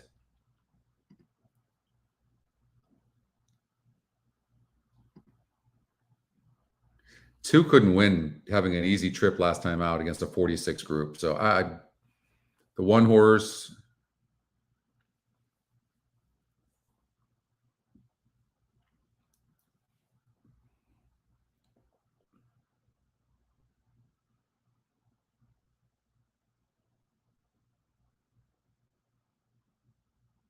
This horse is in great form.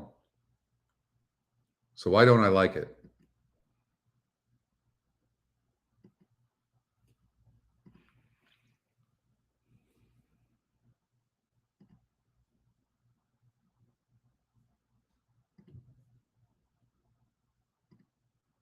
Now, this horse is going to sit a good trip. But it's 5-2. It's dead on the board. Rail Splitter is very, very fast. Yeah, yeah, this is pretty chalky. I think 4 is going to win this race, and I think the 1 will be second. That's what I think. I think it's going to be 4-1. I'm going to say 4-1.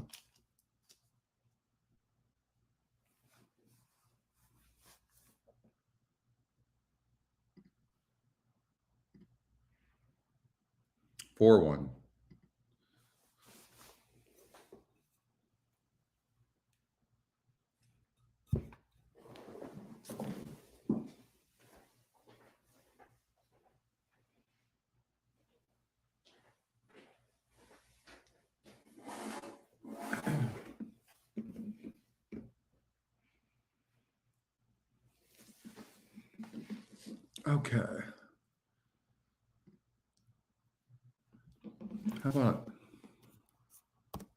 a pick 5 here?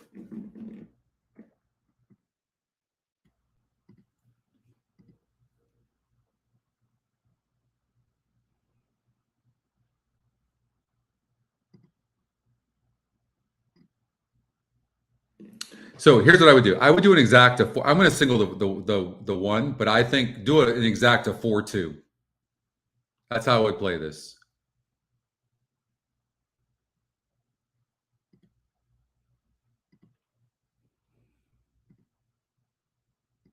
4-1 over 4-2.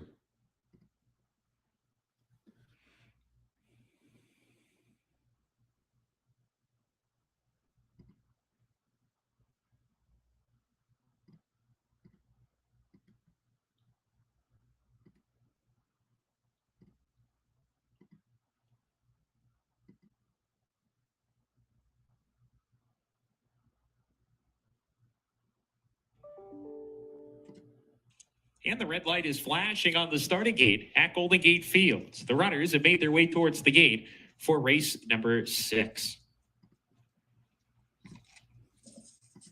A field of a half dozen in this race, ladies and gentlemen.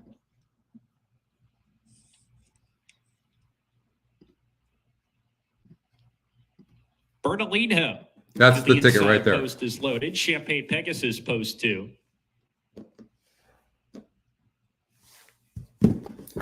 Actually, no. I'm going to take that back. Hold on here. That's not the ticket. Now this is the ticket. Sugar beets coming out.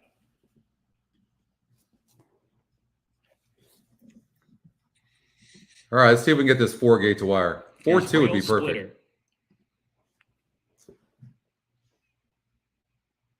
Too bad. Blood Red Moon.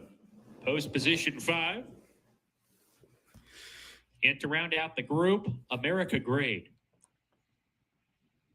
Here's America Grade. See you, oldie.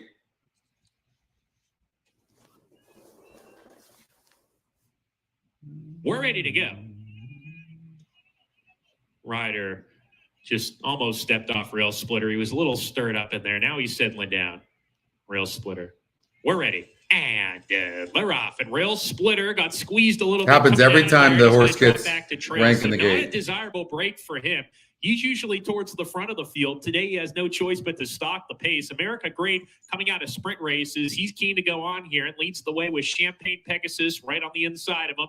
America Great striding forward, takes a clear lead. Champagne Pegasus eases off the lead. He's second now, a gap of 2 to Sugar Beets with Bernalino. Rail Splitter is second to last after the undesirable break, and that leaves Blood Red Moon to trail the field, and he's 4 lengths off the leader, America Great, who leads the way up the backside in front by a length. Champagne Pegasus second, Bernalino on that rival's heels down on the inside third. Sugar Beets continues to race outside of him. A length and a half to Rail Splitter in the 5th position, and Blood Red Moon is still trailing as they approach the half-mile pole. No excuses for America Great, who opens up the lead to a length and a half. Champagne Pegasus in the 2nd position, still stalking. Bernalino moves through inside of him to be a joint second. Sugar Beets is 3 deep on the course, attempting to get closer. Rail Splitter niggled along just a little bit behind horses right now at the back. Blood Red Moon joins them as they round the far turn. America Great leaves the rail open. Champagne Pegasus is going to come outside. Bernalino stays on the fence. America Great was the one on the rail, and Champagne Pegasus got outside of him, and he's trying to come on the outside. Champagne Pegasus off the turn with America Great, who opens up now.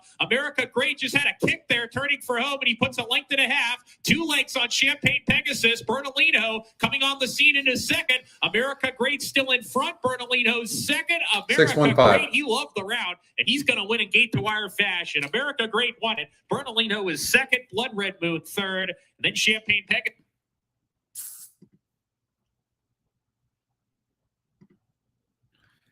EquinEdge long shot. When Rail Splitter broke last, that sealed its fate. And when America Great got the lead, it was all. I mean, you can't plan for that. What can you do? Broke horrible.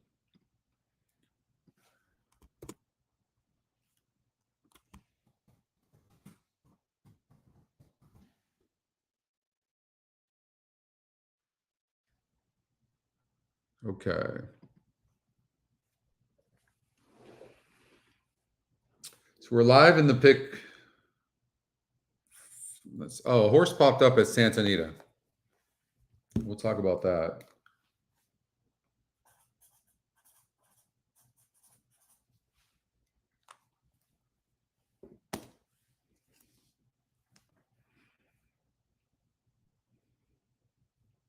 So it's the 2-horse Granola Girl. And I don't think we used that horse, did we? Oh, we did. 2, 3, 4, and 6. No, we didn't. 1, 3, and 4. So we didn't use the 2. This is why. I mean, the horse deserves a look. Okay. 2 back. It had the 9-hole going 6.5 furlongs. It was a little bit wide, but it only lost by a length and a quarter. It cuts back in distance. So I didn't like. I feel like it doesn't have enough pace. I think the 4 could go gate to wire. And also, you had every top jockey. Look at these jockeys. You got Velasquez, Pratt, DeSormo, Rispoli. They can't win on this horse. So I don't know, but it's the EquinEdge top pick. But I think that Snark might go gate to wire.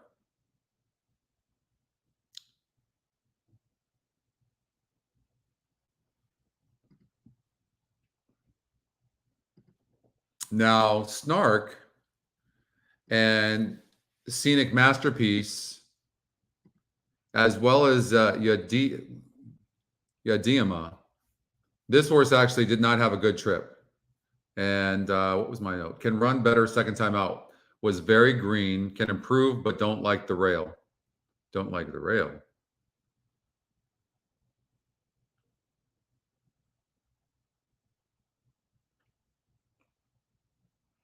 I don't know what I was trying to say there on the 9, but I do remember this horse being extremely green. So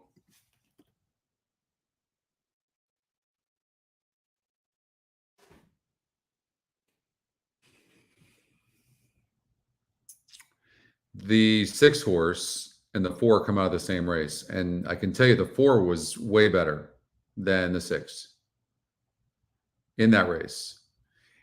And they say lack room, but that wasn't really the case. I mean, a little bit. I think the 6 is going to run a good race. I do. And maybe it's, maybe with a clean trip and nobody to the outside of her, she's going to sit off of the 4. That's a possibility. Third time out, for sure. That could definitely happen. The more I'm looking at this race, I mean, I think the 4 gets the lead and the 6 is probably sitting right off the horse. I don't know what the 2 is going to do on the inside. Maybe Rispoli. I don't know. Does anybody know? Does Rispoli ever really come through on the rail? Because he's going to have to here, I would imagine, unless he's really far back and the 4 and the 6 are way in front. 6 could be sitting right off the 4. The more I'm looking at this,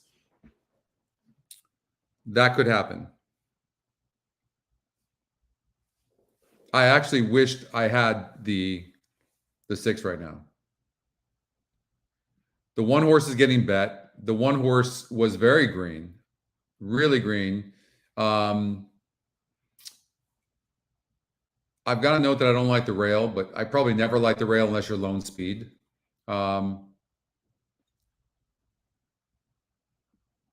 Jockey trainer combination is actually pretty good between Van Dyke and Blacker, 60%. So they've won 3 of 5 races.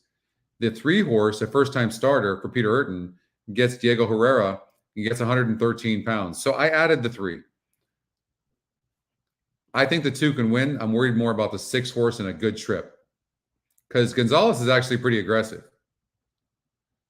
And this horse is going to be, this horse should not have any traffic trouble. In fact, she should be sitting right outside the 4. So very, very competitive race.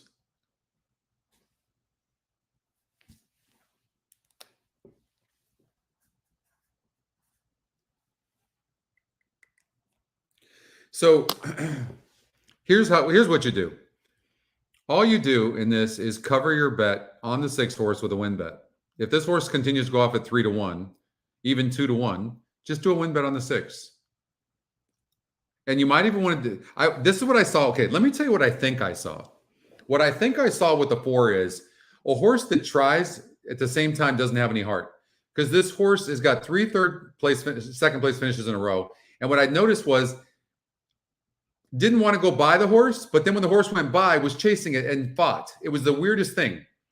And the reason I thought that maybe this horse could win this race too was because I think it's going to get the lead here. That makes sense? So I think this horse comes in first or second. So who's the horse I think can beat it? And maybe the 6 is going to get a really good trip here. I mean, I think we're looking at a 4-6-6-4. That's what I think is going to happen.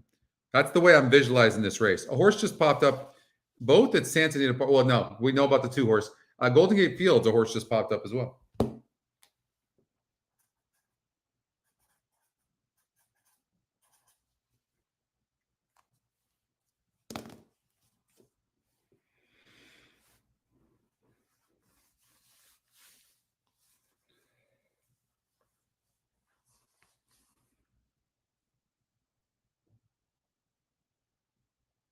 Let's see.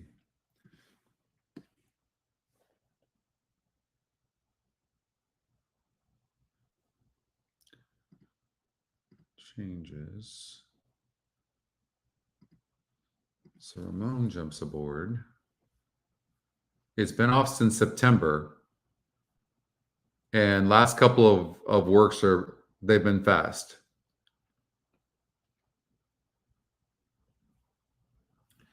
What are my notes on this horse? Not the best breaker from the gate. So here's the problem with I think that this horse can win. I agree with you. But when you have a horse like this, first of all, look at, I mean, how much money this horse has burned, even as the favorite, right? And the reason is look at this, 7th, 8th, 10th. It always breaks bad. I mean, it almost breaks last practically every race. It's cutting back in distance here, so that doesn't help the horse. And it has a 4 on the pace.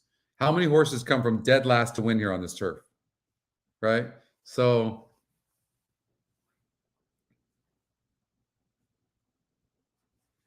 I'm not in favor of the 7 on a win end. And Joe Bravo, I mean, the horse been off a layoff, but I would imagine they probably asked Joe Bravo if he wanted to ride. I would imagine. And he stayed on the 4 horse.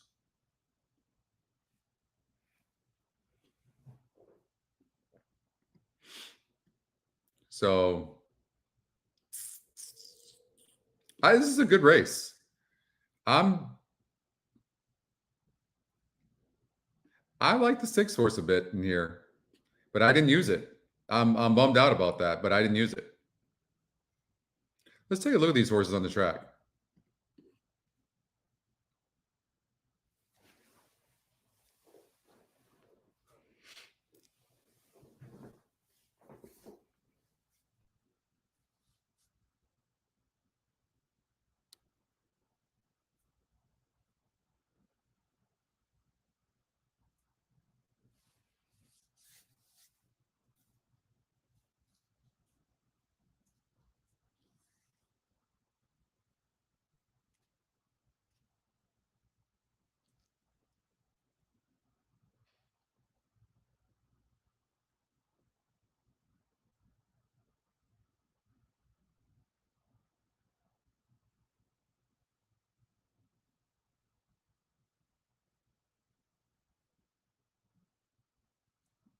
Santa Anita Park is so beautiful, especially the backdrop of the San Gabriel Mountains. I can tell you, I mean, I grew up near there, not too far from there anyways. And it's just so gorgeous there. This was my second home for a long time.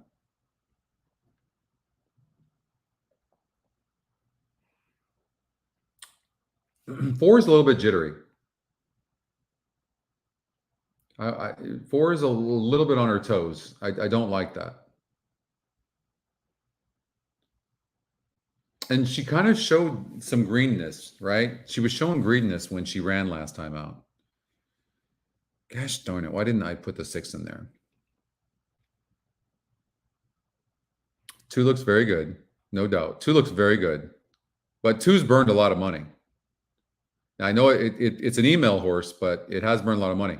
Nothing wrong with that first-time starter. She looks really good. And she's got 113 pounds on her back. So, I mean, she's eligible. I mean, she looks fast as well. You see, like, she looks a little skittish, the 4. So by doing that, she's using up a ton of energy. That's what happens. I don't like the 5. Go get him. Go get him, Cindy. 1, 3, 4, 6, 8.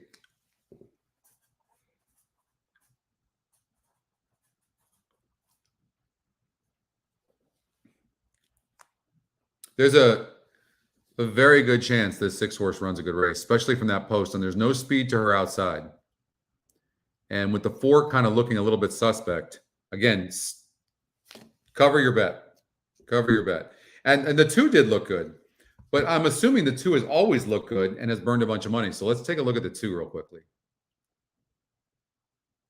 Granola Girl. Again, this popped up on the email. But look.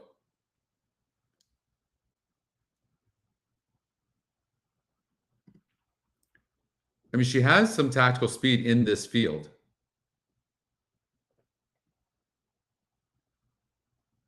But I mean,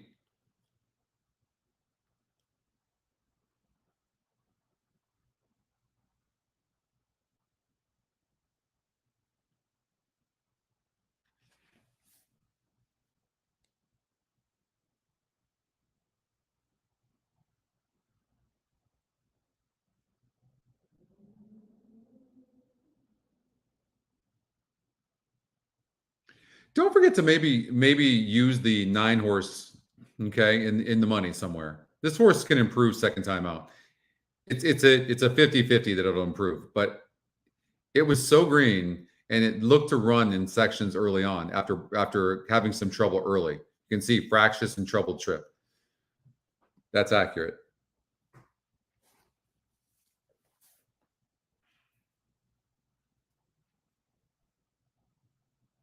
One horse is really getting bet, and I'm not surprised by that. Again, the 2 horse looked really good on the track. And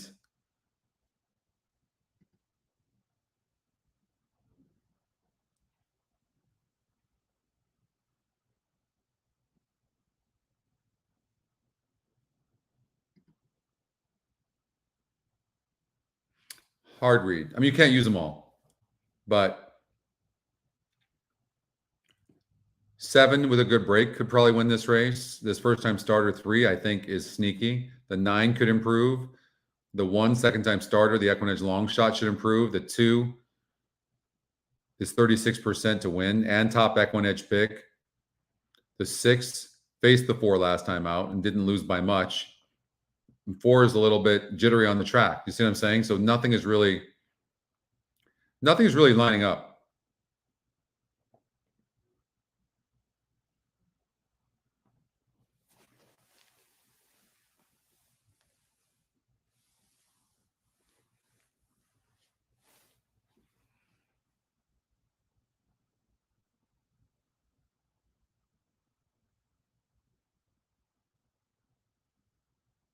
I really like the attitude of this 3 right there. You see, just enjoying the track, not nervous at all, not sweaty. I don't know if it has any talent. That doesn't, but I sure like what I'm seeing on the track. 3 minutes before the race. Oh, she's more calm now. Very good. Very good. You know what I like to see with horses like this? I like when the jockey warms them up fast. Have you guys ever seen that before, when they take off and they get it all out? But she looks tremendous right now. She looks tremendous. There you go. She's got a personality, doesn't she? She's gorgeous, actually. This one I wasn't too fond of, either on the track there or on paper.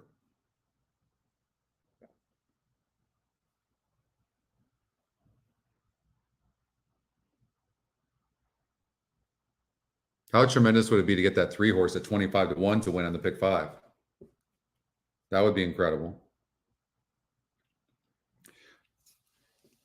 So a horse did pop up at Golden Gate Fields for race number 7. We'll talk about that after this particular race.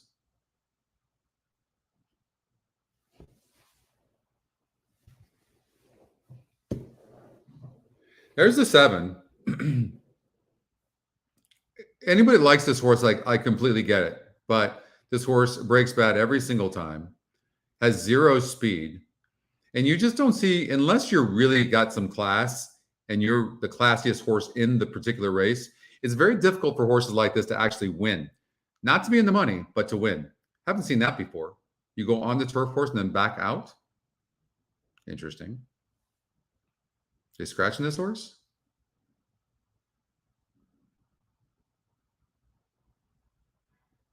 Something's going on. You wouldn't leave the turf course.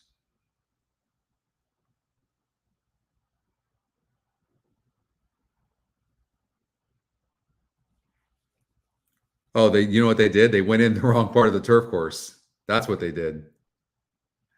Okay, let's see what Zoe has to say. Track here. Several of the horses had a little warm up on the turf course, but the bulk of them have remained on the dirt, including the horse I'm going to talk about.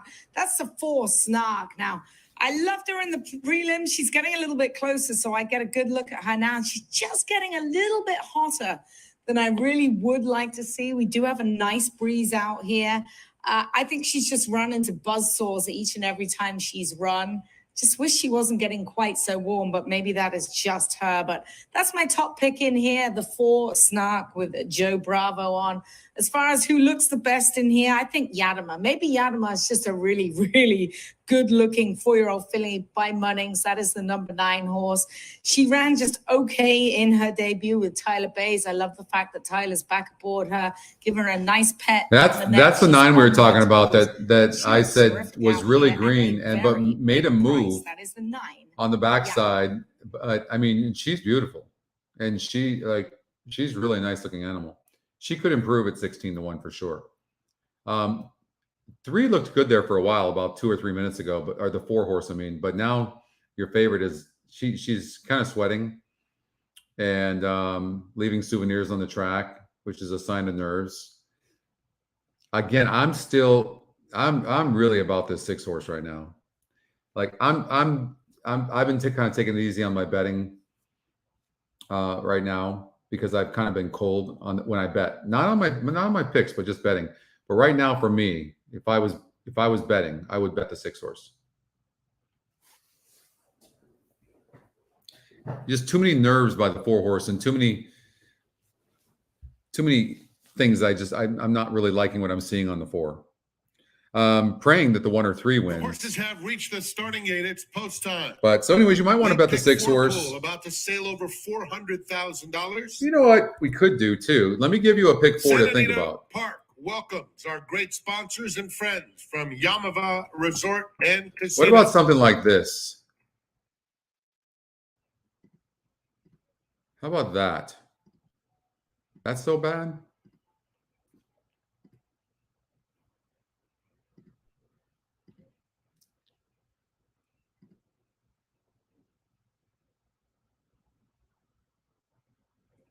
They're moving in.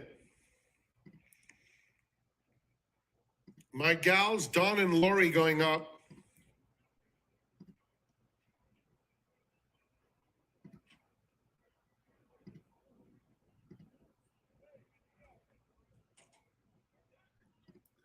How about that? That's the pick 4 ticket. That's your cover bet. To your pick 5. Yadiyama to the outside. Goes in. They're in the gate. And they're off. Soul of a Warrior in the center of the course is out quickly. Snark is up close. Those 2 head and head as they cross the dirt and get to the main course. Banjo Queen coming through on the inside of looking to get even. Granola Girl is in between those 2. And on the far outside comes Yadiyama all the way up to be a joint 3rd. This group is followed by Scenic Masterpiece, who's about 7 off the lead. A big gap to my gals, Dawn and Lori. And Adele Darling is by herself at the back of the field. Easing out of it is looking to get even around the far turn. Number 7 eased out of the race. They're midway around the far turn, and it's Snark with a narrow advantage. Soul of a Warrior is in second. Yadiyama is trying to bear out and is doing just that. In the meantime, Scenic Masterpiece gets a nice seam and is coming after Snark at the 8th pole. Snark 2-length lead. Scenic Masterpiece chasing with determination. 3 back to Granola Girl in 3rd. A 16th to go. And Scenic Masterpiece overhauls Snark. It will be Scenic Masterpiece to win it going away. Snark 2nd, Granola Girl 3rd, Banjo Queen 4th, and Yadiyama completes the super high 5. That 6 really had a bad break. I didn't break well, but it was just much best improved. It looked mature on the track. And the 4 has some talent, but she's got to put it together. She's just a nervous filly. When you watch, like put a note, say watch her on the track, and then whenever she seems calm and relaxed and enjoying it with experience, then I'm sure it's going to be great. I'm sure she'll win. So I'm going to put a note on her as well, because I think she's got talent.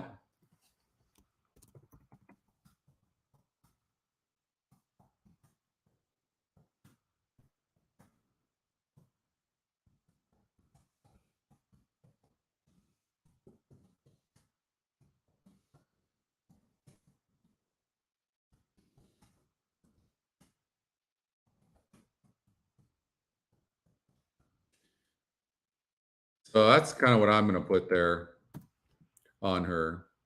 But nice. You guys got that? All right. You got it. My pleasure. Kind of saw that one late. I wish I would have had it in the pick 5 as well. But that's a really nice single in the pick 6. Or pick 4, excuse me.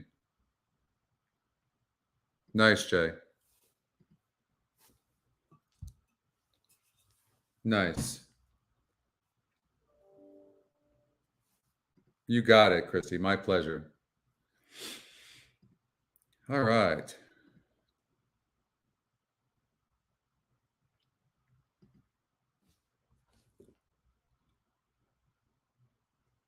A horse popped up at Santa Anita race number 10. So I'll catch you guys up on that. I told you I didn't like that 2 horse, right? I know you guys see this with me all the time, this Granola girl. I just look at when you see this where they're right there at the stretch and then they lose ground all the time. That is such a bad sign. Such a bad sign. And that's what I saw with this horse. And this horse, more money burned, went off as the 2-1 favorite. In fact, you got 7-2 on that 6 horse. What a nice exacta that 6-4 is going to be. Anybody have the 6-4 exacta? Nice. Nice, Jeff. Anybody play the 6-4 exacta? Nice, Cindy. Congratulations on your pick 3. Okay. Golden Gate Fields, the 3 horse popped up. Proof of Jazz, currently 13-1 and 17% on the win. 0 for 7 jockey trainer combination, which you don't like. It is the EquinEdge second pick as well, though. So what did we do in the pick 4? We did a pick 5. We singled the 4. Wait, what did we do? We lost that race. That's right, because the 4 broke bad. Okay, so we're out of that.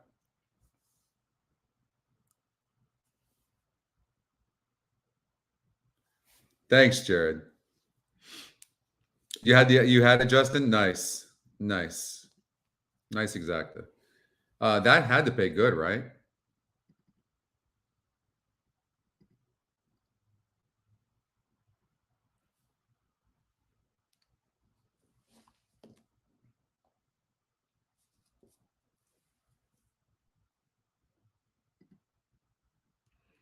So the horse is the 3. All right, at Golden Gate Fields. I was just looking to see if we can get the payouts there. I'm just curious what that exacta paid. Let me know what that dollar exacta paid at 6-4. The 3 horse Proof of Jazz, we know it has speed, and we know it competes at this level.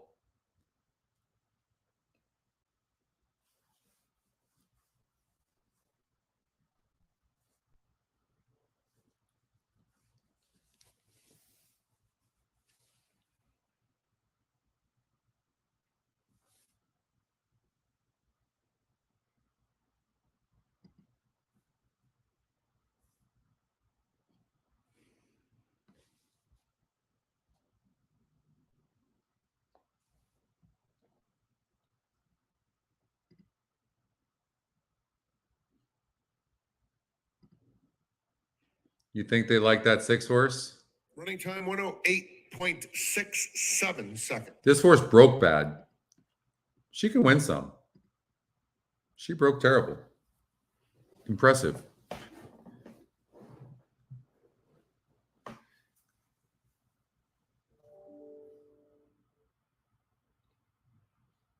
All right.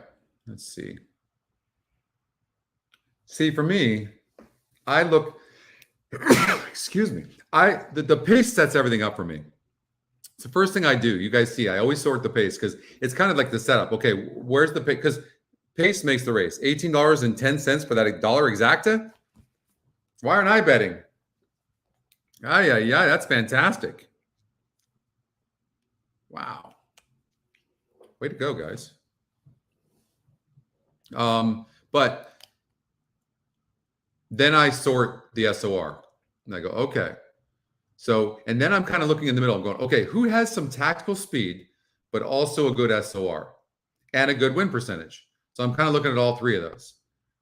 So all of a sudden now I'm kind of looking going, okay, well, the 2 horse, the EquinEdge long shot. So that's another thing. EquinEdge long shot. It's 19%. And the red light is 63 flashing on the starting pace, so it's gate tactical. at Golden Gate A Field. good The lead SOR, runs the third top about to step SOR. onto the turf course And this for horse is race number tactical. 7. Start of the Interesting late horse, before right? sequence here. So you can look at it that fast like that. And IOSO is not on the 2 anymore. It's on the 1. So probably a lot of people are betting the 1. And maybe he chose the 1. That's a possibility. But Espinoza and Lanzini are 40%. They won 4 of 10 races. So there's a possibility. Like you're getting 7-1 right now because people are seeing that Ayuso got off of the 2 to get the 1, or the 1 maybe is just better. That's a possibility as well. I like the 2 in what appears to be a wide open race. Fabriana is loaded into the gate. Awesome Amanda has taken. Let's see what happens. I mean, there's a lot of horses that have burned money in here. So let's see what happens. Beautiful looking 2, though. The 2 looks nice. Loretta goes into the gate. Gregora, post position 6. Remington Park, race 3, the 3 horse popped up. But the 3 horse popped up here as well in the email. Jazz, post position 3. Miss Everready, working with her to take her turn in the gate.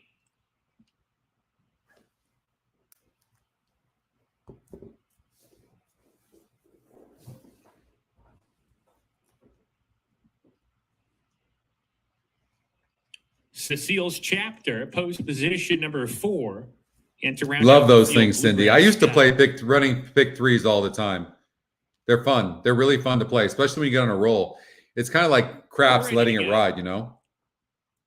And Leroff. Good beginning for all the runners, and Proof of Jazz bounces into the bridle, is up on the pace. Awesome Amanda has early lick too. She's going to apply the heat. Awesome Amanda. So this is what I was hoping for.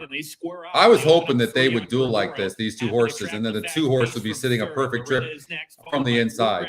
And we're getting that so far. And 6 horse Gregorio looks kind of ranked on the track right now. So really the 2 horses, I mean, 22 and 3 is ridiculous. And I mean, and the jockey on the 2 is just, he's riding this horse perfectly. 6 horse again is kind of struggling. The jockey on the 2 should just sit right off the 6, in my opinion. But now he's going on the inside because he's got a lot of horse probably. That's fine. With Gregoro, a gap of about 4 down to Bluegrass Sky. Fabriana and Cecile's Chapter are next, and Miss Everready is still well behind as they approach the far turn. Evan Roman tries to give Awesome Amanda a breather. Proof of Jazz and Alejandro Gomez maintain the lead as they hit the far turn. 1.5 lengths to Awesome Amanda in second. Now there's a space of 2. Loretta's getting closer with Gregoro. Another 3 lengths to Cecile's Chapter sent along, attempting to advance position with Fabriana. Oh, come on, open up there. Open up on the 2. Come on, open up. Oh, that hurt. On the 5 horse, just cut the 2, came out and cut the 2 off. Proof of Jazz trying to kick on with it here. Gregoro is come on, 2. Go. Oh, that 2 was so much best. Look how determined she is. She's 2 lengths clear and going strong. Coming to that the was finish. really unfortunate. That was really unfortunate. For it the whole way around. She'll sleep well. 5 got tired around the turn and came out. Hard, determined victory.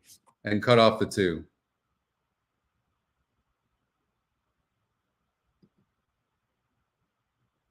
That 2 was relaxing nicely. Got cut off. Watch for next.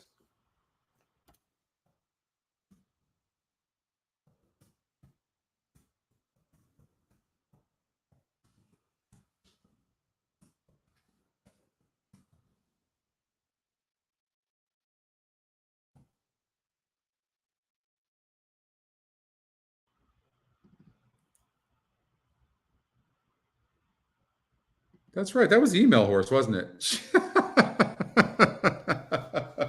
I would have liked a 2-3. I totally forgot that was the email horse.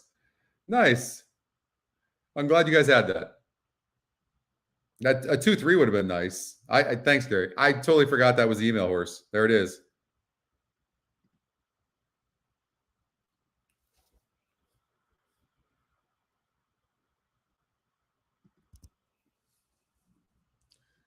All right.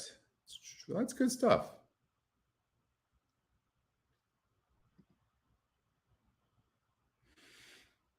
Okay.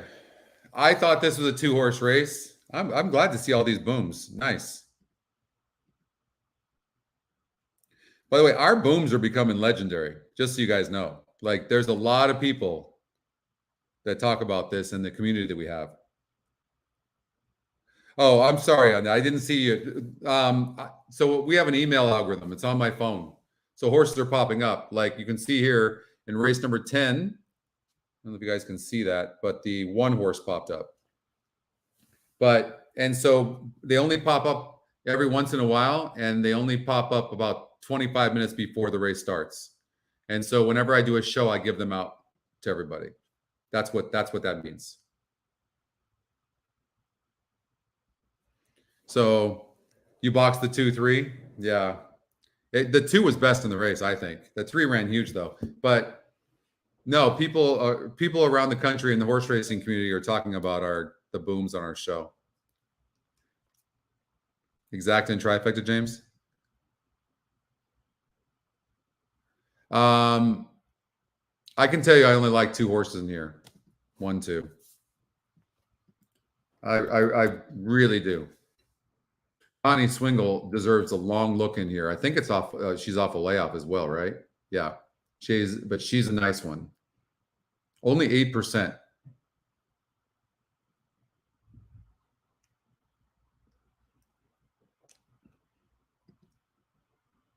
From what I saw,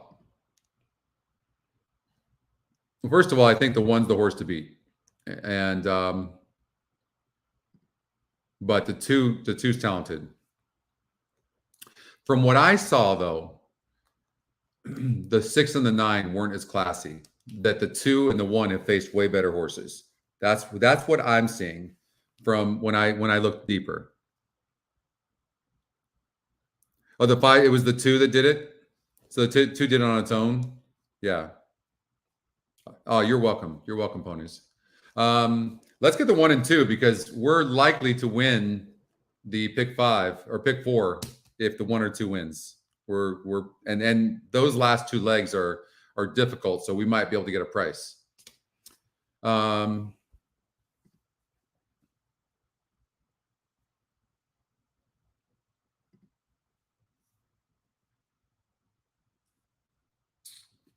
right, let's do a pick 3.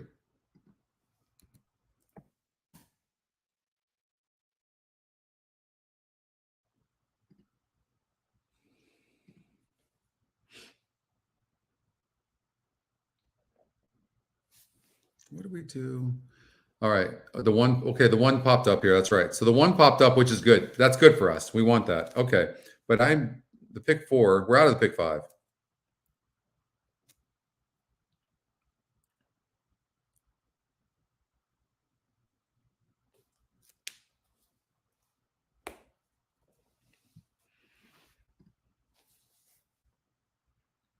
Lay 6 off on the 1. There's really never been any signs of this horse being a bleeder, from what I can see. As a matter of fact, if you look, it had Lasix last time out, and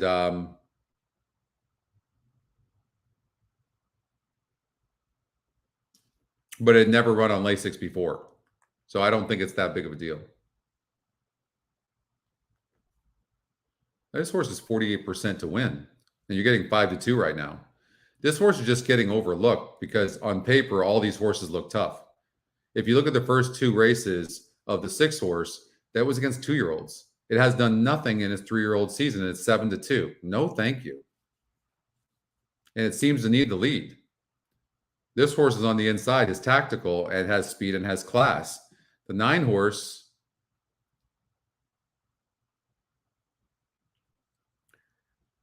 off slow rank, ended up winning.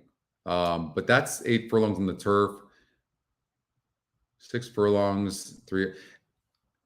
I looked at the race, the last race this horse ran against that group, and it was not very good. But I don't hate this horse, but I think this horse is more likely for 3rd. This race is between the 1 and the 2. I truly believe that. Problem is, look at thank God, like we have some long shots in the pick 4. I'm not going to recommend a 70, especially with 2 favorites in the first leg. I'm not going to recommend a $70 pick 3 ticket, especially on a 50-cent denomination. So, I mean, if you really want me to dissect it even more, I guess I could.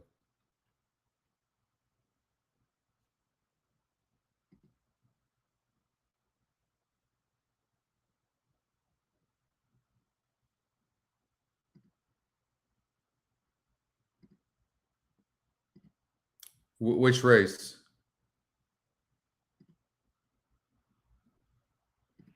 Yeah, I mean, that's okay. I mean, it's got decent breeding. I just don't think it's as good as these other horses.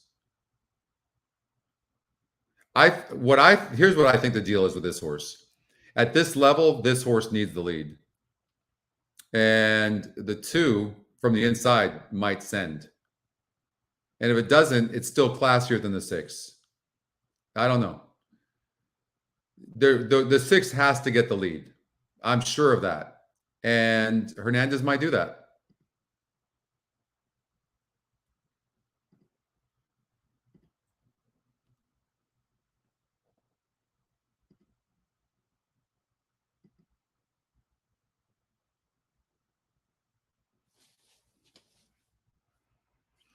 So on this turf race, it is sprinting. I find that the GSR, like sprinters that necessarily aren't fully bred for turf, can do okay with our GSR, but most of the distance races on turf, you better have a good GSR. That's just what I've noticed. So maybe you could do something like this.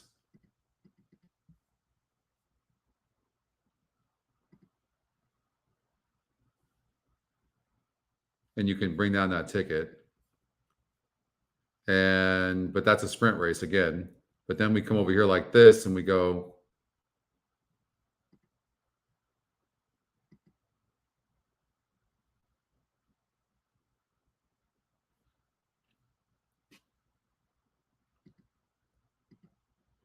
I mean, I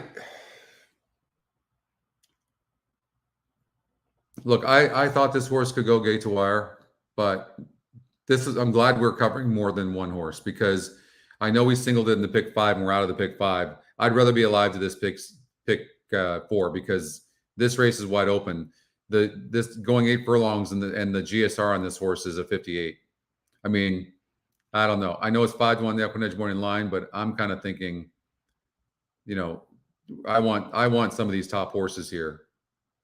The 9 horse is 0 for 6 in the distance. I mean, give me a horse that's not a proven loser.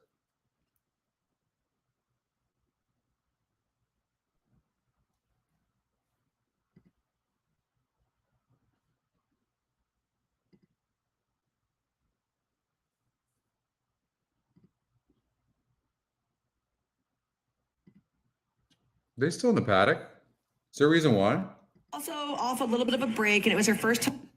Are we just off on our upcoming races, or what happened?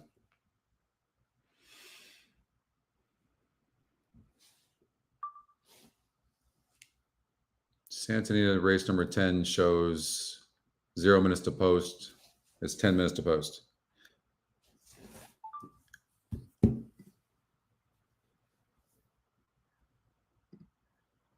You know, this isn't a golden hour show, but why wouldn't we do a golden hour? Absolutely. I agree with you.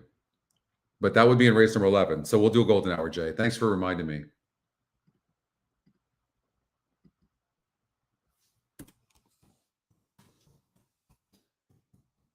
So the thing about the golden hour is it's a 15% takeout.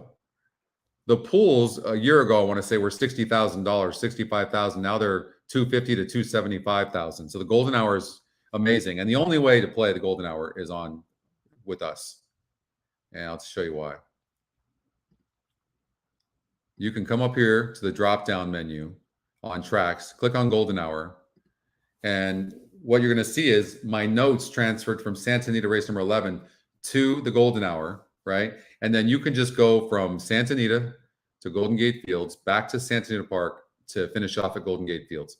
So It's 2 different tracks that go off in all 4 races in about 50 minutes, 15% takeout, and it's so easy to play on EquinEdge. So based on some of the work we've done, if we did, it's a dollar denomination, okay? Dollar denomination. So,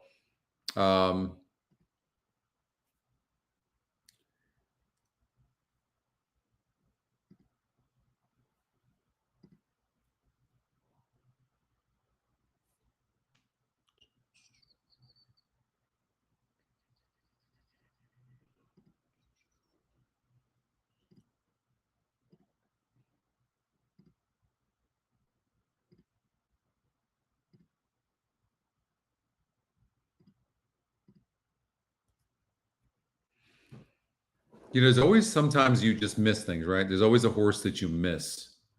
And this horse has never been on the turf before. The reason I threw it off, I did not miss it. It's only, so here's the thing.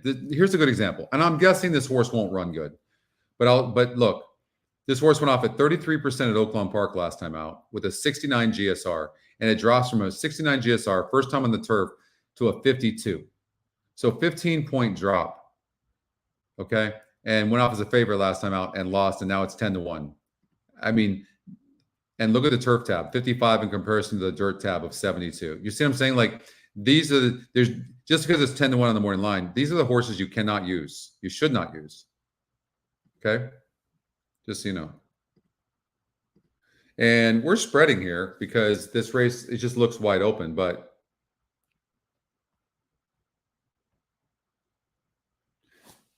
we'll look at the golden hour. But what do we got? They're just stepping onto the track. Well, we'll look a little bit closer here at this golden hour. Why not?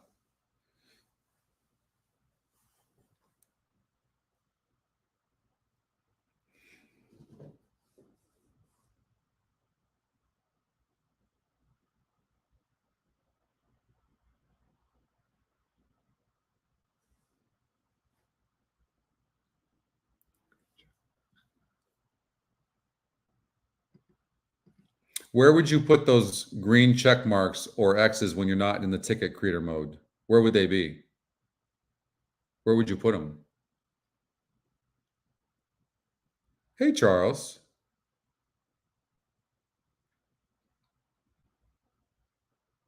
Oh, I happen to just start talking about that horse too, huh? Let's see. The 10th race, you like the 9. I don't care for the horse. I looked up the race and I didn't like the competition it was facing. But it's going to get somewhat bet because it's a nice horse, very honest horse. But I think this class of horse is too big. I think Big Novel and Connie Swing are too much class for the 9.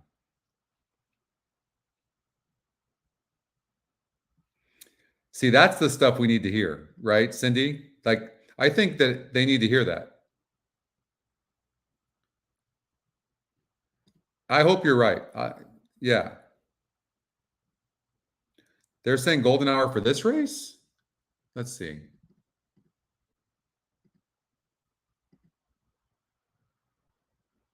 No, race number 11. It's always the last 2 races of both. It starts in the second to last race. By notes?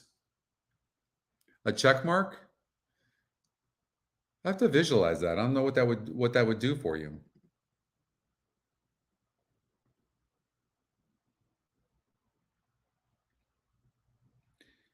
He was talking race 10. Yeah. Let's see here. Let's go back to that. I was just looking to see if the golden hour started in race number 10. That wouldn't make any sense, and it doesn't. All right.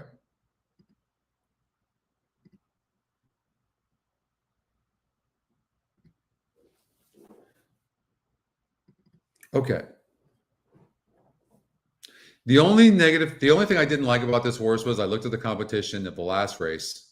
I went to my link feature that'll be available probably in a couple of months. I went to that, and see, that's great to know. Thank you for that. Lets you pick horses throughout the day, checking horses you like as you move. That's an interesting concept. I'll process that. I love ideas, by the way. Don't stop bringing those ideas. I love them.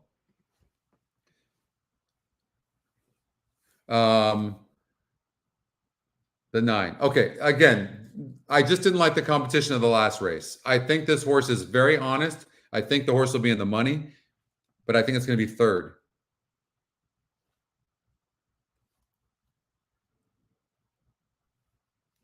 Oh, I mean, I was in Australia, Chad, for a month and played. Was at all the tracks down there, all over the country of Australia. I loved it.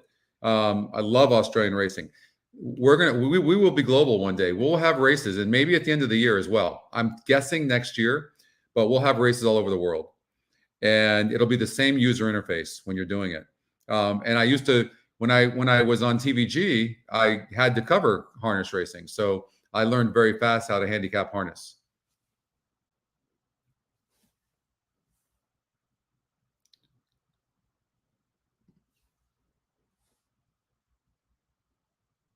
Who's corner got? Who's his horse?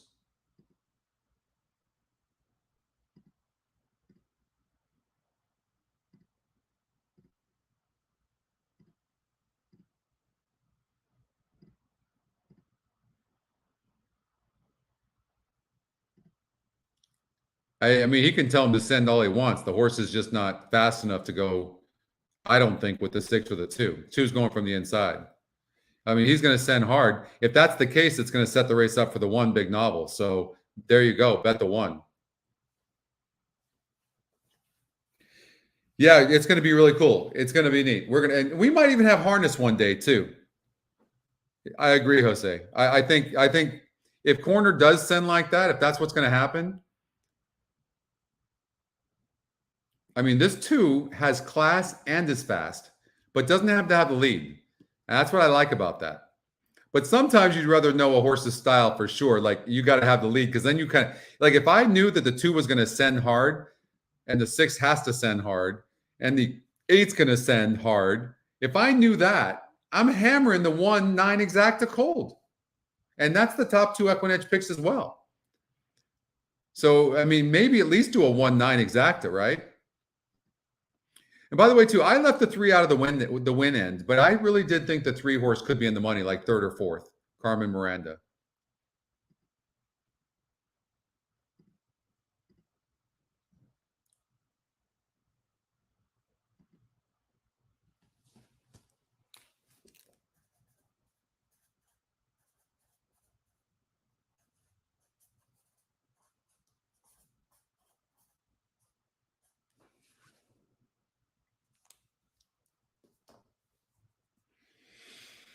Oh, the Hong Kong's going to be great, Doug. Oh, I can't wait either. That's going to be an absolute blast. All right.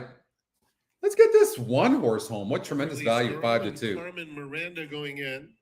Here's Money Penny. What's up, Catherine?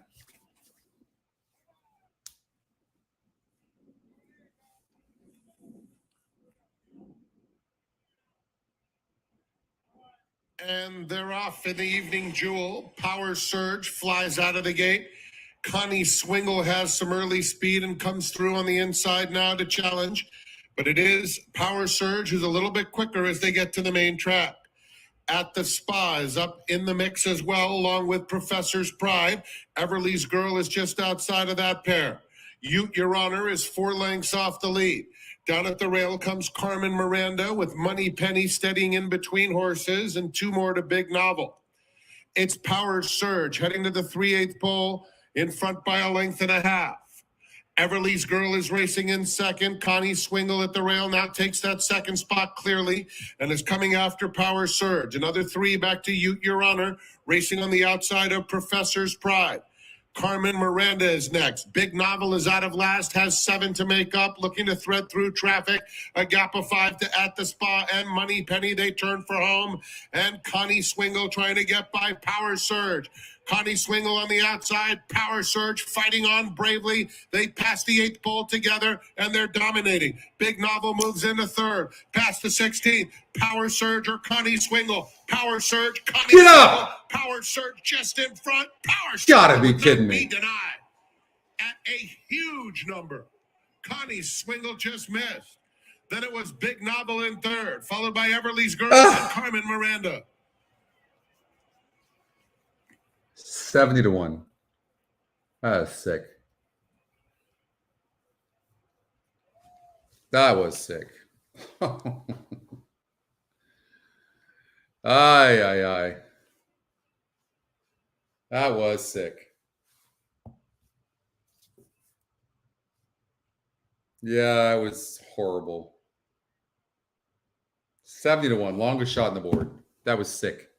Where did that race come from? I honestly don't know. I'm going to relook. I just don't get it.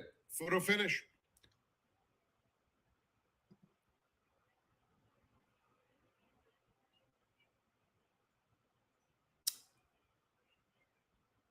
Wow. Insane. Blaine Wright. I mean, the GSR was good. The horses bred well. This is not the worst looking long shot in the world. Not going to lie. I mean, I didn't see it, but I mean, look at a third, a first, a second. I mean, it was facing 70 SOR, 70. I mean, it's not, and going on the dirt for the first time. It's not the worst long shot in the world. It really isn't. Calbred. It's what I did. This is what I did. I see 45-1 EquinEdge morning line, and I see 2%, and I'm throwing that horse out. 76-1. Insane. Insane. What heart that horse showed.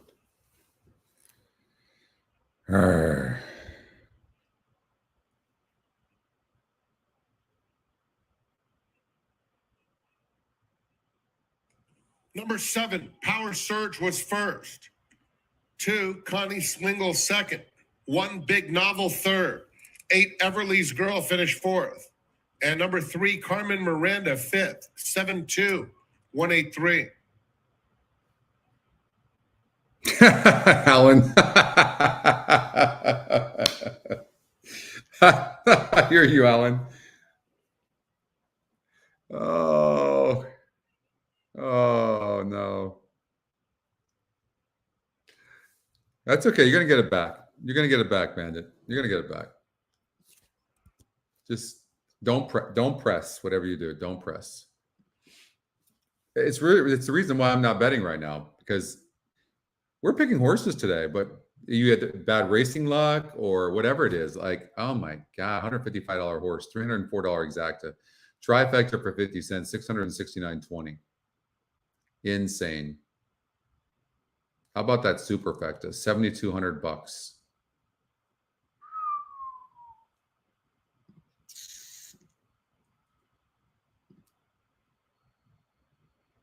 I mean, this horse literally showed nothing. Was so far back. That effort by Big Novel was really disappointing. I just don't even like. They need to keep this horse longer. Right? This horse is not a sprinter.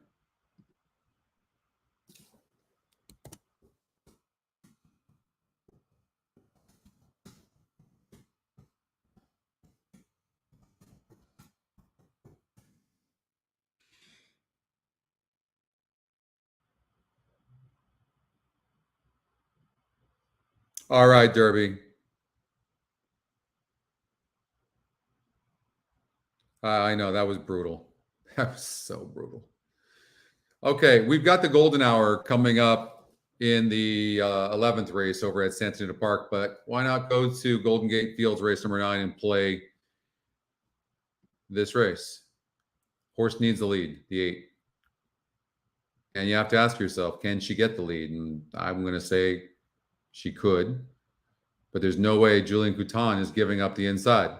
Not going to happen, I don't think.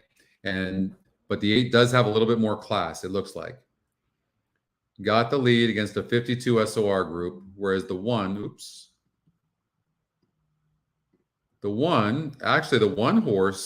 against a 56 group. There you go. So, I mean, and am I missing something? We don't have live odds. You guys noticing that?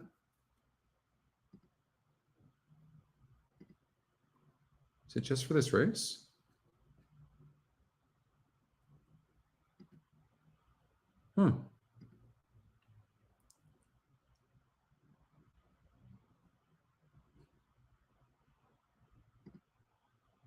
Race number 8.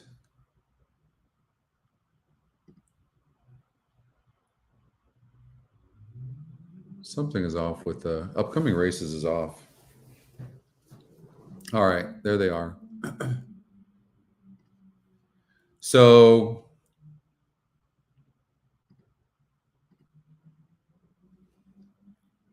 I'm with you, Deb.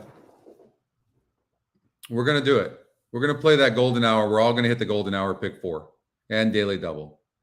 So I hadn't prior looked at this race, but that was race number 9 that I was looking at. That's why. Okay. So we're in race number 8.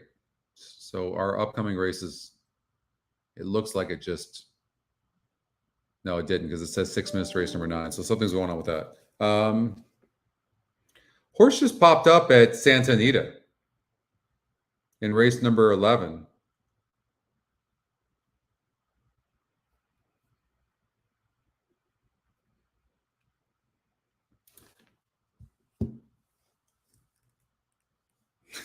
Yeah, probably, Charles. Okay, Autism's World. This horse can rate some. I think it fits at this level. We'll see some of the other horses. It has been off since June. This horse can rate some as well. I really don't love either one of these front runners. I'm looking for an SOR horse right now. 10 horse has 0 speed. There's no way that can bet 2 to 1 on a horse that's going to be so far back, and it doesn't have a class advantage as well.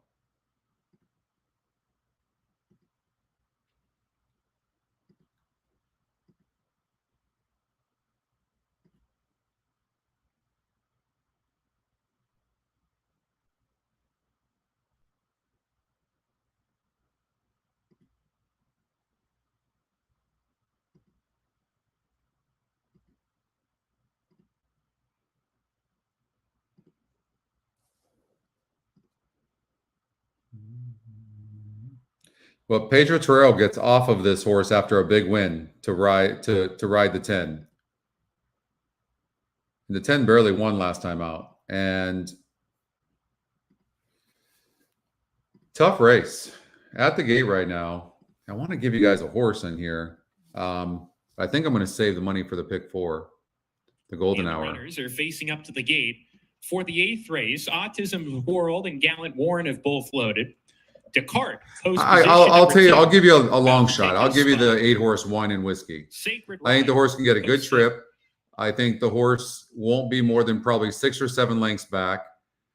And I would, in a race that looks wide open to me, and I think the 1 and the 2 are going to duel. So let's see what happens. Let's see if we can get this 8 horse home at 7 to 1. Give us some money for the golden hour. Wine and Whiskey. Post 8. Stalking Shadow. Hey, Nenko. Yeah, we got to do that. We got to get this. We got to get this golden hour. The California Derby on Gold Rush weekend in a few weeks, April 30th. April 30th, Gold Rush. Rock till you drop. Post position 5 will be the next one up. Oh.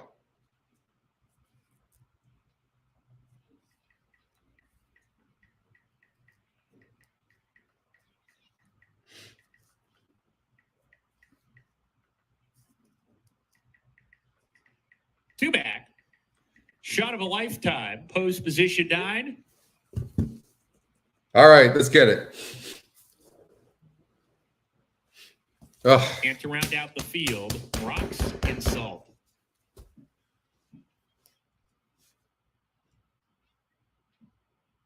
We're ready to go. And Lara. Great break. Uneventful break for all the runners in the race. Autism's World from the inside off the layoff. He wants to go, and he's going to go to the front. Descartes right there with him in the early part, and Governor's Party is in the 3-path now third. Sacred Rider parked 4 deep, and Governor's Party. See, I don't understand the jockey on the 8. Like, why would he go? Do you see what he did?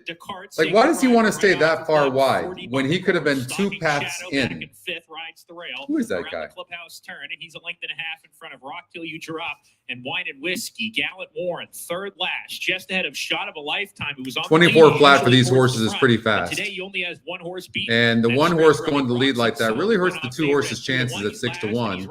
3 and 7, 7 being wide like that's no bueno for that horse, nor the 3 for that matter. The 2 horses, whoever that is really in, or the 4 is in a garden position. Is 4 wide, continues to I think the 8 still looks good, but I mean, why not save ground wherever you can? Wine and Whiskey, then Rock Till You Drop. Gallant Warren, Shot of a Lifetime are next side by side, and Rocks and Salt still has to pass the ball with 3 furlongs to go. Autism's World now pumped upon by William Anton Georgie to keep the lead. Descartes right there on the outside to engage. Those 2 are a length and a half clear. Stalking Shadow tips into the 3-path, gets up into third. Governor's Party loses a spot under pressure. Rock Till You Drop is next as they come off the turn. Autism's World trying to fend off Rock Till You Drop, who's coming with a nice move between horses. Rock Till You Drop snatches the lead. Stalking Shadow trying to move with him coming up. I mean, it was always trying, but I mean, look at that. That's 8 horses at the wire. Stalking Shadow goes to the front. 4, 5, 3, 15-1. That 4 horse always was getting the best trip on the inside. The 8 was wide the entire trip. Governor's Party re-rallied to be a good contentious race late for the 15-1 on the 4. Stalking Shadow.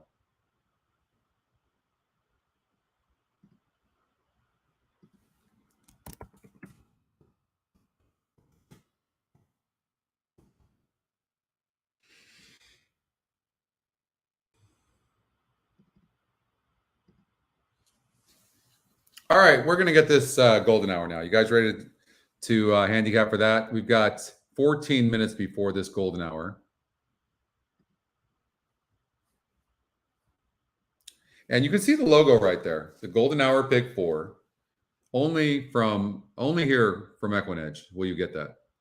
You click on that.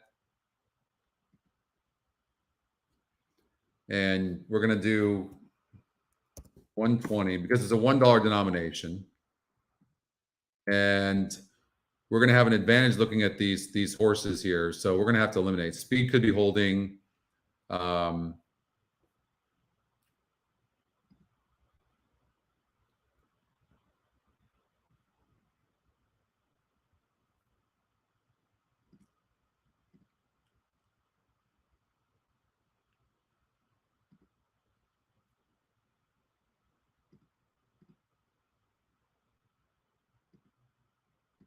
All right, so I have to really dissect this right now because in a situation like this, you can't just use any horse just to use it because you don't want to handicap. I have to fight this urge right now. So Ramirez gets 119 pounds on the 9 horse, and so I'm looking back is what I'm doing. I'm looking at the levels. That's all great, but I'm looking and seeing. Look, there's 11 horses. The horse got 7th. 7 horses, the horse got 6th, right? You see what I mean? Like in a 40 group, then the horse doesn't run good. That was on the dirt. The GSR dropped back up on the turf, but this horse just does not want to win. It's 3rd race off the layoff. I don't see it. So we're going to go like that. 12 horse, certainly not a good post to be.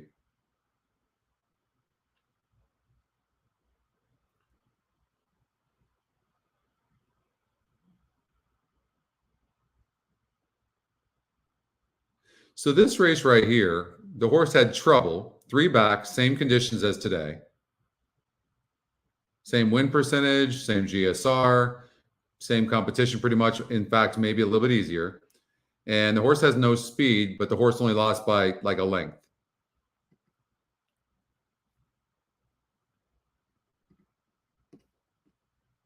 That's the 12 I'm talking about. It's also EquinEdge's second pick.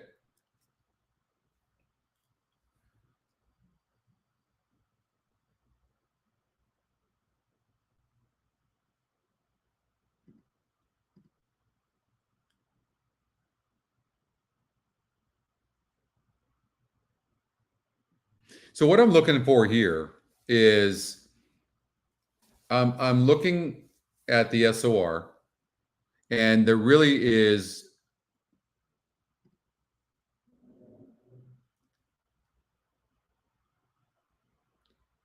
I just think this is a really weak group here in the fourth faced, and it has a really low SOR. Pace is okay. It's 7%. I'm not worried about the win percentage because the top win percentage is only 24%. But I think there's maybe a sleeper in here. And so if we're going to hit this, you guys willing? But if we're going to hit this, we have to eliminate horses like this. We have to. It's the only way.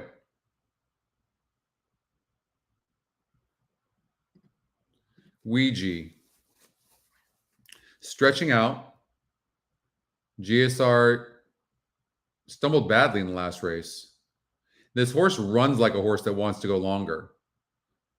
Jessica Pfeiffer is aboard. Hulk. I'm looking for a horse that's not a proven loser. That's what I'm looking for. Brotherly Love can certainly go gate to wire. The only thing throwing me off, I don't love it's kind of a crappy GSR. Or maybe it's not. Maybe it's because the 6 horse is making everybody look crappy. So let's look at the 6.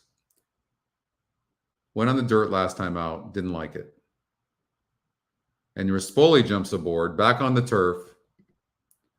Drops from 62.5 2 back against Tougher. Gets a higher win percentage. 6 horse. It's 5-1 right now. 6 horse is a player.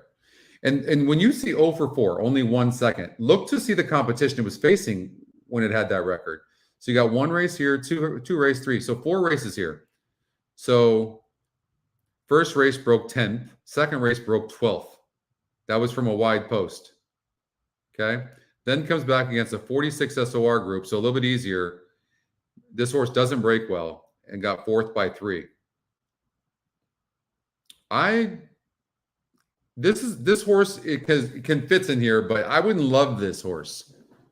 I'm not in love with this horse, but I think this horse has a shot.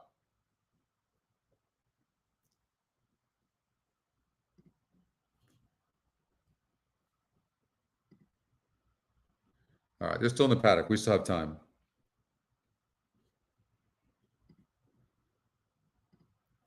Is this 6 a single?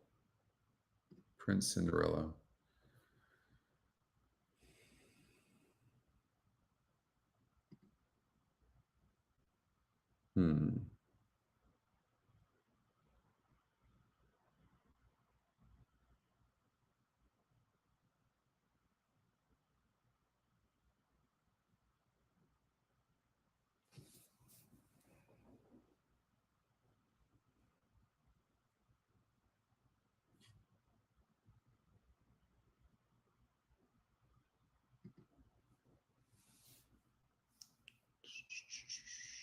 Bourbon with a twist.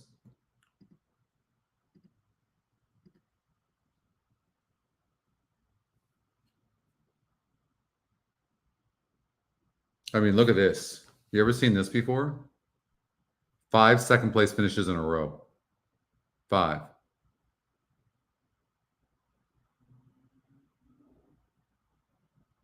GSR is about the same.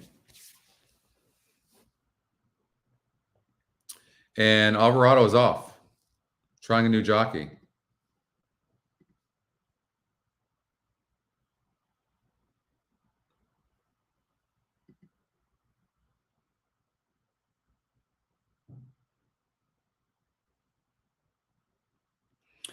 Okay.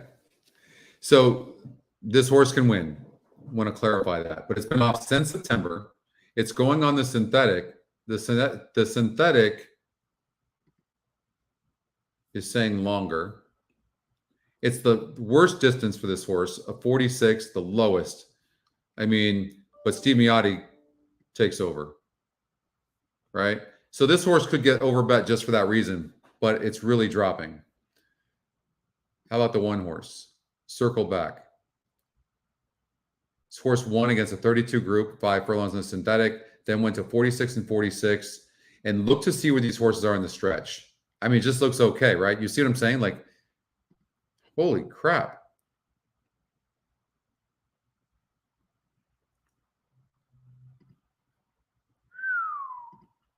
Refi now. I'll say this. Anton Georgi's on fire. This horse is dropping, although it dropped huge. No, that was a tougher race. This horse is well, and okay, this horse ran on 4-1, so they're coming right back. This horse actually is dropping really good here. Anton Georgi's hot. Should we single this horse instead of the 6? I mean, this is a big drop. Horse is only 6.5 lengths back last time out. I mean, what else do we have? Let's look at the EquinEdge long shot. Top pace. Could this horse go gate to wire? I mean, it beat a 30 SOR group last time, a 30. Ugh. For me, I say we take a chance. Gosh darn these people. How did they get through?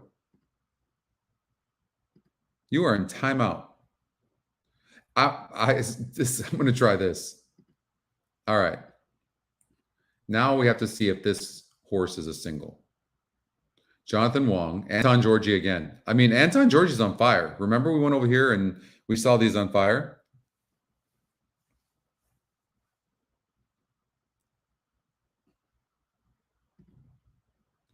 Five minutes. They're on the track, going down the hill. We have to fix. I know we have to get that track diagram working. I know, but we got so many things we're working on that are in front of it.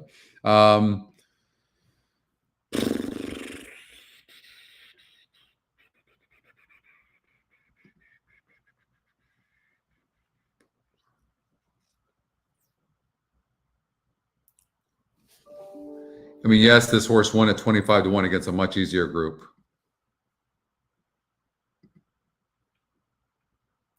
This horse still keeps popping up to me. 30%, this 10, with a 68 SOR. And the EquinEdge morning line says 8-1. It's 9-1. I'm going to tell you, I think this horse is going to run big. Look at down the hill. Already had the experience down the hill. Look what it's done down the hill. Look at its record. Tremendous. It won there, and it got a second barely here. And the horse is tactical and has that outside post. What's wrong with a 10? Nothing.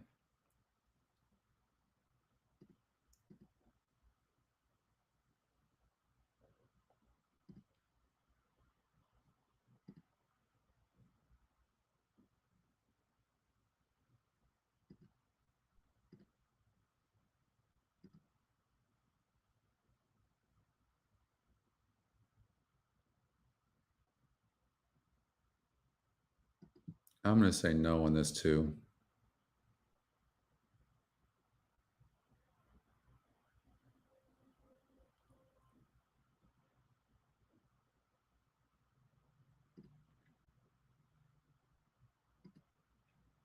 I don't love the 7 horse. I'm going to take a chance.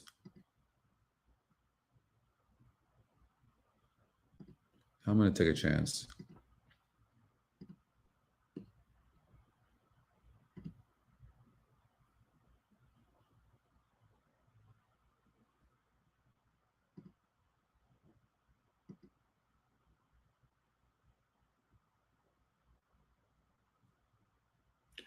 See, this 8, 7, and 5 on the EquinEdge morning line, but it's dead on the board. I agree on the 6.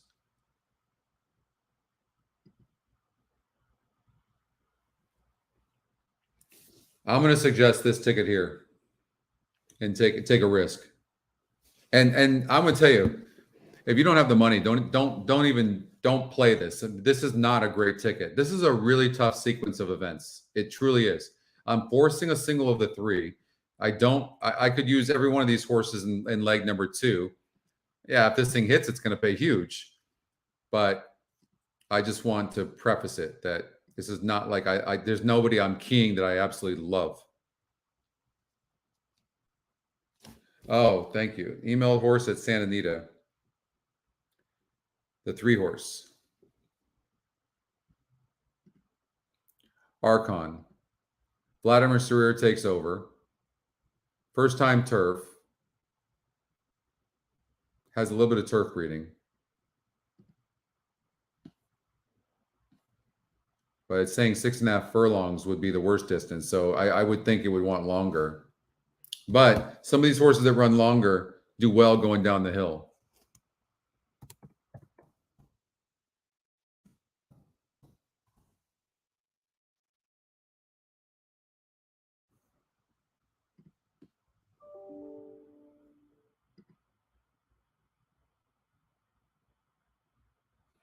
I'm leaving the 9 out because it's a 52 GSR.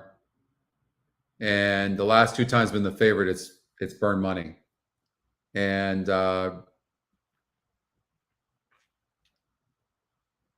it does have some class, though. I will say that, Alan.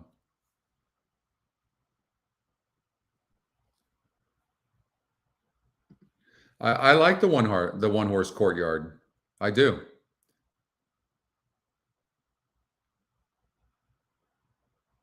But 2 times this horse was here down the stretch. It almost looks like one of those horses that keeps doing that thing I'm always talking about that you don't like. We'll see if because and Pratt was on this horse twice and couldn't win. So it is the EquinEdge long shot, and I don't think there's any world beaters in here, so I do think the 1 could win. But it has burned money with Pratt. I like the 10. I really like the 10. This horse is going to get a good trip, can rate Valdivia board. The only reason this horse isn't getting bet is because it's Valdivia. That's it. And this is second off the layoff, by the way. That horse did that second. This is second off the layoff. It's not getting any love. Pipey's a good trainer.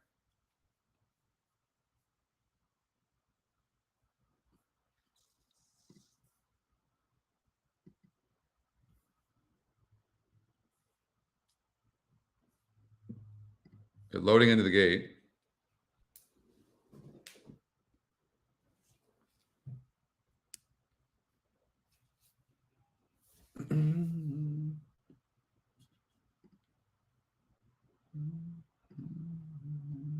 Loading in the gate for the 11th. This lightly raced horse is Anaconda's deserves a big shot as well. The 7 is the favorite. I don't like the 7 take up his spot. personally, but this horse is moving up in class. But 4 wins and 11 tries. The horse either wins or he doesn't get in the money. Coder, Harbored Memories, and Hudson Ridge.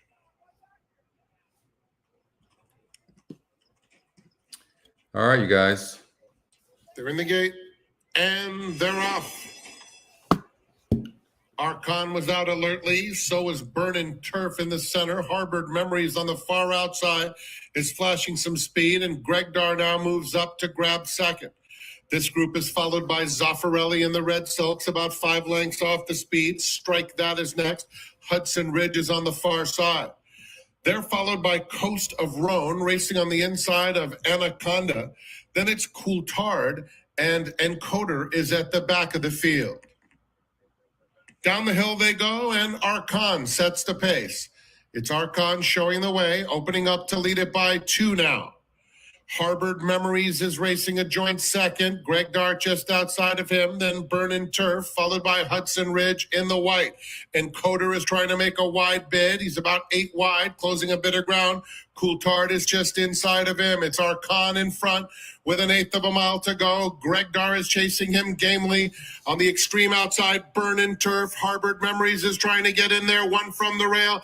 Burnin' Turf now coming up on the outside of Archon. Don't do it. Close to home with Greg Dar in between them. It will be Burnin' Turf. Burnin' Turf is razor sharp and wins it.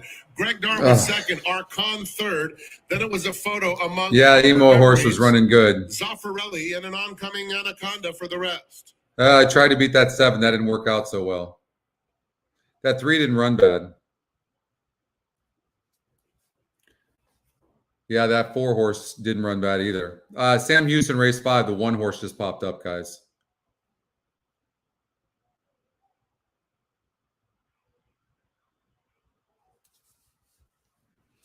At 7, horse in good form right now. Johnny V gave the horse a really good ride, and it was a wide open race, and there was like 8 of them within like 4 lengths of each other.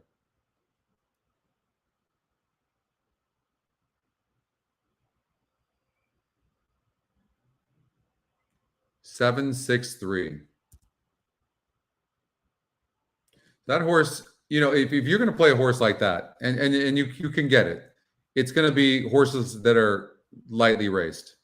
And this horse only had 11 races. Now it has 5 wins in 12 races. Either wins or it doesn't run. But you can see it really moved up in class here from a 60 to 68. But it handled it. And that's 3 straight wins. So this horse is really on one right now. And I don't know if Van Dyke got off the horse because he got off the 4 and the 7. Because, oh, you know what? He rides for Richard Mandela as well, too, doesn't he? But that 8 ran good, but didn't run. 6 horse, Greg Dar, ran a good race. You could have predicted it was going to run good, but it didn't win. Blacker was confident.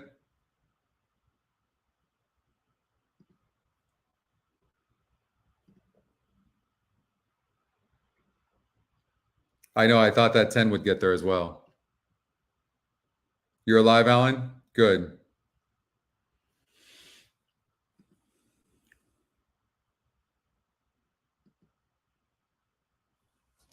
Okay. So we'll do a golden hour daily double. And so we ended up using the 6 and the 7 here. Okay. So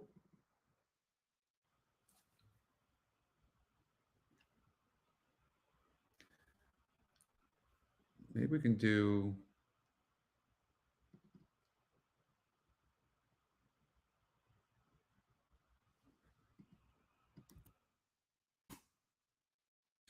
What about something like this? But I would just do the 6 and the 7, right? It doesn't cost that much money to do, and you could do it multiple times. So 6 and 7 with 3.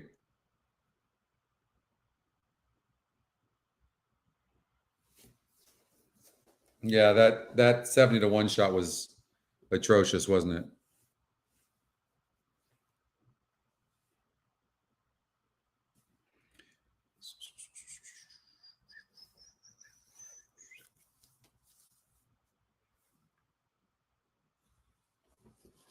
Ugh. I'll be right back, guys.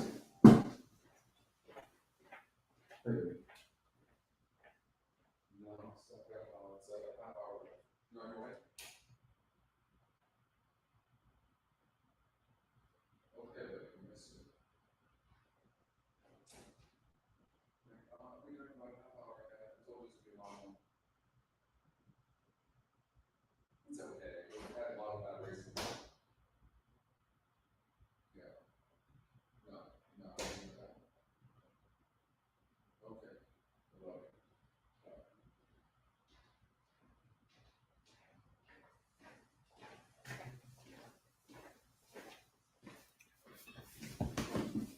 it. Okay.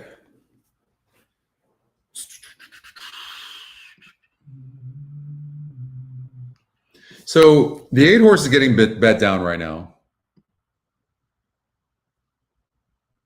2 to 1.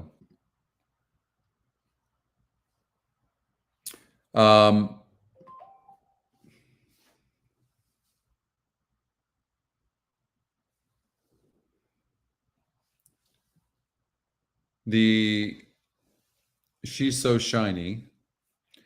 The only problem with this horse is I'm pretty sure this horse needs a lead. I'm pretty confident about that. And the 1 horse is fast.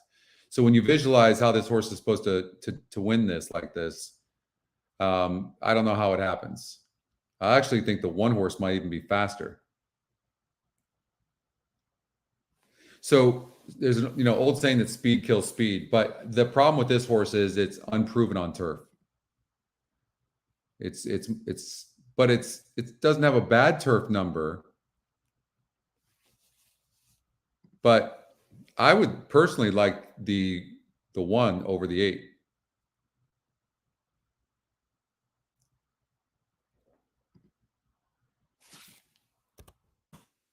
So 6-7 over 3. And if it comes in, I mean, you're great. You're feeling good. If it doesn't, then no great shakes. Because you could cover an all in here at Golden Gate Fields, and then the five's going to win, or the 6 is going to win, right? And it's not going to pay anything. Okay, you better. You better.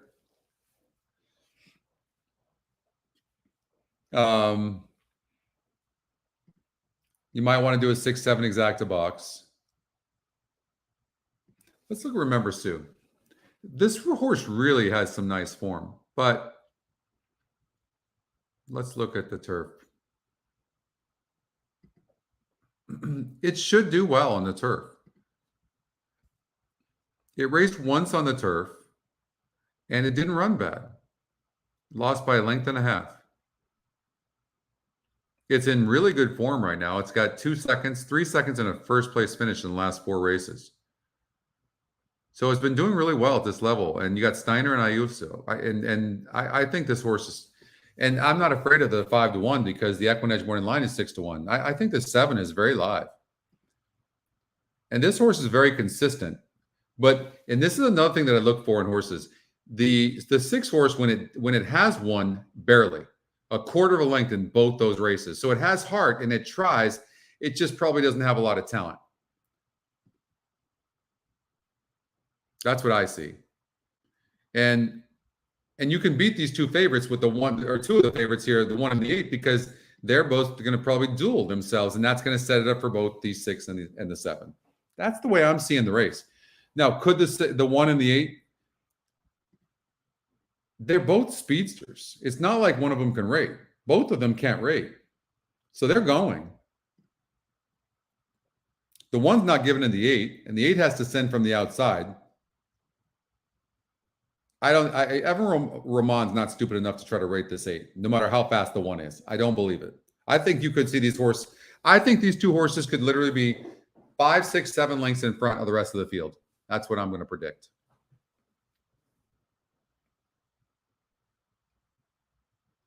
Yeah, I mean, that's okay. Yes. And we saw that earlier, but they were crawling.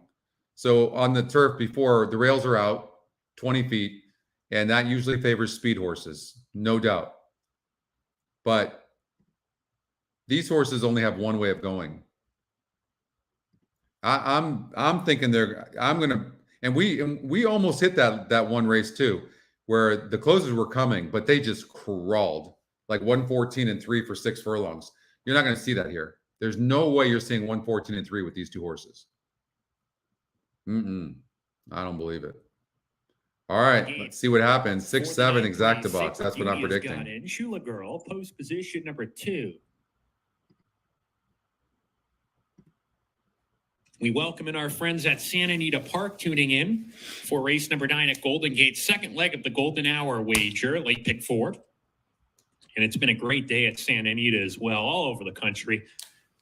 We've got 9 on the turf here, folks. Aliso Beach, post 4, Skymaker, next up.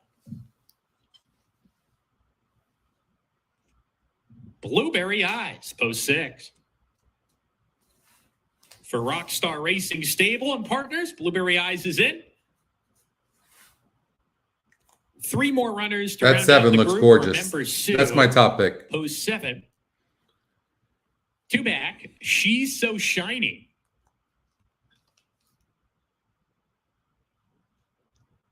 Gold Rush Gal to round out the field. We're ready to go. And let off. Aliso Beach had to take up right at the start, drops back to trail. She's So Shiny had no problems coming out of the gate. She goes right to the lead, puts the pedal to the metal, and opens up a length and a half on Skymaker in the second, and Gold Rush Gal on a hold. She's in the third, a little bit eager. Sacred Beauty, stalking the pace in the early part. She's 2 lengths clear of Chula Girl and Blueberry Eyes. Remember, Sue is next with Dashing Demi. And Aliso Beach is trailing early on as the 9 fillies hit the clubhouse turn.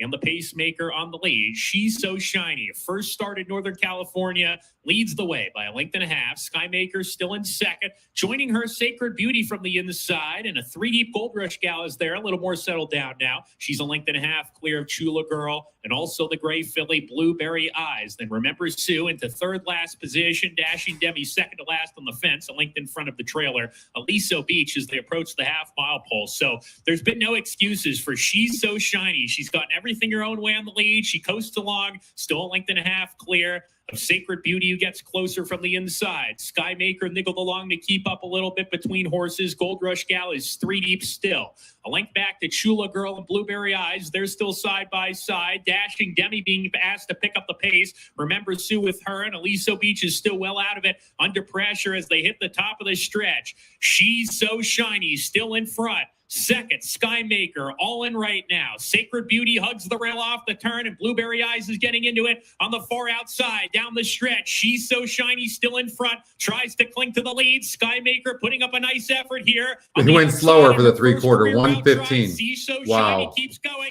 She's So Shiny. And the 8 still can't win the race. Will not go away. And Skymaker and She's So Oh. Shiny, they hit it together. It looked like Skymaker got the better bob, but it was. You know what? I'm not going to make that mistake anymore on this turf course. The rail's 20 feet out. That pace is just not stopping. That's a mistake. That pace is not stopping. You have to be tactical in order to win up there. The 6 ran huge considering. It did.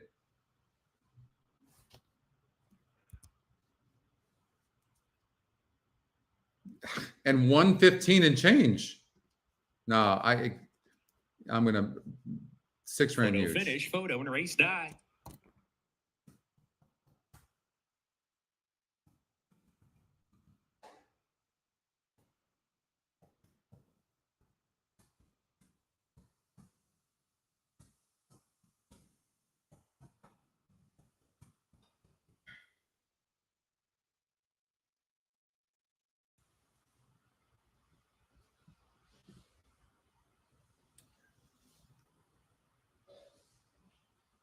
It is.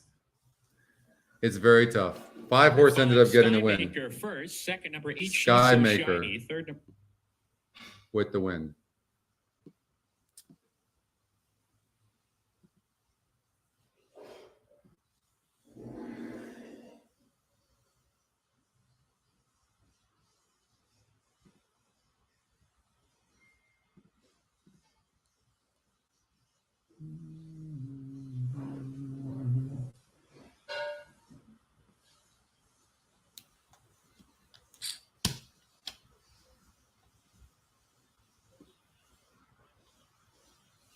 All right, well, we got the golden hour daily double. Let's see what we can do.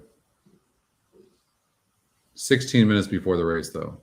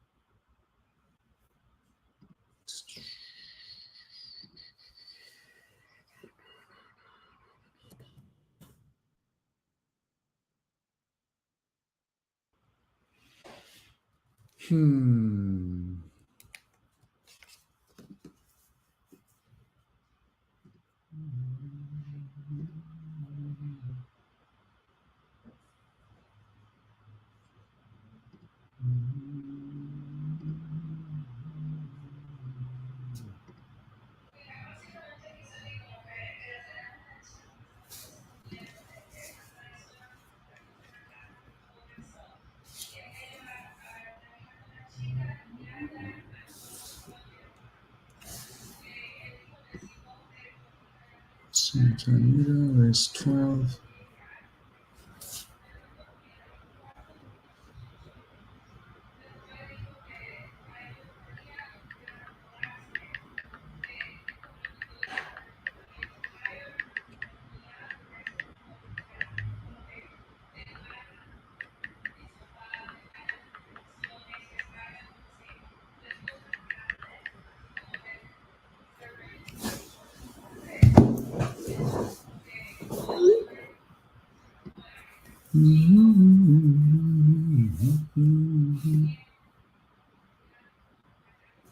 Okay, let's see what we can do.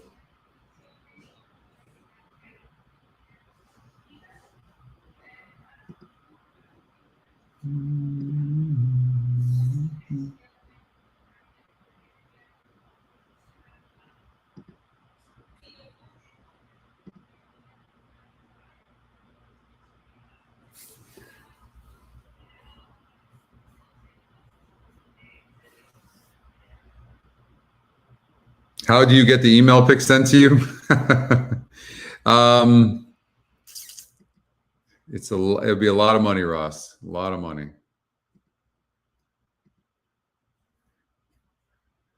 I haven't figured out how to give those out yet to everybody, because if I did that, then the odds on those horses would go off very, very low.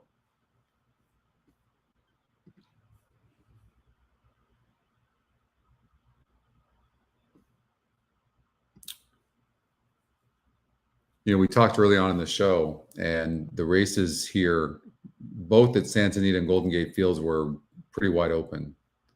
This is no exception here. It really isn't.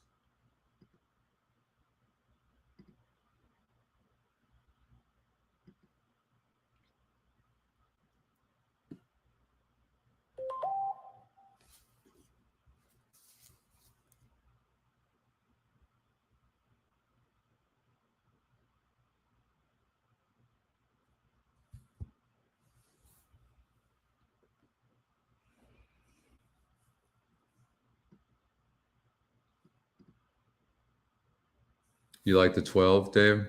Let's see here.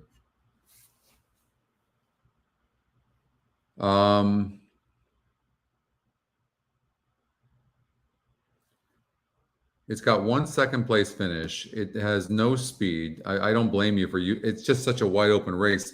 I don't think I would talk you off of any horse, honestly. We're having issues. It's hard to explain, but we had an issue with a bunch of data getting overloaded into the system today. So we're having a few issues back and forth, but Brad's working on it. So that's why we're not seeing any live odds in this race right now. Candace is back on TVG? Good. Candace is great. I enjoyed working with Candace.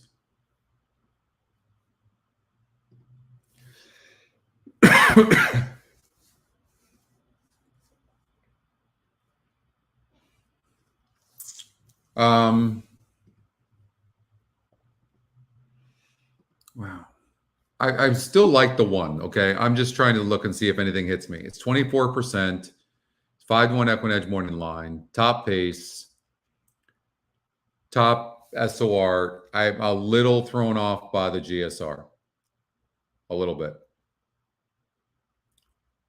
Like if that horse had a good GSR, I'd be all over it. It really doesn't have a good GSR at all as far as breeding. It's like, look at those tabs. It's not bred very well.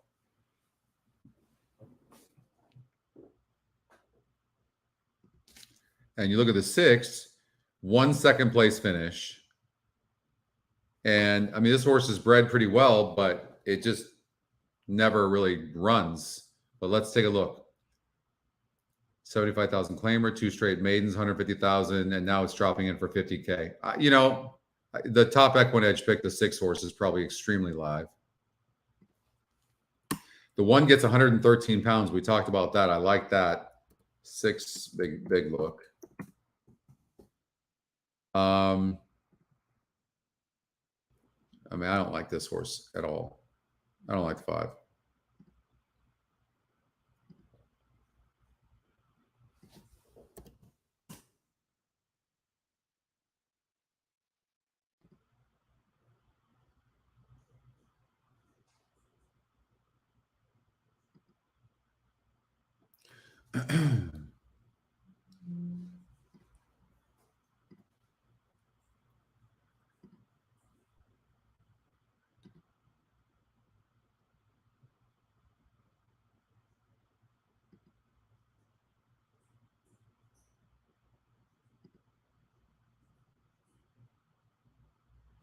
You know, from what I can see, it just does not look like the 6 horse likes dirt. But it's run very good at 8 furlongs. For sure, the 6 horse, this is the best distance for the 6. See, it didn't run good at 9 furlongs, and it was 28-1. Okay, it didn't like the dirt. GSR dropped. When the GSR has been 70 against this easier competition, has run good. So I think the 6 is going to run a good race. Got Curly. What 9? It's not second off the layoff. It's third off the layoff. And it's moving up in class. I don't like it at all. Lookout Point. This horse has just burned a lot of money. 10-1 right now, 44. I mean, it doesn't have any speed. I think the horse can finish, but I don't see the 12 winning. I just don't. I think the 6 is going to 6-1. I got to look at the 7 a little bit more carefully because it's only raced 6 times, but it's not been in the money once. And it's been at this level. And it has tactical speed, and it still loses ground. I don't like the 7 at all.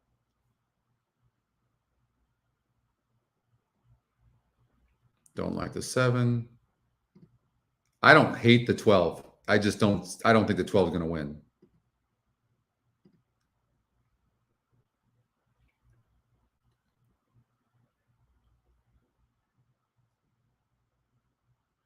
I mean, this 8 could improve. It could. This Ouija horse, 6 furlongs. GS, it's not bred very well. It did stumble last time out. Jessica Pfeiffer jumps aboard. It's getting bet in half. I mean, I guess there's a chance. You like the 10, Justin, win, place, and show?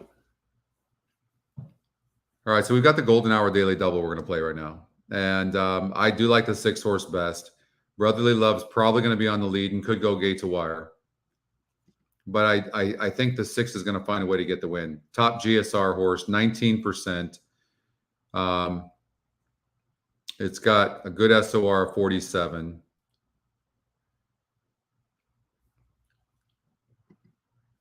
The rail, there's no rail, no temporary rail set out. So this horse runs like a horse that wants to go longer for sure. Let's look at the GSR plus on the 10.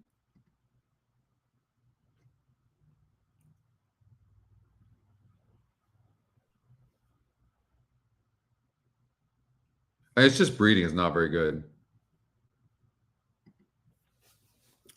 It's okay. I think the 8 could run good. I do. Lightly raced, going on the turf for the first time. Turf tab good. Once longer like this. I think the 8's very live. For me, it'd be a 168 exacta box.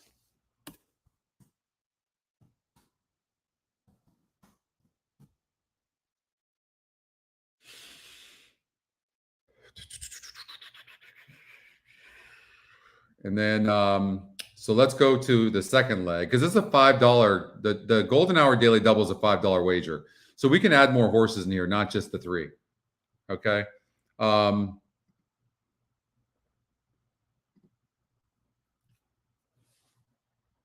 Luck. It's a price play. It went gate to wire against a 30 SOR group. I can't tell you. Like, it looks like it's the speed, but I mean, I'd rather have the 1 because it's got more class and it will be near the pace.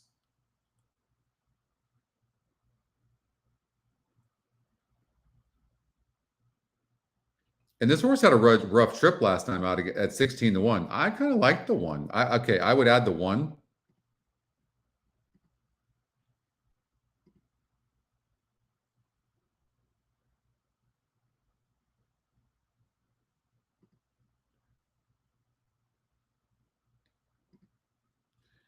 If the EquinEdge long shot beats us, I guess it's going to kill me, right?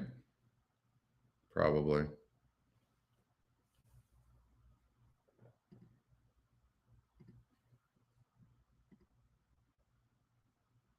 Five minutes before the 12th race.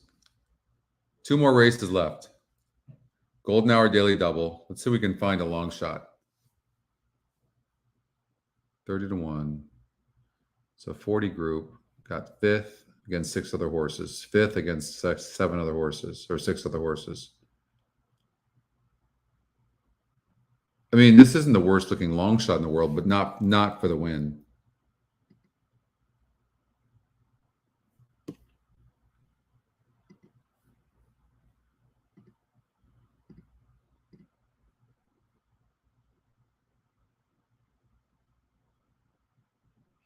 This horse is getting way overlooked. It's only 1%, but this horse is better long shot than that. Let's try to get a price. Why not? This horse won gate to wire against a 22 SOR group. No, not for me. I mean, this horse is dropping in class, so the 5 deserves for sure. 6 Bourbon with a twist. I mean, 5 second place finishes in a row. That's what I'm going to recommend. I'm going to try to beat the 6. I think the 5 is probably the horse to beat. I'm going to try to beat the 8 horse with the 1, because I just don't like the class of the race that the 8 comes out of. So when you compare the 1 compared to the 8, a 46 SOR compared to a 30, and it's only 9 points difference, I would think the 1 could make up that difference. So I'm going to stick with the 1. That's the ticket. 16810 with 1357. And I would say is if you want to, you might single this or use the 3 and the 5. Hold on here. The more I look at this horse, the more I like it a little bit, only because it's dropping in class. It's dropping in class big time. I mean, 54 last time out, and the stretch was only 3 lengths back. I mean, the 5's probably very live. Okay. So I would definitely use this 5 horse. A man of my stature. Okay.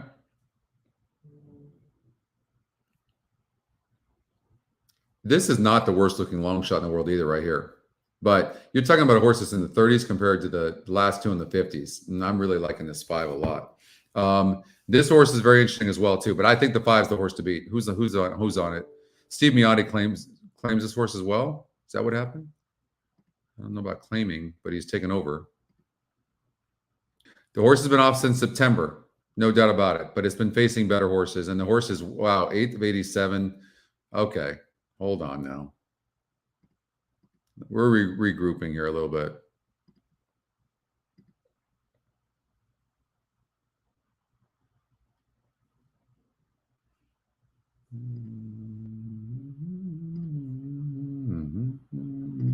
No.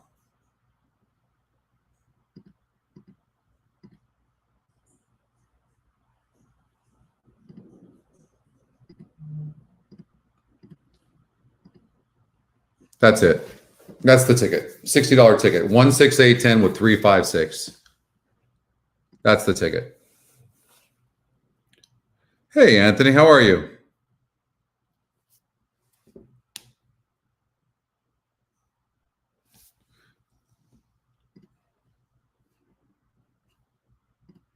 I agree. I think this 8 horse is live as well, Patrick, for sure.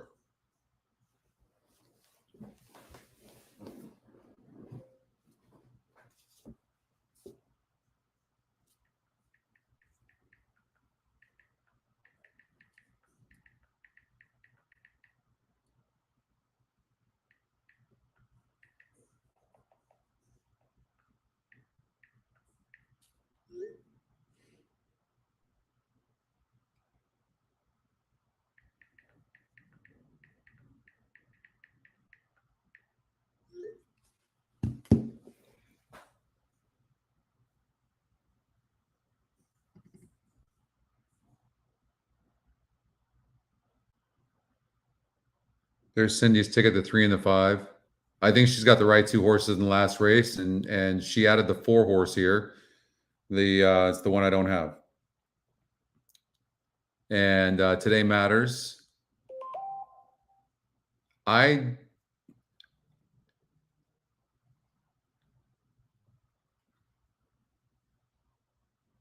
could see adding the 4. I could see that. I could see that.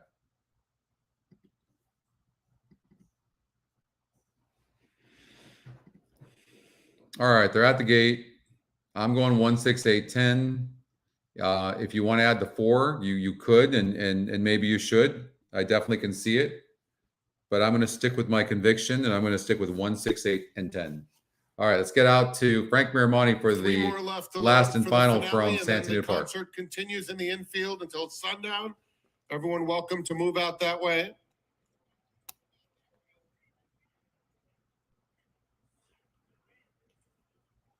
Lookout Point completes the line. They're in the gate. And they're off. Brotherly Love at the rail has some early foot. Here's Got Curly, Candy for Carmel. Those two now go on with it, and they're joined just inside of them by Hulk in the turquoise colors. It's Big is fifth, about 3 or 4 lengths off the lead.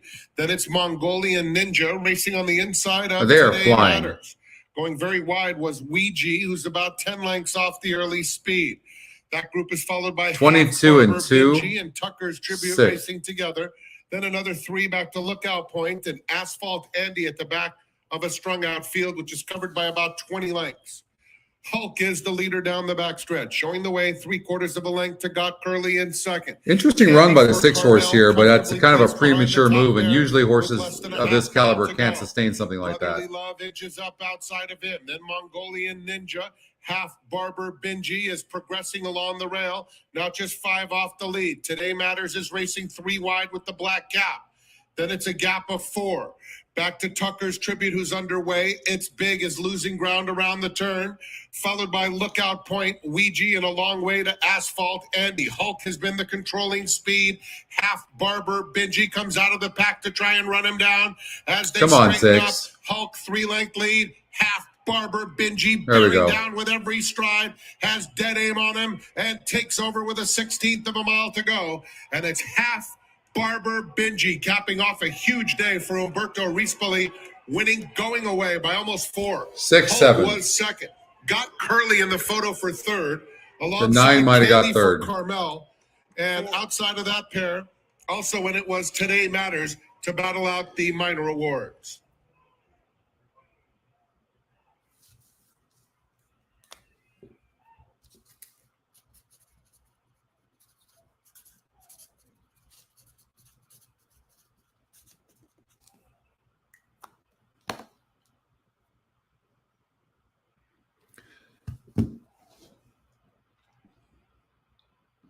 Six ends up going off at 5-2. I mean, it looked like the best horse in the race, right?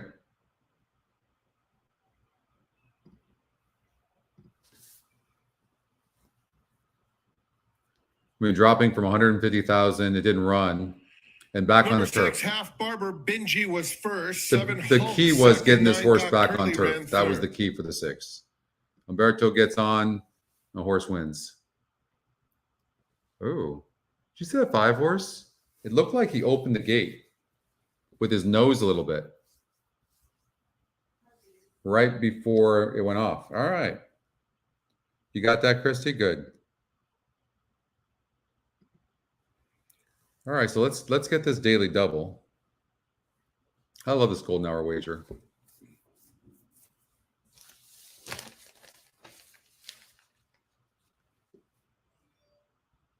Got Curly did get third. The 9 horse at 18-1. I know one of you liked that horse, actually. Hopefully you had that trifecta. That's going to pay good. You're talking about it easily a $60, $70 for a dollar trifecta, maybe even 50 cents. It could be double that. That was a wide open race. And the 8 horse held on. The 6 horse was EquinEdge's top pick, and the 7 was the EquinEdge long shot.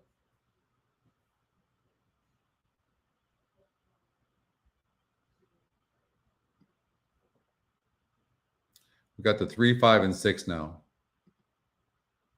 I think the 7 is an interesting long shot, though. I still believe that. I don't think it's going to be on the win. I think it's lacking a little bit of class. Hard to say lacking a little bit of class when you're talking about a 4,000 claimer, right? It's all relative, I guess. Right? The $5 minimum. It's fun. Great pools, all of it. All right, let's get the 3. I mean, the 3 would be great. Sorry about the live odds, guys. Brad's working on that right now. 4 minutes before this race here. 7-5 right now on the 6 horse. And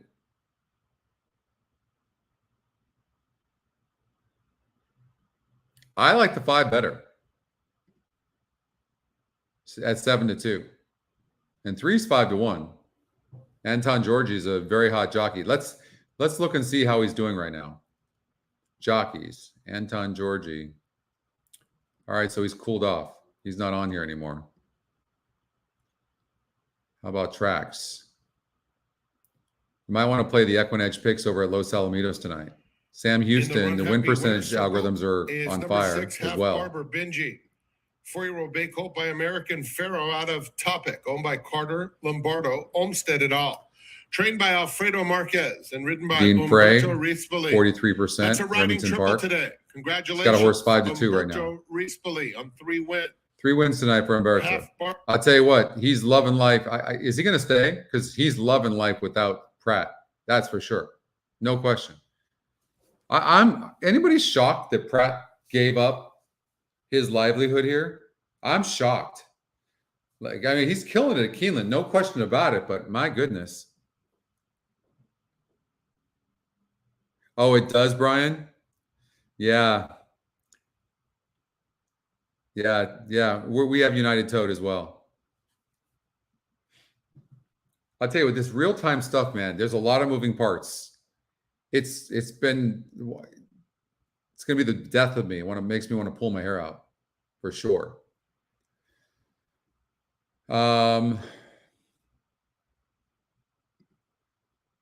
You know, I don't know if you guys know, but, you know, we do quarter horses as well. And Remington Park has some wonderful races. So here's an example of it, right? So you use the pace number the same way you would. So first-time starter, look at this. First-time starter, EquinEdge morning line 6-5. Top EquinEdge pick wins the race. Let's check out the next race. The one EquinEdge long shot pays $13 over the second EquinEdge pick over the top EquinEdge pick. Incredible. Race number 3, the 9 horse.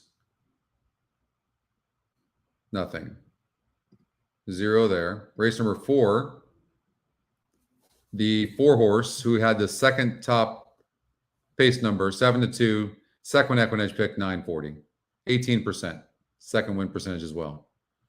I mean, it does extremely well with quarter horses. I would argue that it does better with quarter horses.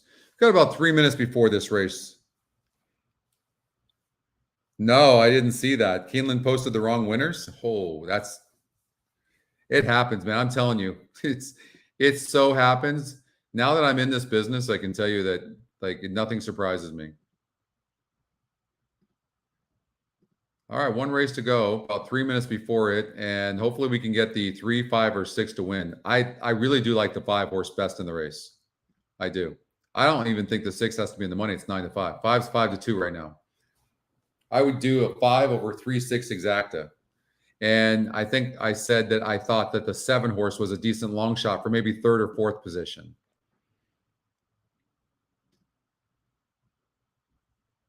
And you want to watch these horses dropping like this, okay, you guys? Like, look at this SOR here at 40 for today's conditions, and then look at this 3 horse and look to see where he was in the stretch. And you can see, I mean, not too far back. And then what happens is when you're in stronger races with better horses, they're finishing better than you. So you slow up, jockey lets up, say, I'm going to preserve him. Then drops in class against easier. And although this doesn't look like it is a drop in class because that was a 12.5 claimer, and this is a $4,000 claimer. So this is a big drop for the 3. 6 horse, if you look, the 3's been facing better horses, much better horses than the 6, and the 6 has got what, 5 second place finishes in a row? I mean, 1 win in 16 races. There's no way I could bet this 6 to win. And then you have the 5 horse who's dropping last couple of races at Canterbury Park were against 50 SORs, has been off since September, but this is probably the horse to beat is the 5, especially with Miotti. I mean, look at Miotti's record. He's only 25%.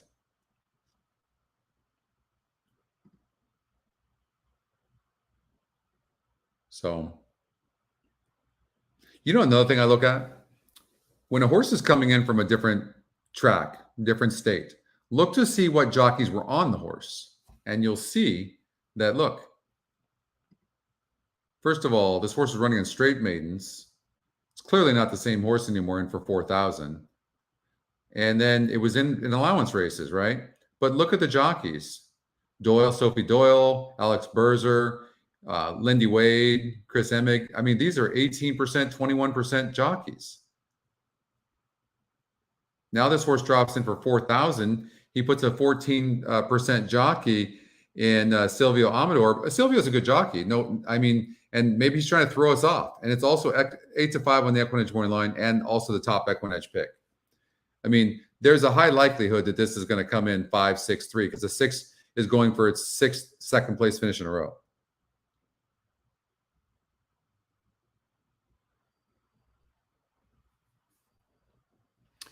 They're at the gate for this 10th and final.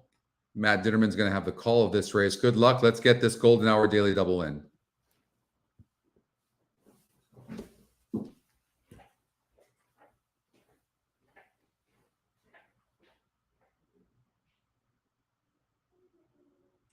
Loverboy Tom has taken his spotted line. Time is gone.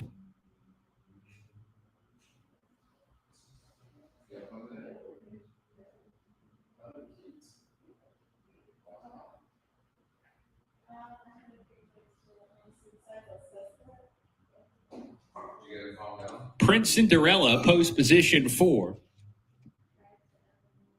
Bourbon with a twist, post 5.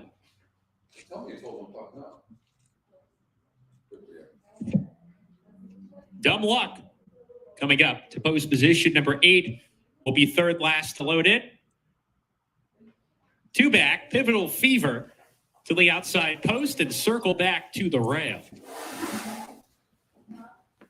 I really do think this 5 horse is going to be tough to beat here. To the rail. I just can't take a horse that's got 5 second place finishes in a row. This 3 horse can run. We're ready to go as well. They're loaded in the gate. Matt Ditterman has the call after the 6 horse loads into the gate.